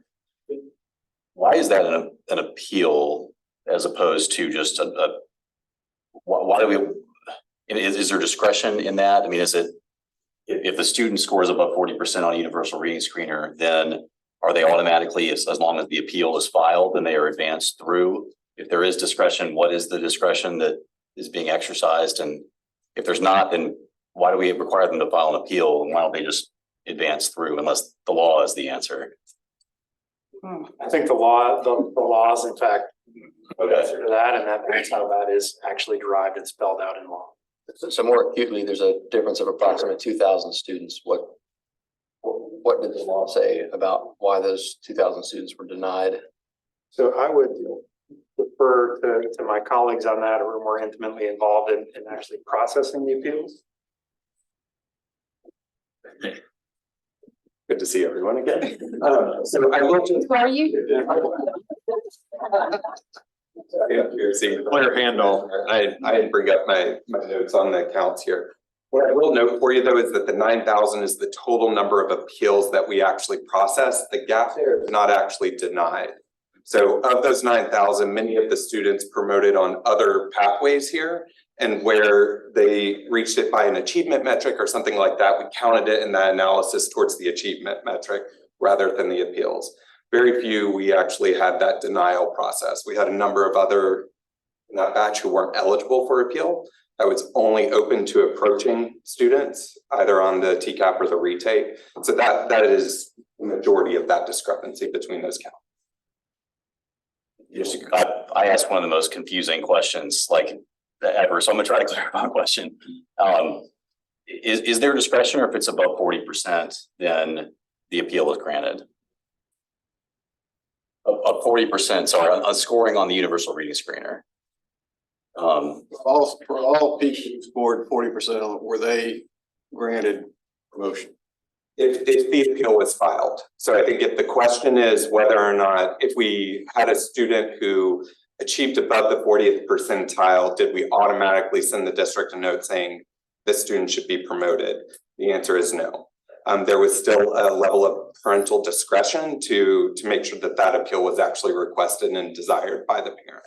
But if the appeal was filed, so a child who was in the approaching or below category, or is it just approaching? Just approaching were eligible for appeals. So was in approaching and scored 40% or above on a universal reading screener, then by virtue of filing an appeal, then they would be promoted to granted. Yes, sir. Automatically would be granted.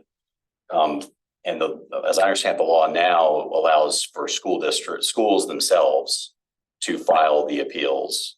So could they just do that for all of their students who score 40% above on the universal reading screeners? Yes, so there are some adjustments being made to the rule that will be brought tomorrow to address specifically how that will work. I do believe there is still a step requiring parents to agree that the school may file it on their behalf, but that opens the door for schools to file appeals on behalf of parents.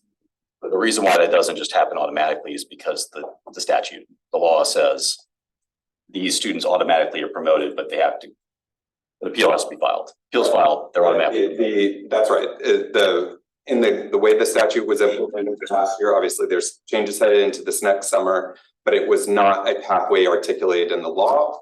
The law permitted an appeals process. That appeals was delineated via, the appeals process was delineated in rule and implemented by the department. Yeah, sorry, that sounds like a long trail. But no, I didn't mean to overcomplicate. I was trying to understand it because mean, it is a little concerning that so many of the students are, to me, concerning that so many of them are going through the appeals process. But if it's because that's an alternative way that we have evaluated that they are proficient in ELA, but because of the universal reading screeners, that feels correct to me. So my comment.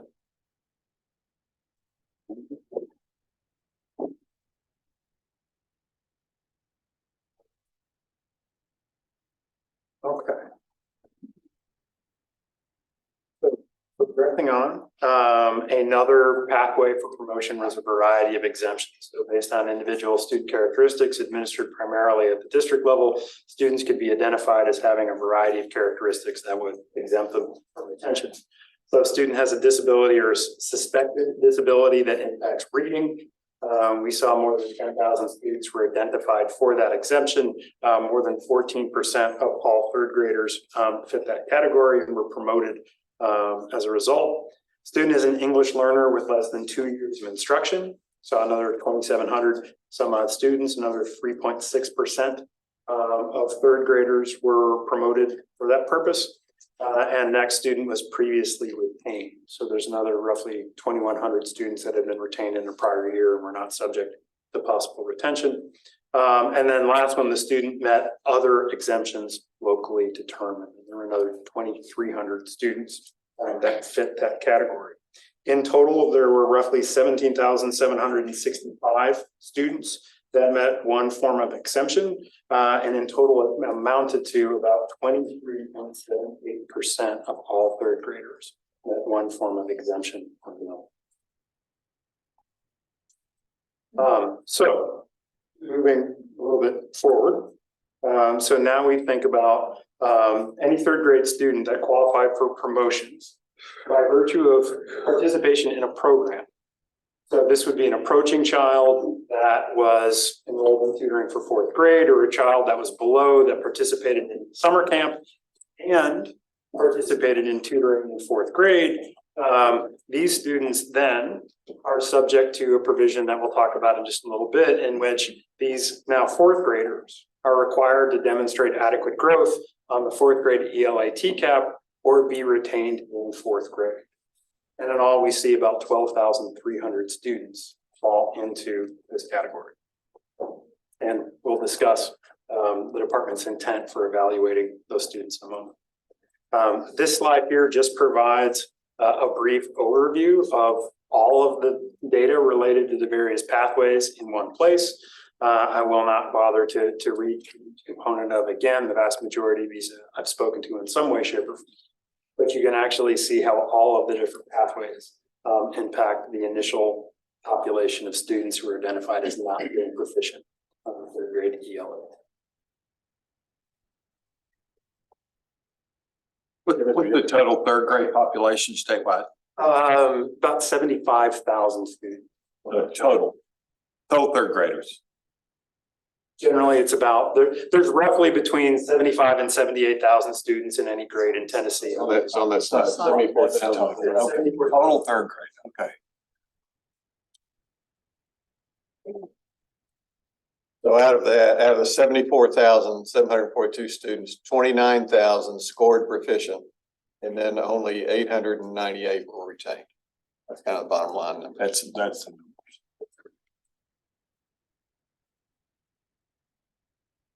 And there are 12,000, roughly 300 students that were promoted to fourth grade by virtue of program participation. So we're here to chat about their experience now. So what I'm going to do is talk through the methodology that the department has arrived at in consultation with a number of internal and external partners about the best way for us to identify whether or not these students have shown significant progress as required by law to be promoted to fifth grade. The department's overall intent in devising this metric was to try to arrive at something that met the best combination of statistical robustness, but also interpretability. And that is a challenge. You come up with something that's incredibly accurate and very hard to explain. You can also come up with something that's very easy to understand, but frankly is very hard to stand by and defend it statistically. So we were trying to come up with the best combination of the two. So one of our guiding principles was try to use readily available metrics. We did not want to run into a place where we're calculating something that nobody has ever seen before. We're trying to use existing data points. And we were ultimately able to do that. So the department's goal on proposing the definition of adequate growth is to strike the best balance between precision and deliverability. In terms of where we landed with that, we're focusing on an existing metric that has been provided to schools and districts as part of the TVOS program for some time. After students take any test, but after they take the third grade tests, we are then able to calculate and project how that child is going to perform in fourth grade. We've given these projected scores to districts in the TVOS application for a long time. In addition to that, we take that projected score and we convert it into a probability estimate. We calculate how likely is that child to be proficient when they take the fourth grade TCAP test. So each child in the application is identified as having a 20% probability of being proficient on the next TCAP test, or as 50% probability of being proficient on the next TCAP test. We feel like that metric is enough validity associated with it. This TVOS statistical model is robust and fits the intent of the law. Kids who are increasing the probability that they're going to be proficient are just that, more likely to be proficient, which is what the law is based on. Kids that are susceptible to this law are students that fail to score proficient. So saying that they're increasing that probability of achieving proficiency in the future, I think feels intuitive, or as intuitive compared to some of the other possible metrics or statistics that we might have used. So relative to this process, we then take that child's initial probability of being proficient and we set a goal for them to increase the probability that they're going to be proficient after they take the fourth grade test, and we're projecting out to the fifth grade. So I, David Laird, took that test last spring. I scored in the upper half of the below category. And this process would say I have a 20% probability of being proficient on the next TCAP test. If this law is applied to me, I'm going to get a goal, and that goal would actually be 3.1%.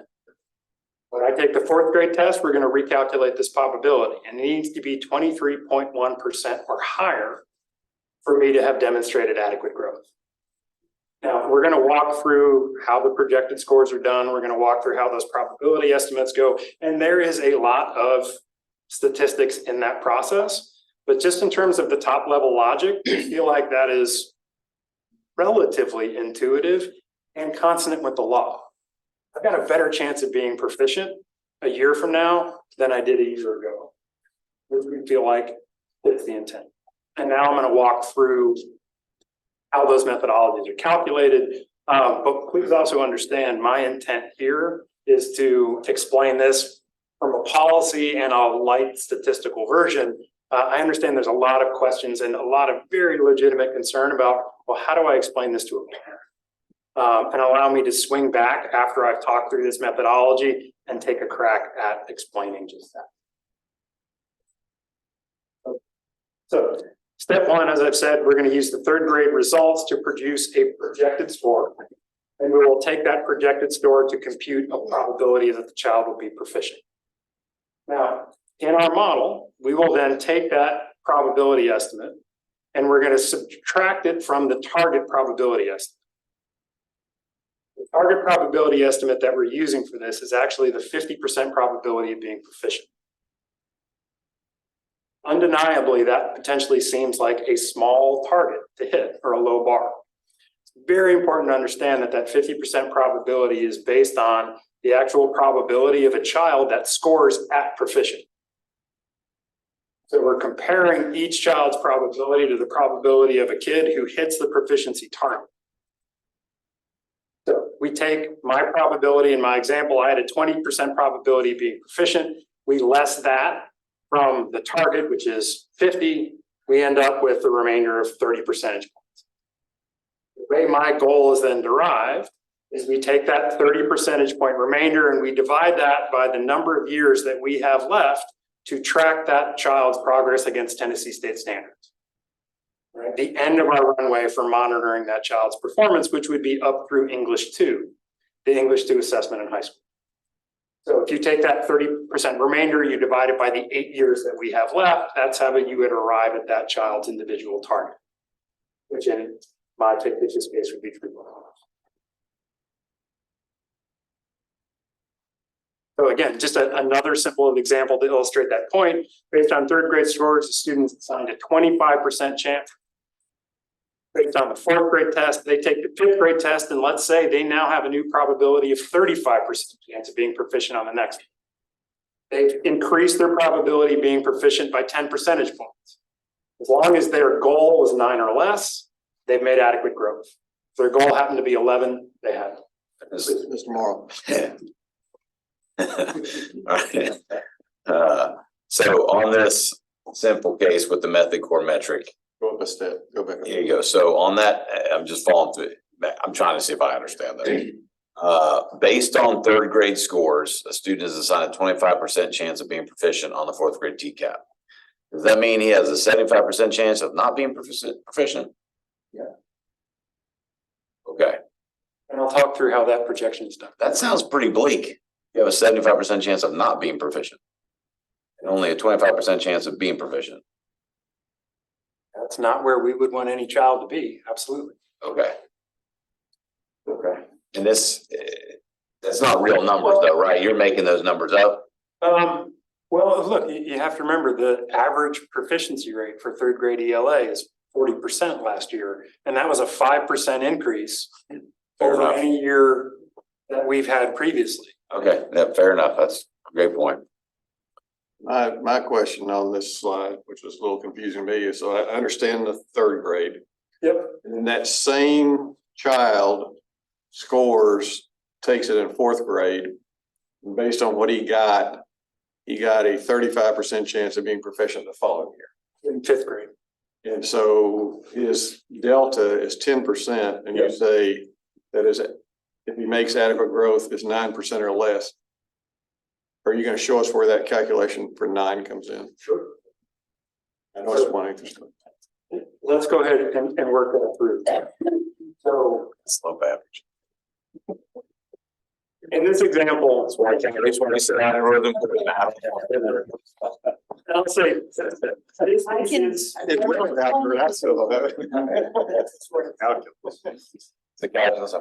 So this piece is somewhat, I've used round numbers here, right? The mapping between scale scores and probability tended to be accurate.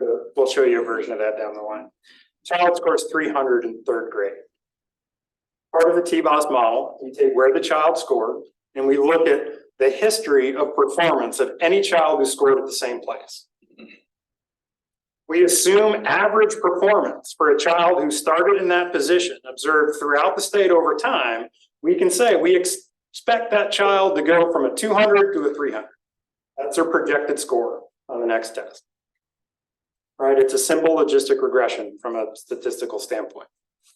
Based on everything we know about that child's test history, based on an expectation that this child is going to have the average experience that we've seen for kids who scored right where they scored, they're going to go from 200 to 300.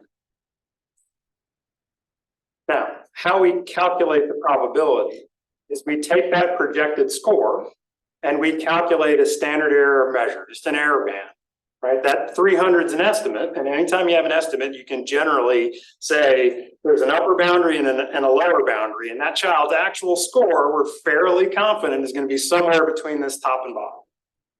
Can I ask a question on that point? Because earlier we talked about how there was a surprising amount of variability. Some scores actually dropped after going through the summer experience. That would suggest to me that there can be a lot of variability in the numbers for any given student from one test cycle to the next, because they may have had a bad day, they may not feel really well, it might have been fun, nice outside and they want to go out and play. I mean, any number of reasons why. I'm not suggesting that there's a better way to do it. I'm just asking, this error band that you're talking about, is it taking into account what appears to me to be a material variability that's inherent with variables that are outside of the ones that you're trying to point we're here. So I'm not sure this addresses your concern, but one of the reasons why this looks really different than what we're doing with the summer is because we're going TCAP to TCAP across an entire year. So that summer score is not factored into this model at all. We're taking the spring score from third grade and we're comparing it to a KeyCap test, which is the spring score taken a year later, likely in very similar conditions. So there's much more of an apples to apples measurement comparison going on with this approach than what we're able to do in the summer, where they're taking that summer assessment. Well, it almost certainly feels like a very different context than they chose. So to pressure test that a little bit, what I'm hearing you say then is that the data already shows that there's less variability for any given student over the course of time, taking the same TCAP on an annual basis. There's more statistical consistency in that than there is in the students who took the summer courses and then subsequently took an exam.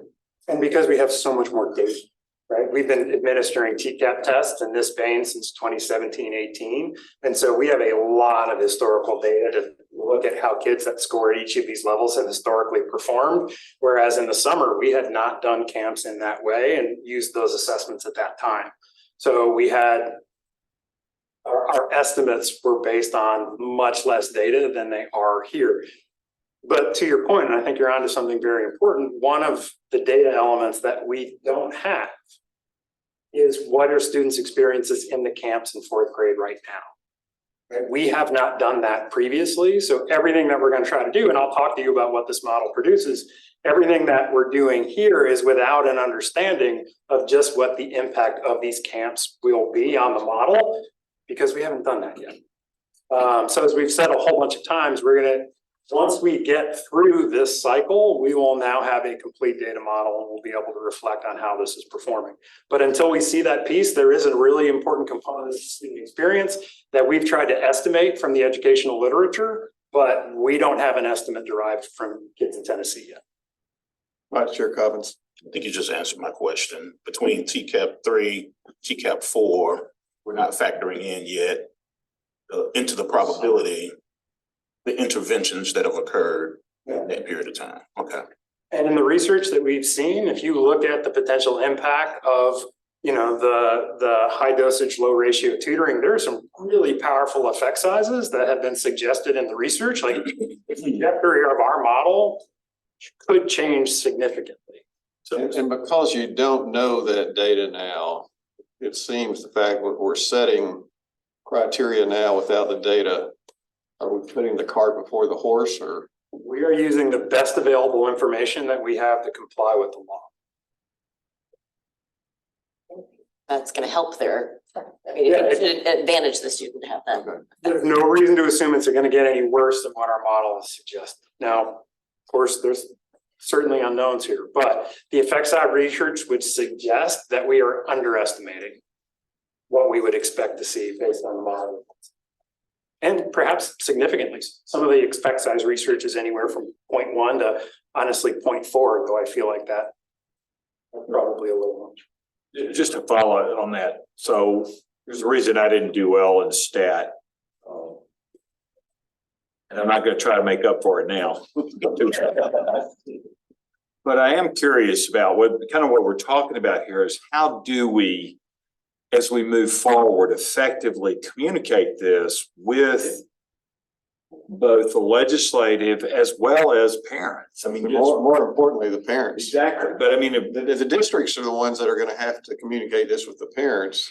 And then we're, how are we gonna help the districts to be able to communicate in a way that they understand? that's my question is, and again, I'm not asking you for an answer on that right now. I just think that's something rhetorically that we need to think about, because we are certainly gonna get the calls, and I'm just gonna do one thing. I'm gonna give them your telephone number. So we will get to that. We will take a crack at that. We will take a crack at that. Okay. But we have these upper and lower boundaries. That probability is then determined simply, and again, I won't belabor this point, but at a percentage of that error band and how it interacts with the proficiency cut score. So the easiest way, if you want to try to hang on to this, is imagine a kid who scores right at the proficiency cut point. So let's just say in my example, the proficiency cut point is 300. The kid scored right on it. We calculate that error band around their score. Half that error band is above the proficiency cut point, half of it is below. And that's how we arrive at a 50% probability of being proficient. They're projected to score right on the number, and then the error band is part above and part above their score. So that's why we're using the 50% probability as sort of the target to which every kid is measured. And again, we realize optically that may seem like a low bar, but it's actually the score of a child is projected to score proficient, and that's why we're using this. So if they score anywhere within that error band, then they're considered proficient. Well, so anywhere above 300. Okay, but if the error band goes below. Half above and half above. Half above. So they score 299, you know. They're not proficient. They're not proficient. They may have demonstrated adequate growth, and almost certainly probably would have. I'll talk about that piece. So just in terms of the formula for how this is calculated, you take that probability. Again, I'm using me as an example. I had a 20% chance of being proficient. We less that 20 from 50, which is the projected score of a kid, the score right on the proficiency cut. We get that delta. We divide that delta by however many years we have left to continue to monitor and track this kid.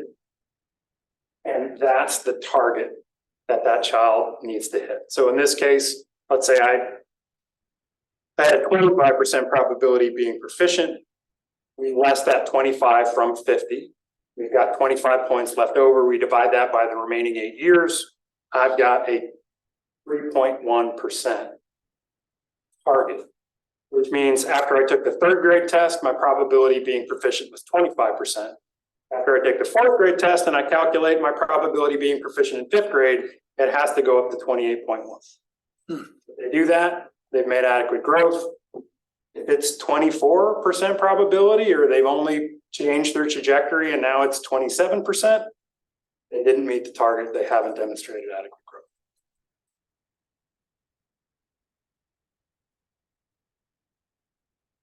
Now, let's talk, well, and again, I've provided another example, but I'm actually going to go ahead and move past this because I feel like we covered that ground a little bit. In terms of preliminary model results, I wanted to be clear here, the department has been working on this methodology for a long time. We've consulted on a number of occasions with our partners at SAS.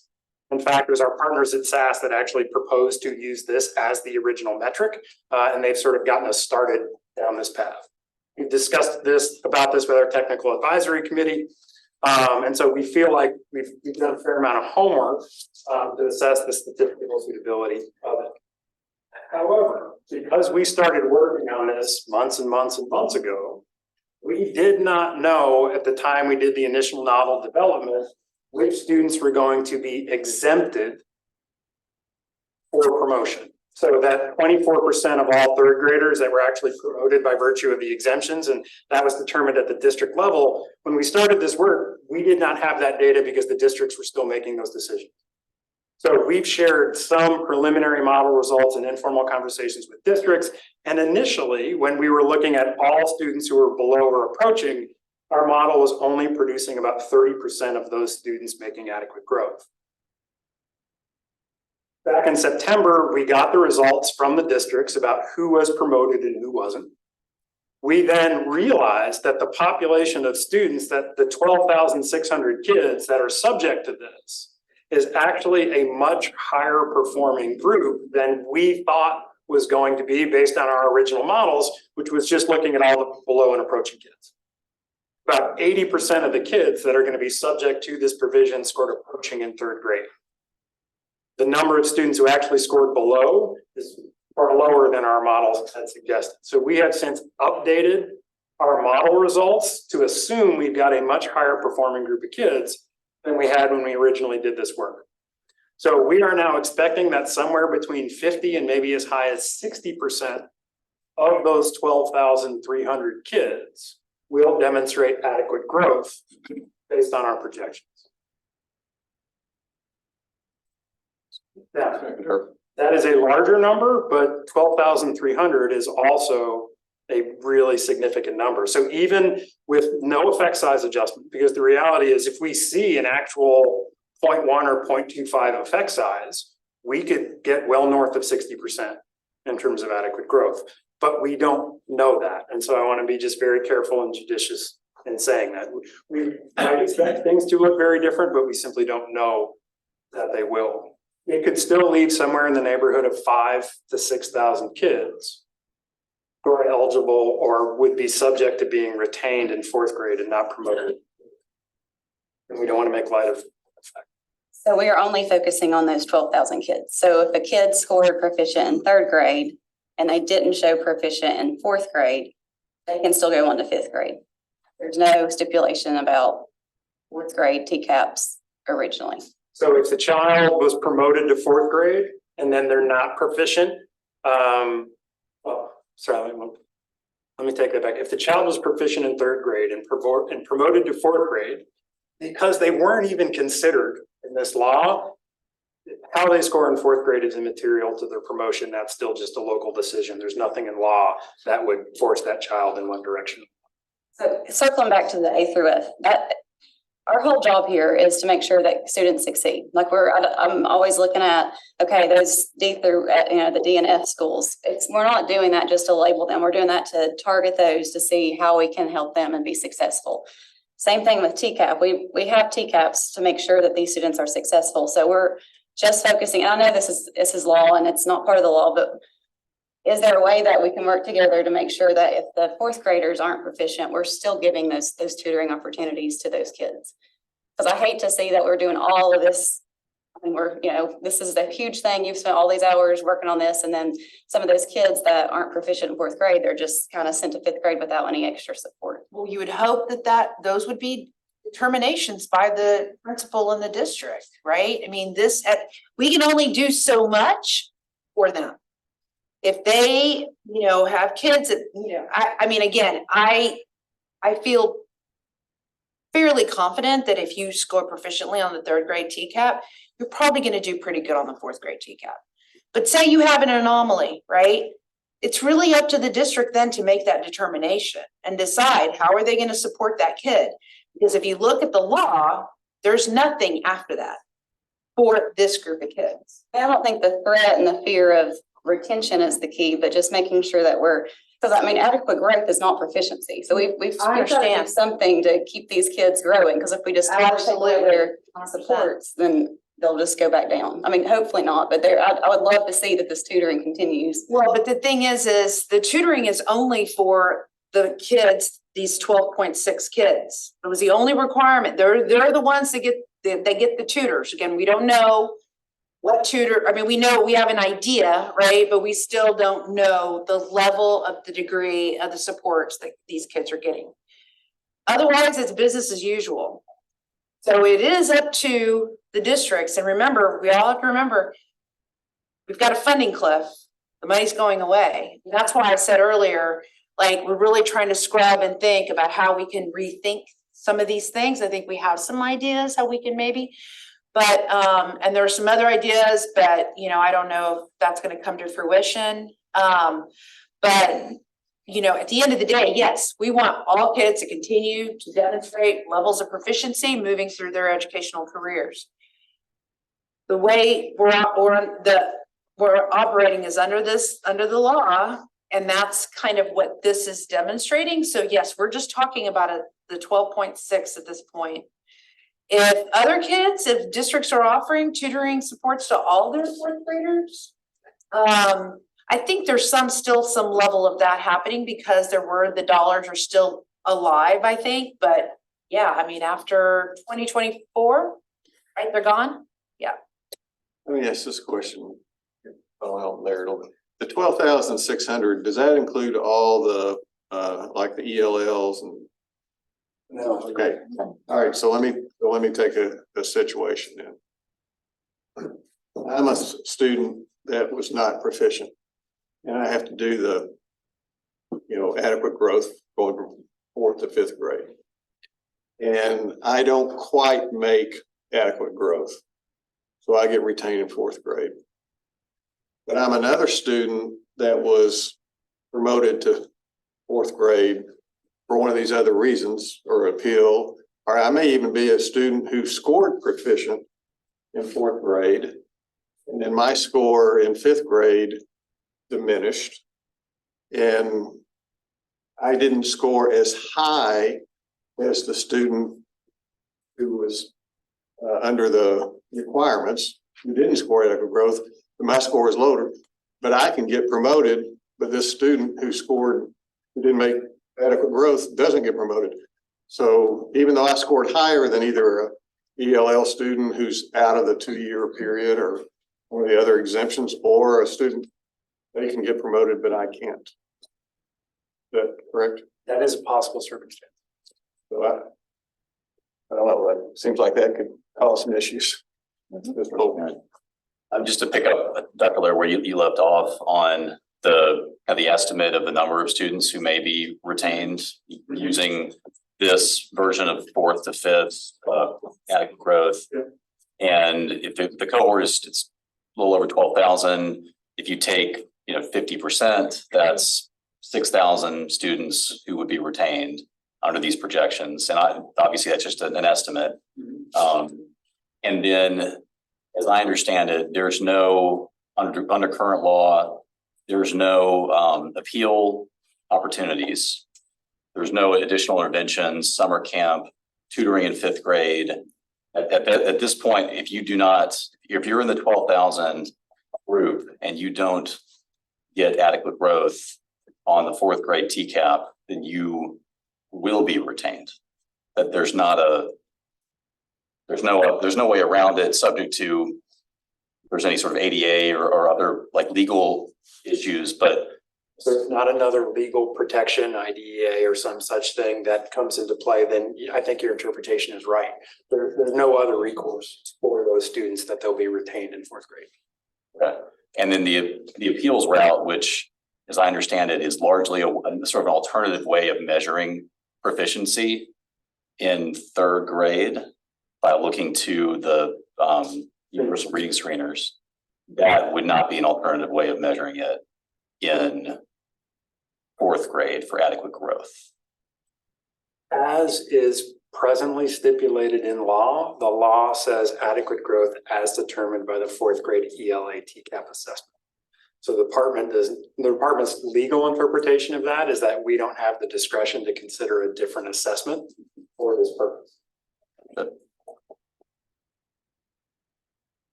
And I just wanted to circle back to one other point about, well, how do we explain this to a parent? Because again, my job here is to inform policy and to an extent statistics, but I think if I'm trying to explain this to a parent, I think my approach is probably very different.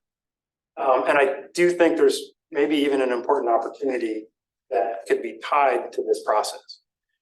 And I would start by locating that child's performance on the third grade ELA TCAP. You scored in the top half of the below category. I would then pull out that probability. So based on a kid who scores the way that your child has scored, the state has calculated that you have a 25% chance of being proficient if you have a typical school year. And if you have the average experience that every other kid who scored the way your child has scored, you have a 25% chance of being proficient next year.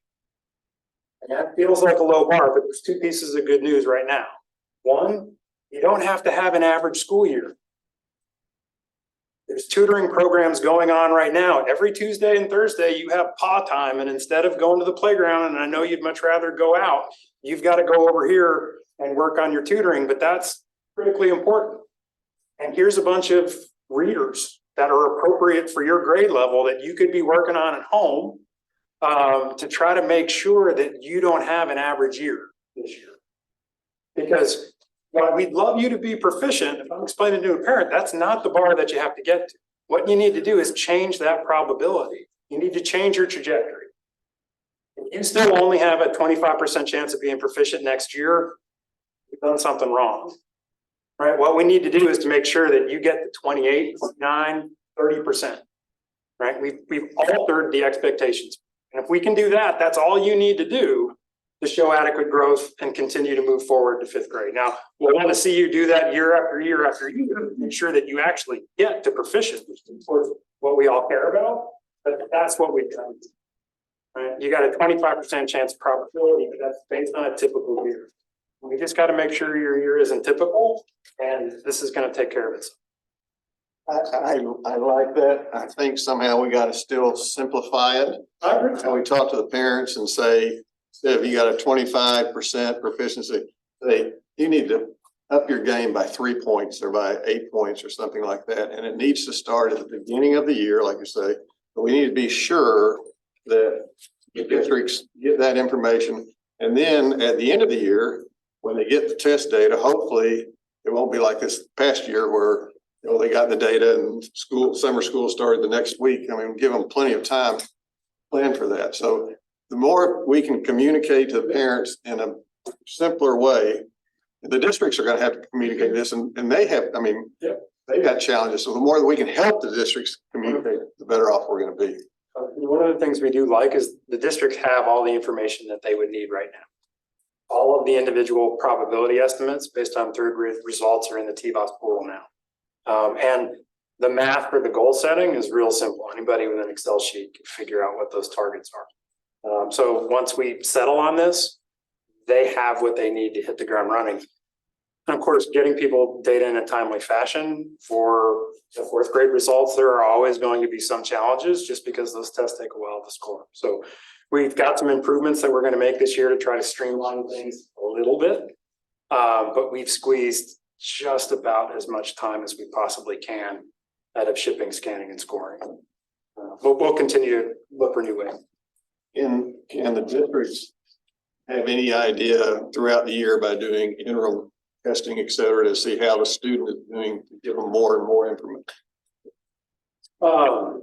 That's certainly something, if I put my district hat back on, that's certainly something I'd be very interested about. Of course, it would depend wildly on what types of infrastructure each district has and the types of assessments that they're using, but we can certainly give some thought to think about how we can be of assistance with that. We do offer versions of the TCAP that are available to be used formatively. There's interim assessments that are available. We could potentially look to see if any of those could potentially be useful in this. So I have tried to explain this to the mother of a third grader. It was my wife. This week. And is to pull the sort of the stats and probabilities out of it. And because that's important to the scaling, and I understand why that has to be done. Just you've got to get 1/8 of the way to proficiency. The reason the number is 8 is because we want you to be proficient by 10th grade. So we got to get 1/8 of the way. If you do that every year, you're proficient in 10th grade, you're ready to go. The sort of the probabilistic part of it that has to be done behind the scenes. I found myself just kind of banging my head against a wall. Trying. I'm sure you could have done it much better than me, but I think that that's just the simplest way is just the goal is proficiency. There's kind of an 8-year bar to get there. We want to get 1/8 of the way. Is that accurate? We got to do 1/8. Yeah. Essentially. 1/8. Well said, sir. I mean, I tried for like 30 minutes, so this is. I'm still on that.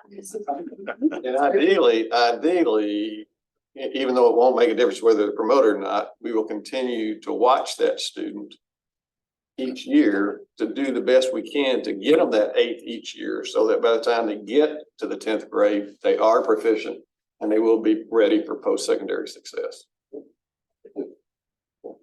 There seems to me to be two people or two different people in this equation, actually 3. There's a student, right?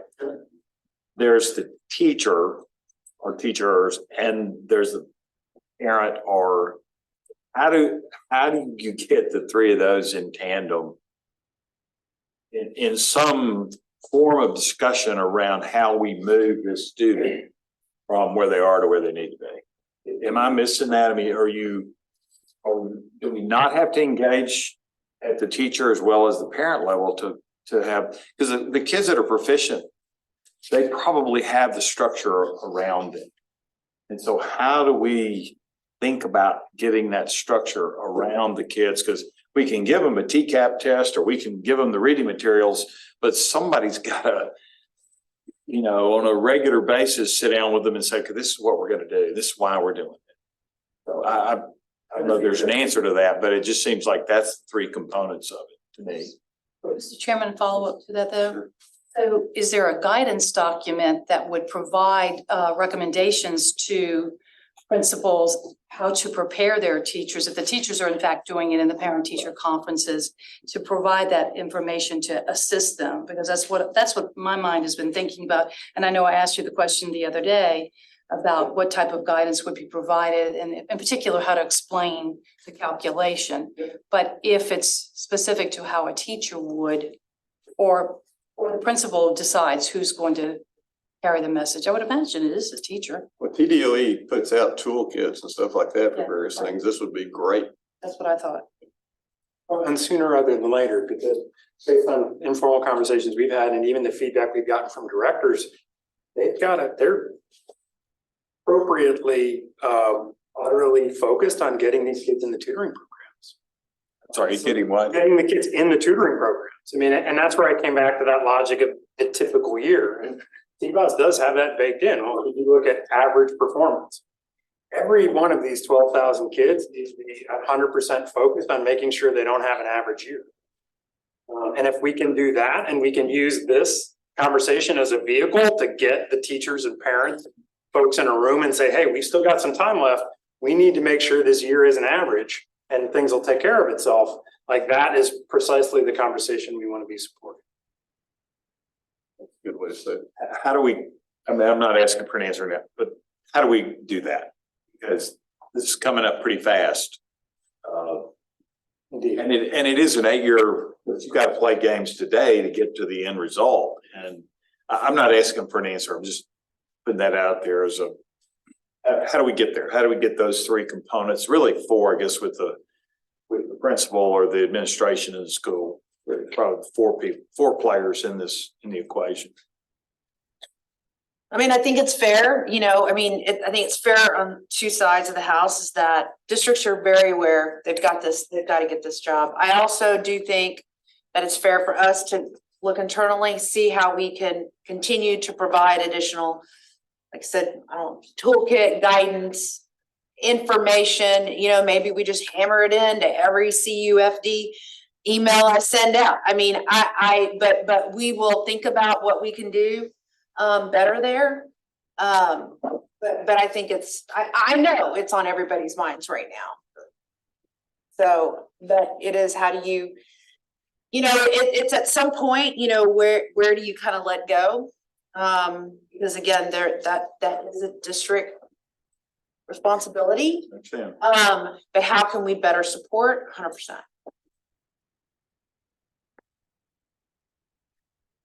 Any other questions for Mr. Laird? You've been on the hot seat today. You've done very, very well.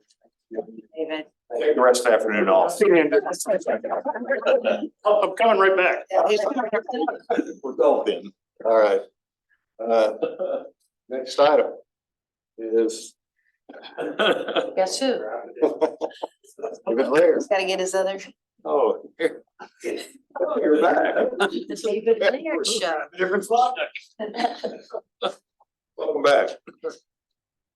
Could I get a little bit of David Laird, Assistant Commissioner for Assessment and Accountability? Is there a little bit of feedback from the board about how they might like me to proceed with the presentation? Just as rapidly as you can.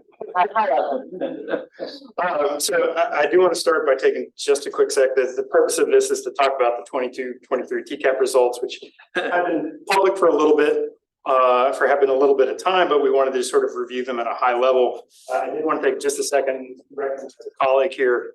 This is Justin Keeney, a new data analyst on our team, who was instrumental in helping prepare the presentation. He's a former teacher here in Nashville and a doctoral student at Vandy, and we're thrilled to have him be part of the team, and very grateful for his work on this. In terms of at a very high level, I'm going to assume that folks understand the general layout of our TCAP portfolio. We do science in grades 3 through 8. We only do social studies or we do science in 3 through 8 and biology. We only do social studies in grades 6 through 8 and US history. We will skip that piece. And we'll simply talk through these trends, and then you have the data presented in these slides, and I'm happy to continue to try to talk through.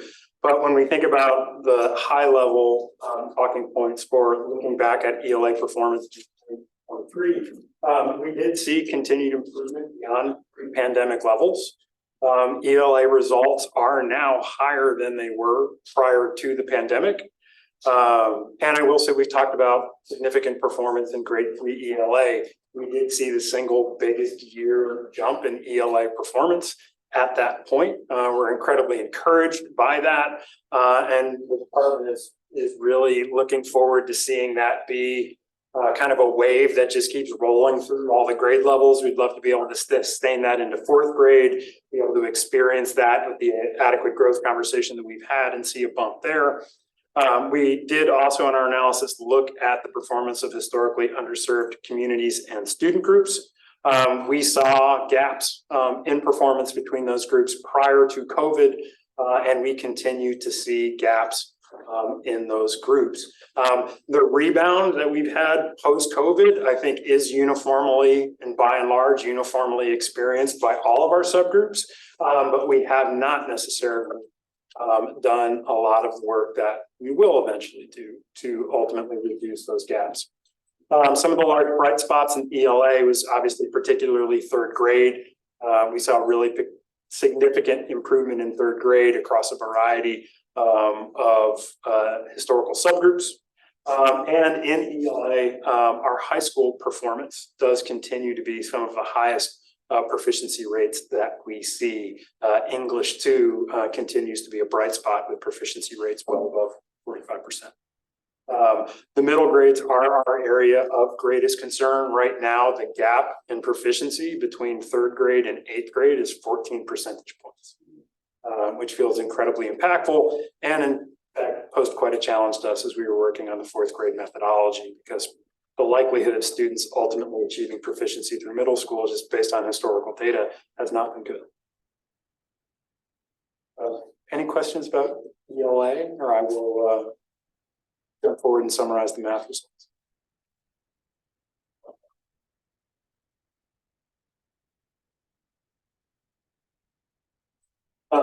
So math, we did also see significant improvements relative to the lowest levels of COVID performance. We have made gains. We've made really substantive gains largely across the board. However, in a number of our grade bands, math performance has not fully recovered to pre-pandemic levels. Gaps between historically underserved communities and their peers remain. They have not necessarily significantly widened in any way, shape, or form, but the gaps that we saw pre-COVID continue to exist. Though generally speaking, again, the COVID bounce for math has generally been relatively evenly distributed across the subgroups. So we are not closing gaps, but generally speaking, the improvement that we're seeing is being relatively uniformly shared across all of the subgroups in Tennessee. Earlier grades continue to lead. Our elementary math performance far outstrips our middle schools. And I think it'd be fair to say that our high school performance is probably the most problematic area that we have now, with Algebra 1 and Integrated 1 success rates. We see a bounce back from COVID, but do we see any trends from those students who were in the COVID years as they migrate up? Do they continue to lag significantly behind, or have we looked at that, or can we look at that? We've not used a method that's specifically tracking individual students. I think I think it's safe to say that we've looked at that in the aggregate. I mean, if we were to see drops in proficiency rates that have persisted for certain communities or in certain places, I think we'd get an indication that that's likely going on. But we have not done the type of study where maybe we're identifying students whose COVID performance dropped the most and then specifically tracking them over time. Like I'm spitballing a little bit, but I can imagine a research design where we actually try to identify kids that seem to be most negatively impacted and continue to track them moving forward. That's not an analysis that we've done yet. I think that was a concern that, quote, the COVID kids, and it might be helpful to look at that and see, is there, what can we do to try and help them recover more because, it wasn't their fault.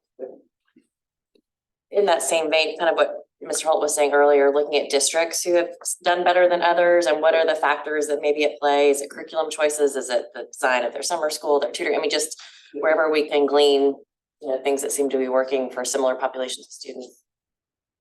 That's where I'm interested to study more. Well, we've made two wonderful new hires, Justin being one of them and Rebecca Renegar, a recent PhD graduate from UTK on our team. And we look forward to being able to do all sorts of new and interesting analyses. We appreciate that data. It's good.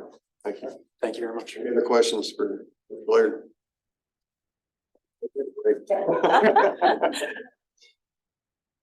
Since we're kind of moving into, if I could just have like a little privilege here, I just want to tell you, like, the work of this team has been amazing.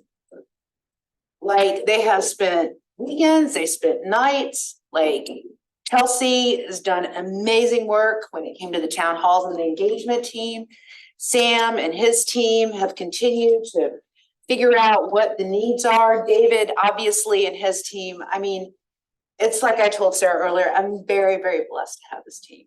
And so I just want to appreciate them.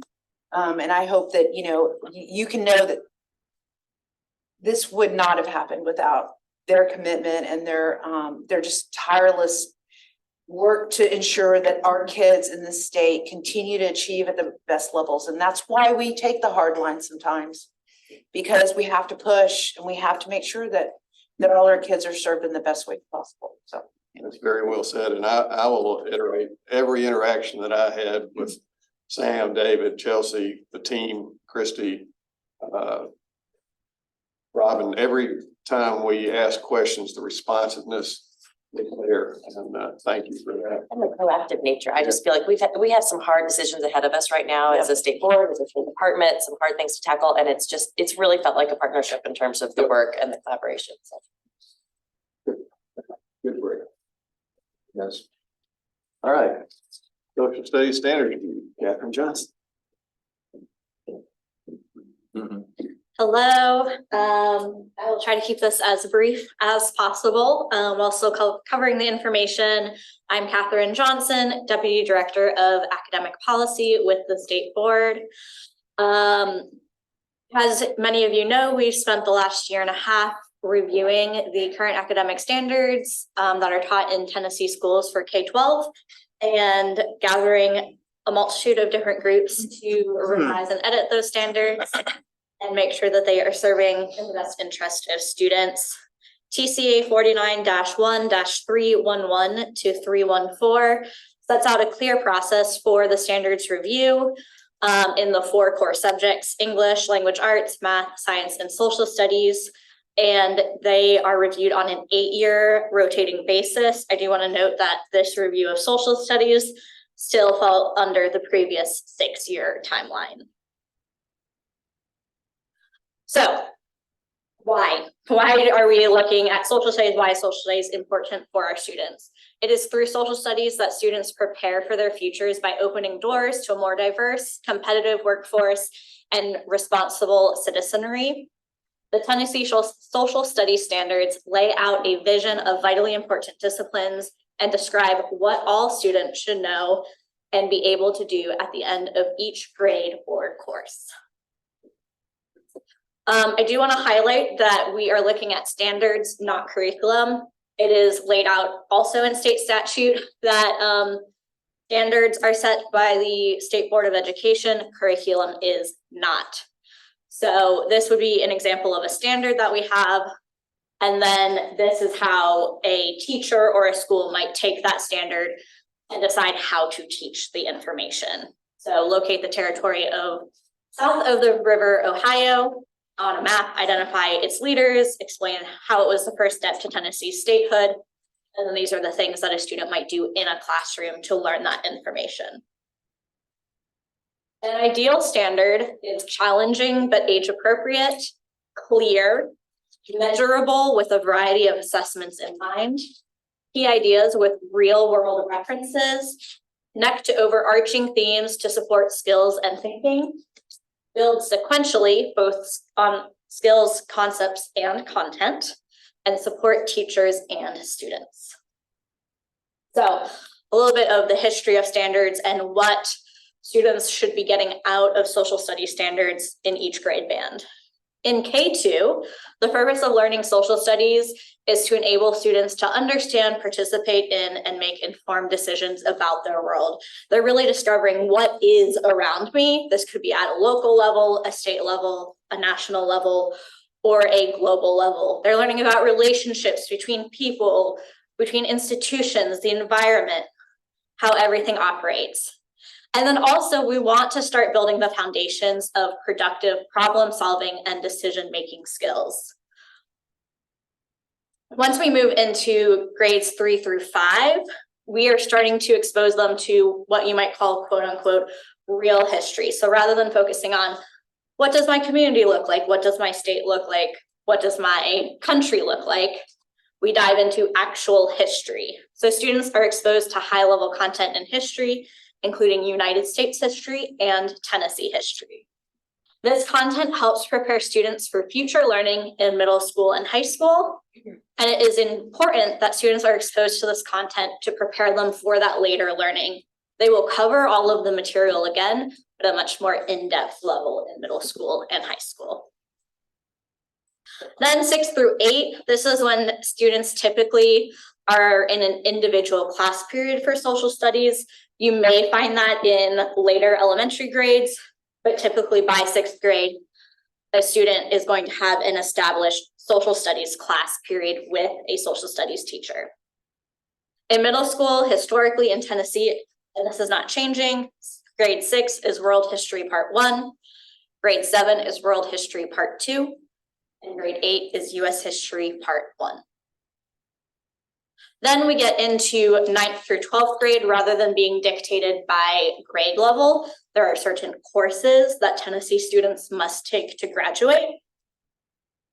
They are required to have US History Part 2, so that's the second half of US History from 8th grade. World History, Economics, and Government and Civics. I do apologize, there is a typo. It is a total of 3 credits, not 3.5 credits. I will make sure that is updated. And as mentioned, US History is a continuation of the middle school 8th grade course, and the World History is a continuation of 6th and 7th grade. So when looking at our standards document, if you're not used to looking at standards, the document can get a little confusing. So I want to break down some of the key parts of our standards document. This is a lot of what we've already talked about, so I'm going to move forward. One of the key things that our standards have is social studies practices. The social studies practices are based on the C3 framework. The C3 framework is a well-researched, nationally recognized method of teaching social studies. So just like in elementary school, we have the science of reading. For social studies, we have the C3 framework. And these are taught in accordance with grade level specific standards. So these standards and skills get more complex and more in-depth as we move through the grade bands. There are specific skills that students should be able to apply when learning social studies. They increase in rigor as they get older. They allow students to create and address questions that will guide inquiry and critical thinking. They are practices that should be regularly applied throughout the entire academic year. They allow students to progress through the inquiry cycle by analyzing primary and secondary sources to construct and communicate conceptual understanding of content standards. And then finally, allow students to develop historical and geographic awareness. So To kind of sum it up, the social studies practices are the skills that we want students to get out of learning social studies versus the content. So at the very basic level, we have gather information from a variety of sources, critically examine a primary or secondary source, organize data from a variety of sources, communicate ideas supported by evidence, develop historical awareness, and develop geographic awareness. We also have in our standards document something called content strands. Content strands focus on the 7 disciplines of social studies and represent a way of categorizing the knowledge about the human experience and are found alongside the standards.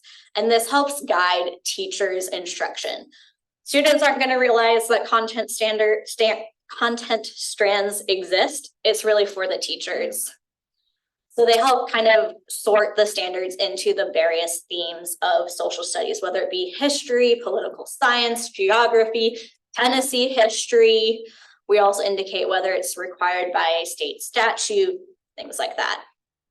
So all of them, I'm not going to read all the definitions, but we have culture, economics, geography, history, politics and government, Tennessee history, and Tennessee code annotated. I'm also not going to read through all of the legislative requirements, but this is posted online, and this is a comprehensive list of every state statute that dictates what needs to be learned in a social studies class. One of the ones that I want to highlight is students are required to have a specific Tennessee history course, and students receive that in 5th grade.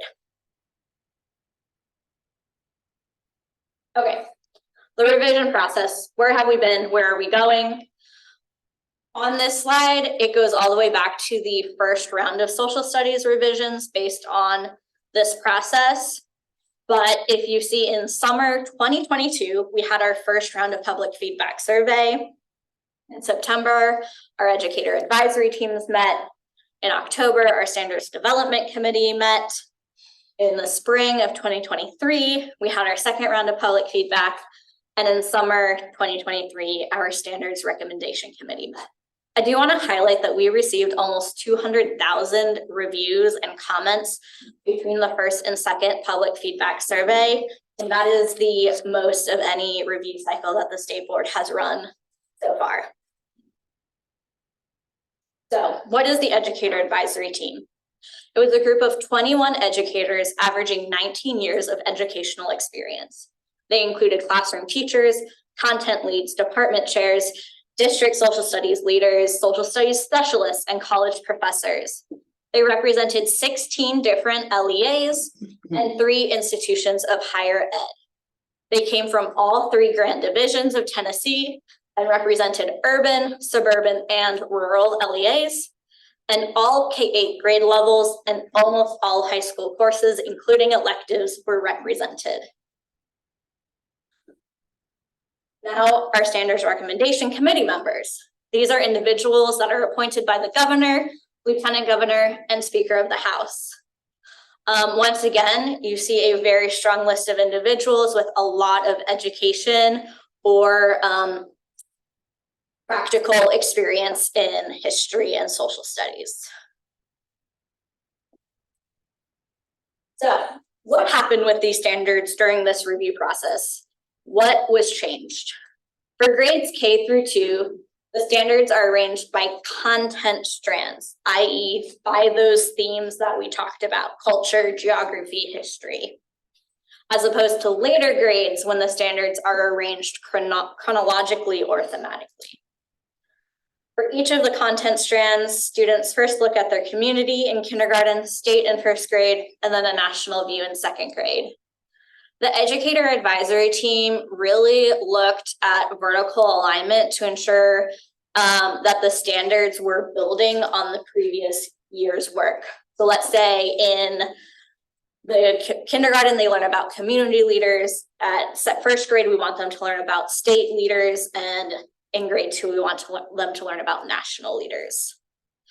So, or this one, we have the ideas of authority. So what are just like examples of authority, fairness, responsibility, what is core competencies of being a citizen, then distinguish the difference between rules and laws, and then recognize that our nation makes laws. In grades 3 through 5, the educator advisory team was explicit in their use of geography.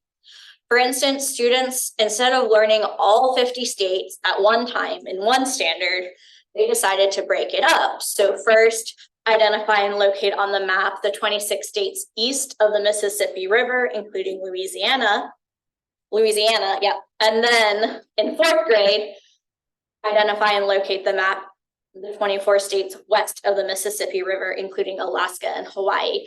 And that kind of matched historically where we were in US history. There was some shuffling of how these different kind of courses were arranged in 3rd through 5th grade. And so I just want to highlight what's being currently taught in classrooms and what will be taught when these standards are implemented in 2026. So currently, grade 3 is semester 1 is geography, semester 2 is early American and US history. Grade 4 is fully US history, and then grade 5, the first semester, is the last part of US history and Tennessee history.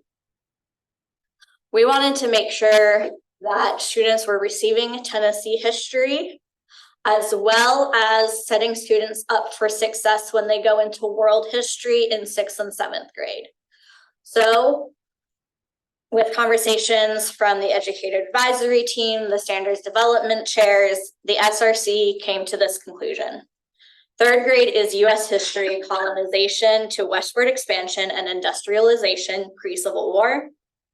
4th grade is the events leading to the Civil War through the Civil Rights Movement. And then grade 5, semester 1 is Tennessee history, and semester 2 is geography, focused on global geography to set them up for world history in 6th grade.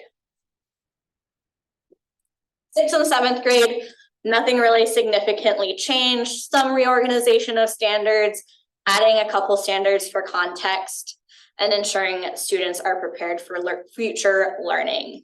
So making sure that there are connections between all 3 levels of world history and connections to US history. Grade 8, also no significant changes. There was some changes in progression to make it flow better. And then they made changes to the standards about US wars so that every standard that covers a war is structured similarly. It has key leaders, key battles, etc. Now grades 9 through 12. So US history, we added in a lot of Tennessee history content to make sure students were getting that Tennessee history throughout their entire academic career. And they changed the order of post-World War II content for better flow. World history, not a lot of changes, just making sure that all content was covered and nothing was being inadvertently left out.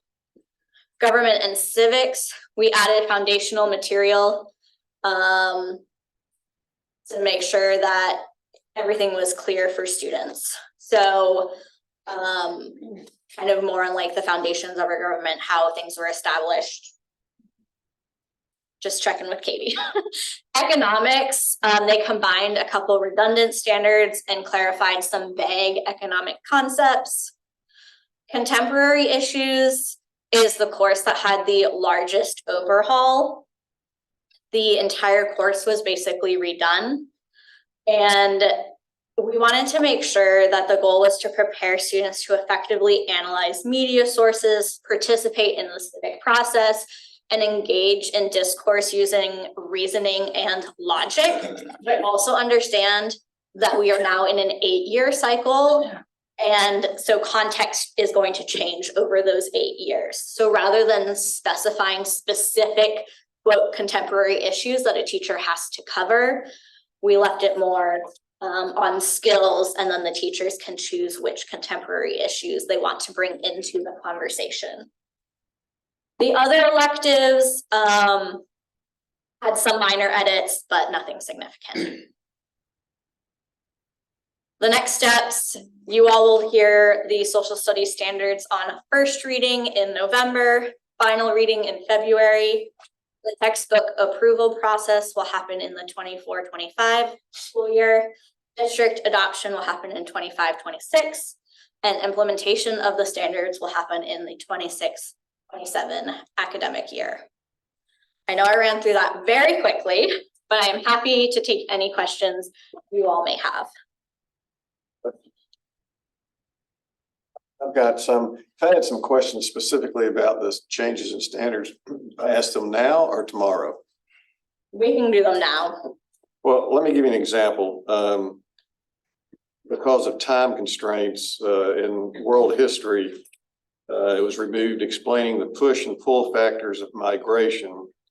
And with migration being such an issue worldwide now, why was that removed? And likewise, I guess a general question, how did they decide what was being taken out? What was being, I know time was factor, but that was a good example of something I would think would be important. Not to put Katie on the spot, but she was our content expert throughout this process, so I'm going to have her speak to some of those more specific decisions. Whichever you're more comfortable with. So one of the things that the teachers did for US for world history was they actually looked at migration not as just a contemporary thing. We're talking about the push-pull factors at specific time periods. What they did was they did it by continents. So if you look at several of the standards, we have W10, we have W7, it looks like. And so what we did was they actually put them into like Africa, Europe, Western Hemisphere, and that way we're talking about them in context, what's happening in that time period. And so it really just gives a better idea. And they're just saying, oh, there's the push-pull factors that are happening with migration. We're talking about in context what's happening at that time and when it's really impacting those time periods. Now, one of the other things I will say about that specific standard that we used to have, which was which used to be W66, explain the push and pull factors of migration. That was really removed because when we talk about migration, it should really, again, be in context. But also, this standard didn't fit where it was. And whenever we think about that standard was unfortunately put a spot that made it more contemporary than it needed to be. And so we need to make sure that students understood that migration is happening throughout all of history back from the 1700s to today. And so really they realigned the standards and kind of put migration at this in 4 places as opposed to just 1. So that's kind of what they did. They just broke it up. Another question I had, thank you. In US history, it changed. It's talking about taking it to the time period to the present. And it listed the presidents to address, but it didn't list the last 2, President Trump or President Biden. So if it's to the present, why wouldn't was that because of a textbook time period, being able to get a textbook, or why wouldn't it list those 2 presidents? A little bit. When it comes to historical matters and contemporary issues, what we tend to do is we stop within 20 years. You're supposed to, if we think about when we don't actually know, we barely know President Obama's achievements and setbacks, which we have in the standards.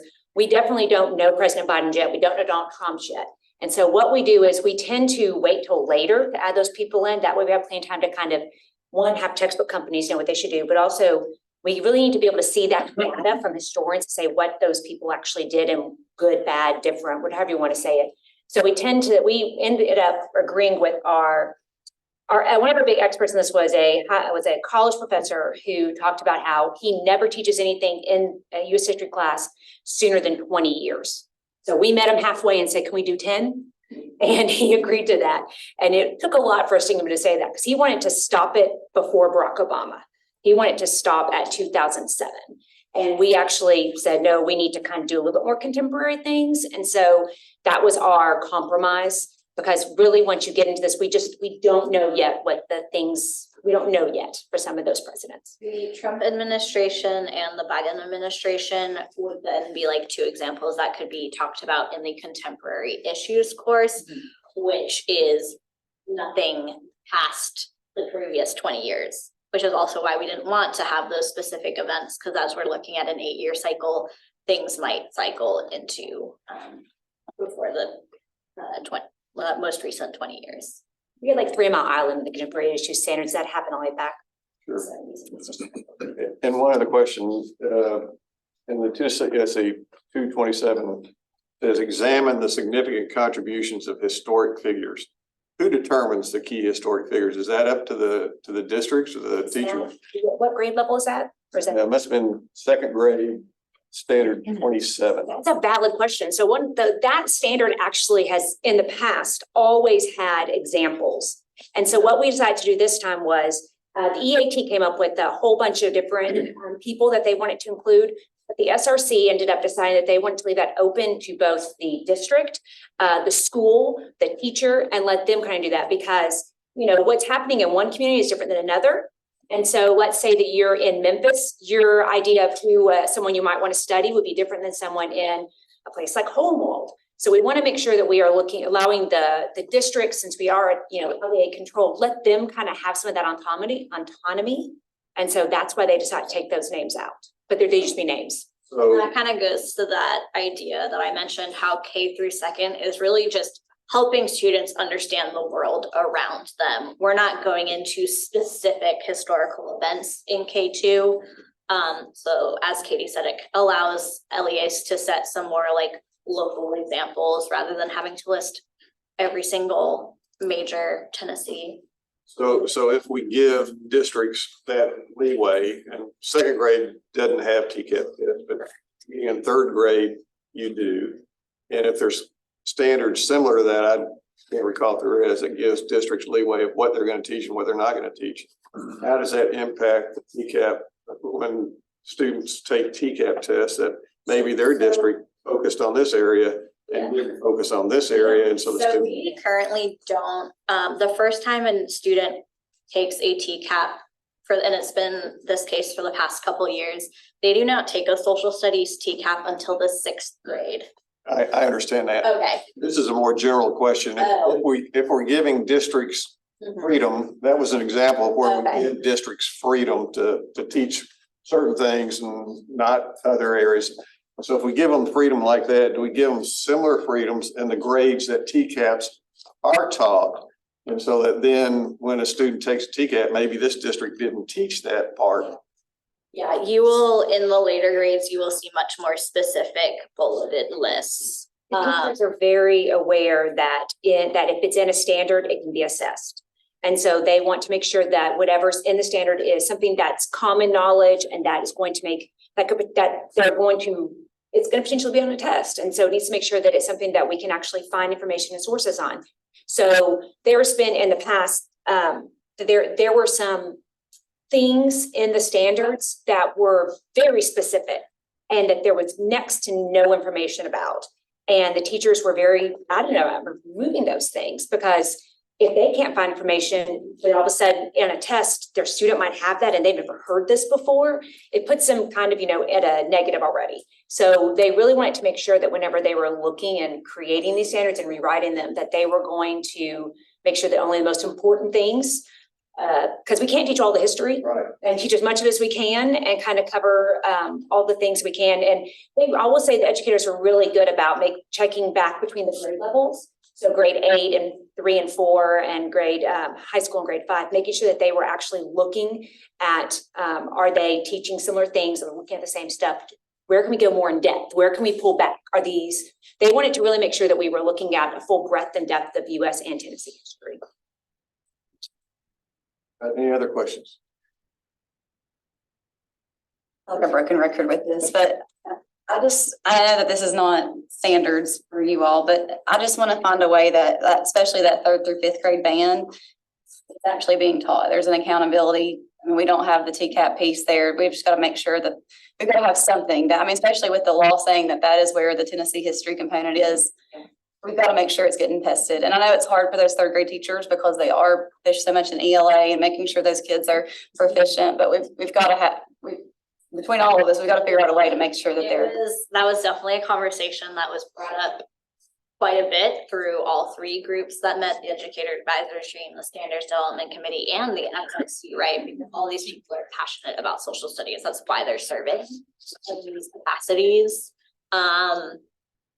And so one of the things that the SRC actually talked about when they were looking at how they were going to fit in US history and Tennessee history and geography in grades 3 through 5, they're like, well, maybe it would be beneficial to push geography to 5th grade, because if we're looking at US history in 3rd grade, there's so many books and resources that they can like incorporate into ELA and things like that, and still be learning that content within other settings. So that is within the constraints that we currently have, and that is something that they were trying to consider. How can we set teachers up for the most success, given the more focus on ELA and math in the. And I will say that there is still a civics requirement in grade 2. So in grade 4, students are required to do a project-based assessment in civics, and that does align with this. And that's what we have right now for social studies. Any questions, comments? I'll just say this, as I did attend one of the SRC meetings there in Nashville, and I was most impressed first by the group that was in that, in the level of detail, the questions, and everything wasn't a 9-0 vote. I mean, it was discussed in a lot of detail. Obviously, the standards are very important for us. It's what we think that the students ought to know. And so that the effort that the first EAT and then the SRC put forth, 200,000 comments is a lot of comments to have to go through. But to bring that and put that together, just thank you very much for the effort. Mr. Chairman, has this, in this process, gone back to the legislature for their review and approval in that? I don't think at a comprehensive level, but I know that Mr. James has been actively communicating with a lot of the legislators who have asked him questions, reached out. Obviously, we got a request from the legislature to make sure that Tennessee history was in the first half of 5th grade. We made sure that was happened. We had a couple other legislative requests that we just proactively ensured were met, so that we didn't have to go through General Assembly with those. But yes, I do believe that Mr. James has been actively communicating with individuals who reach out to him. Mr. Chairman, members, one of those requests was to make sure that things are put in terms of BC and AD instead of Common Era, before the Common Era, and that was one of them. Obviously, when you take a body like the General Assembly, you have 132 people, and I would say probably 105 of them social studies was their favorite subject. And that's why there is a great deal in the law about social studies. Even in the last week, meeting with Senate Speaker Pro Tem to go through what was in our what's in the high school standards in terms of civics, because it's on their mind all the time. So yes, it was a lot of conversations. Here. Yes. One other thing to point out is the law does require that we send a copy of any standards changes to the General Assembly. And so we usually do that between first and final reading. And so after, assuming this is approved on first reading, Mr. James will send those to, I think it's the education committees is what's required in law. And so any feedback we get as a result of that will certainly bring to y'all's attention before final reading. That's my question. In the process, so we go through all this, get all of it done. At some point, the legislature's got to nod or smile or push back. So that's still in front of us after we approve the first reading. Is that? They will have an opportunity to review and provide us any feedback before final reading. Any other questions or comments?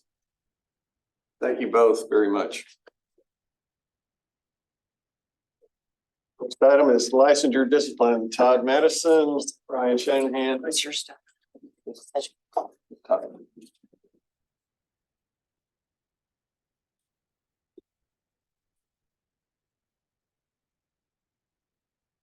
Good afternoon, everyone. I'm Todd Madison, Associate Counsel for the board.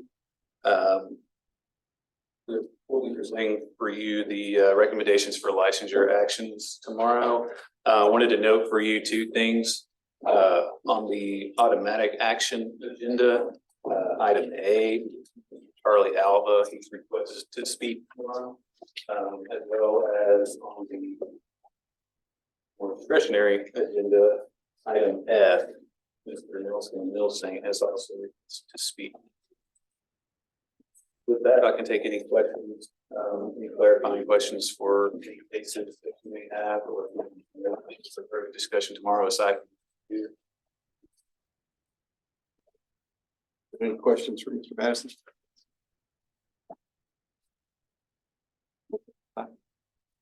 Thank you. Okay. Last is final discussion and adjournment. Dr. Morrison, you got any final comments? I do not. We expected a full day, another full day tomorrow. Thank you, everybody. Well, and again, this is why we have these workshops and give us opportunity to ask some tough questions and get some good answers, and appreciate everybody's input. I think the board was very active today. Yes. Look forward to it tomorrow. If that, nothing else, we will dissolve the committee of the whole and at the same time adjourn the meeting.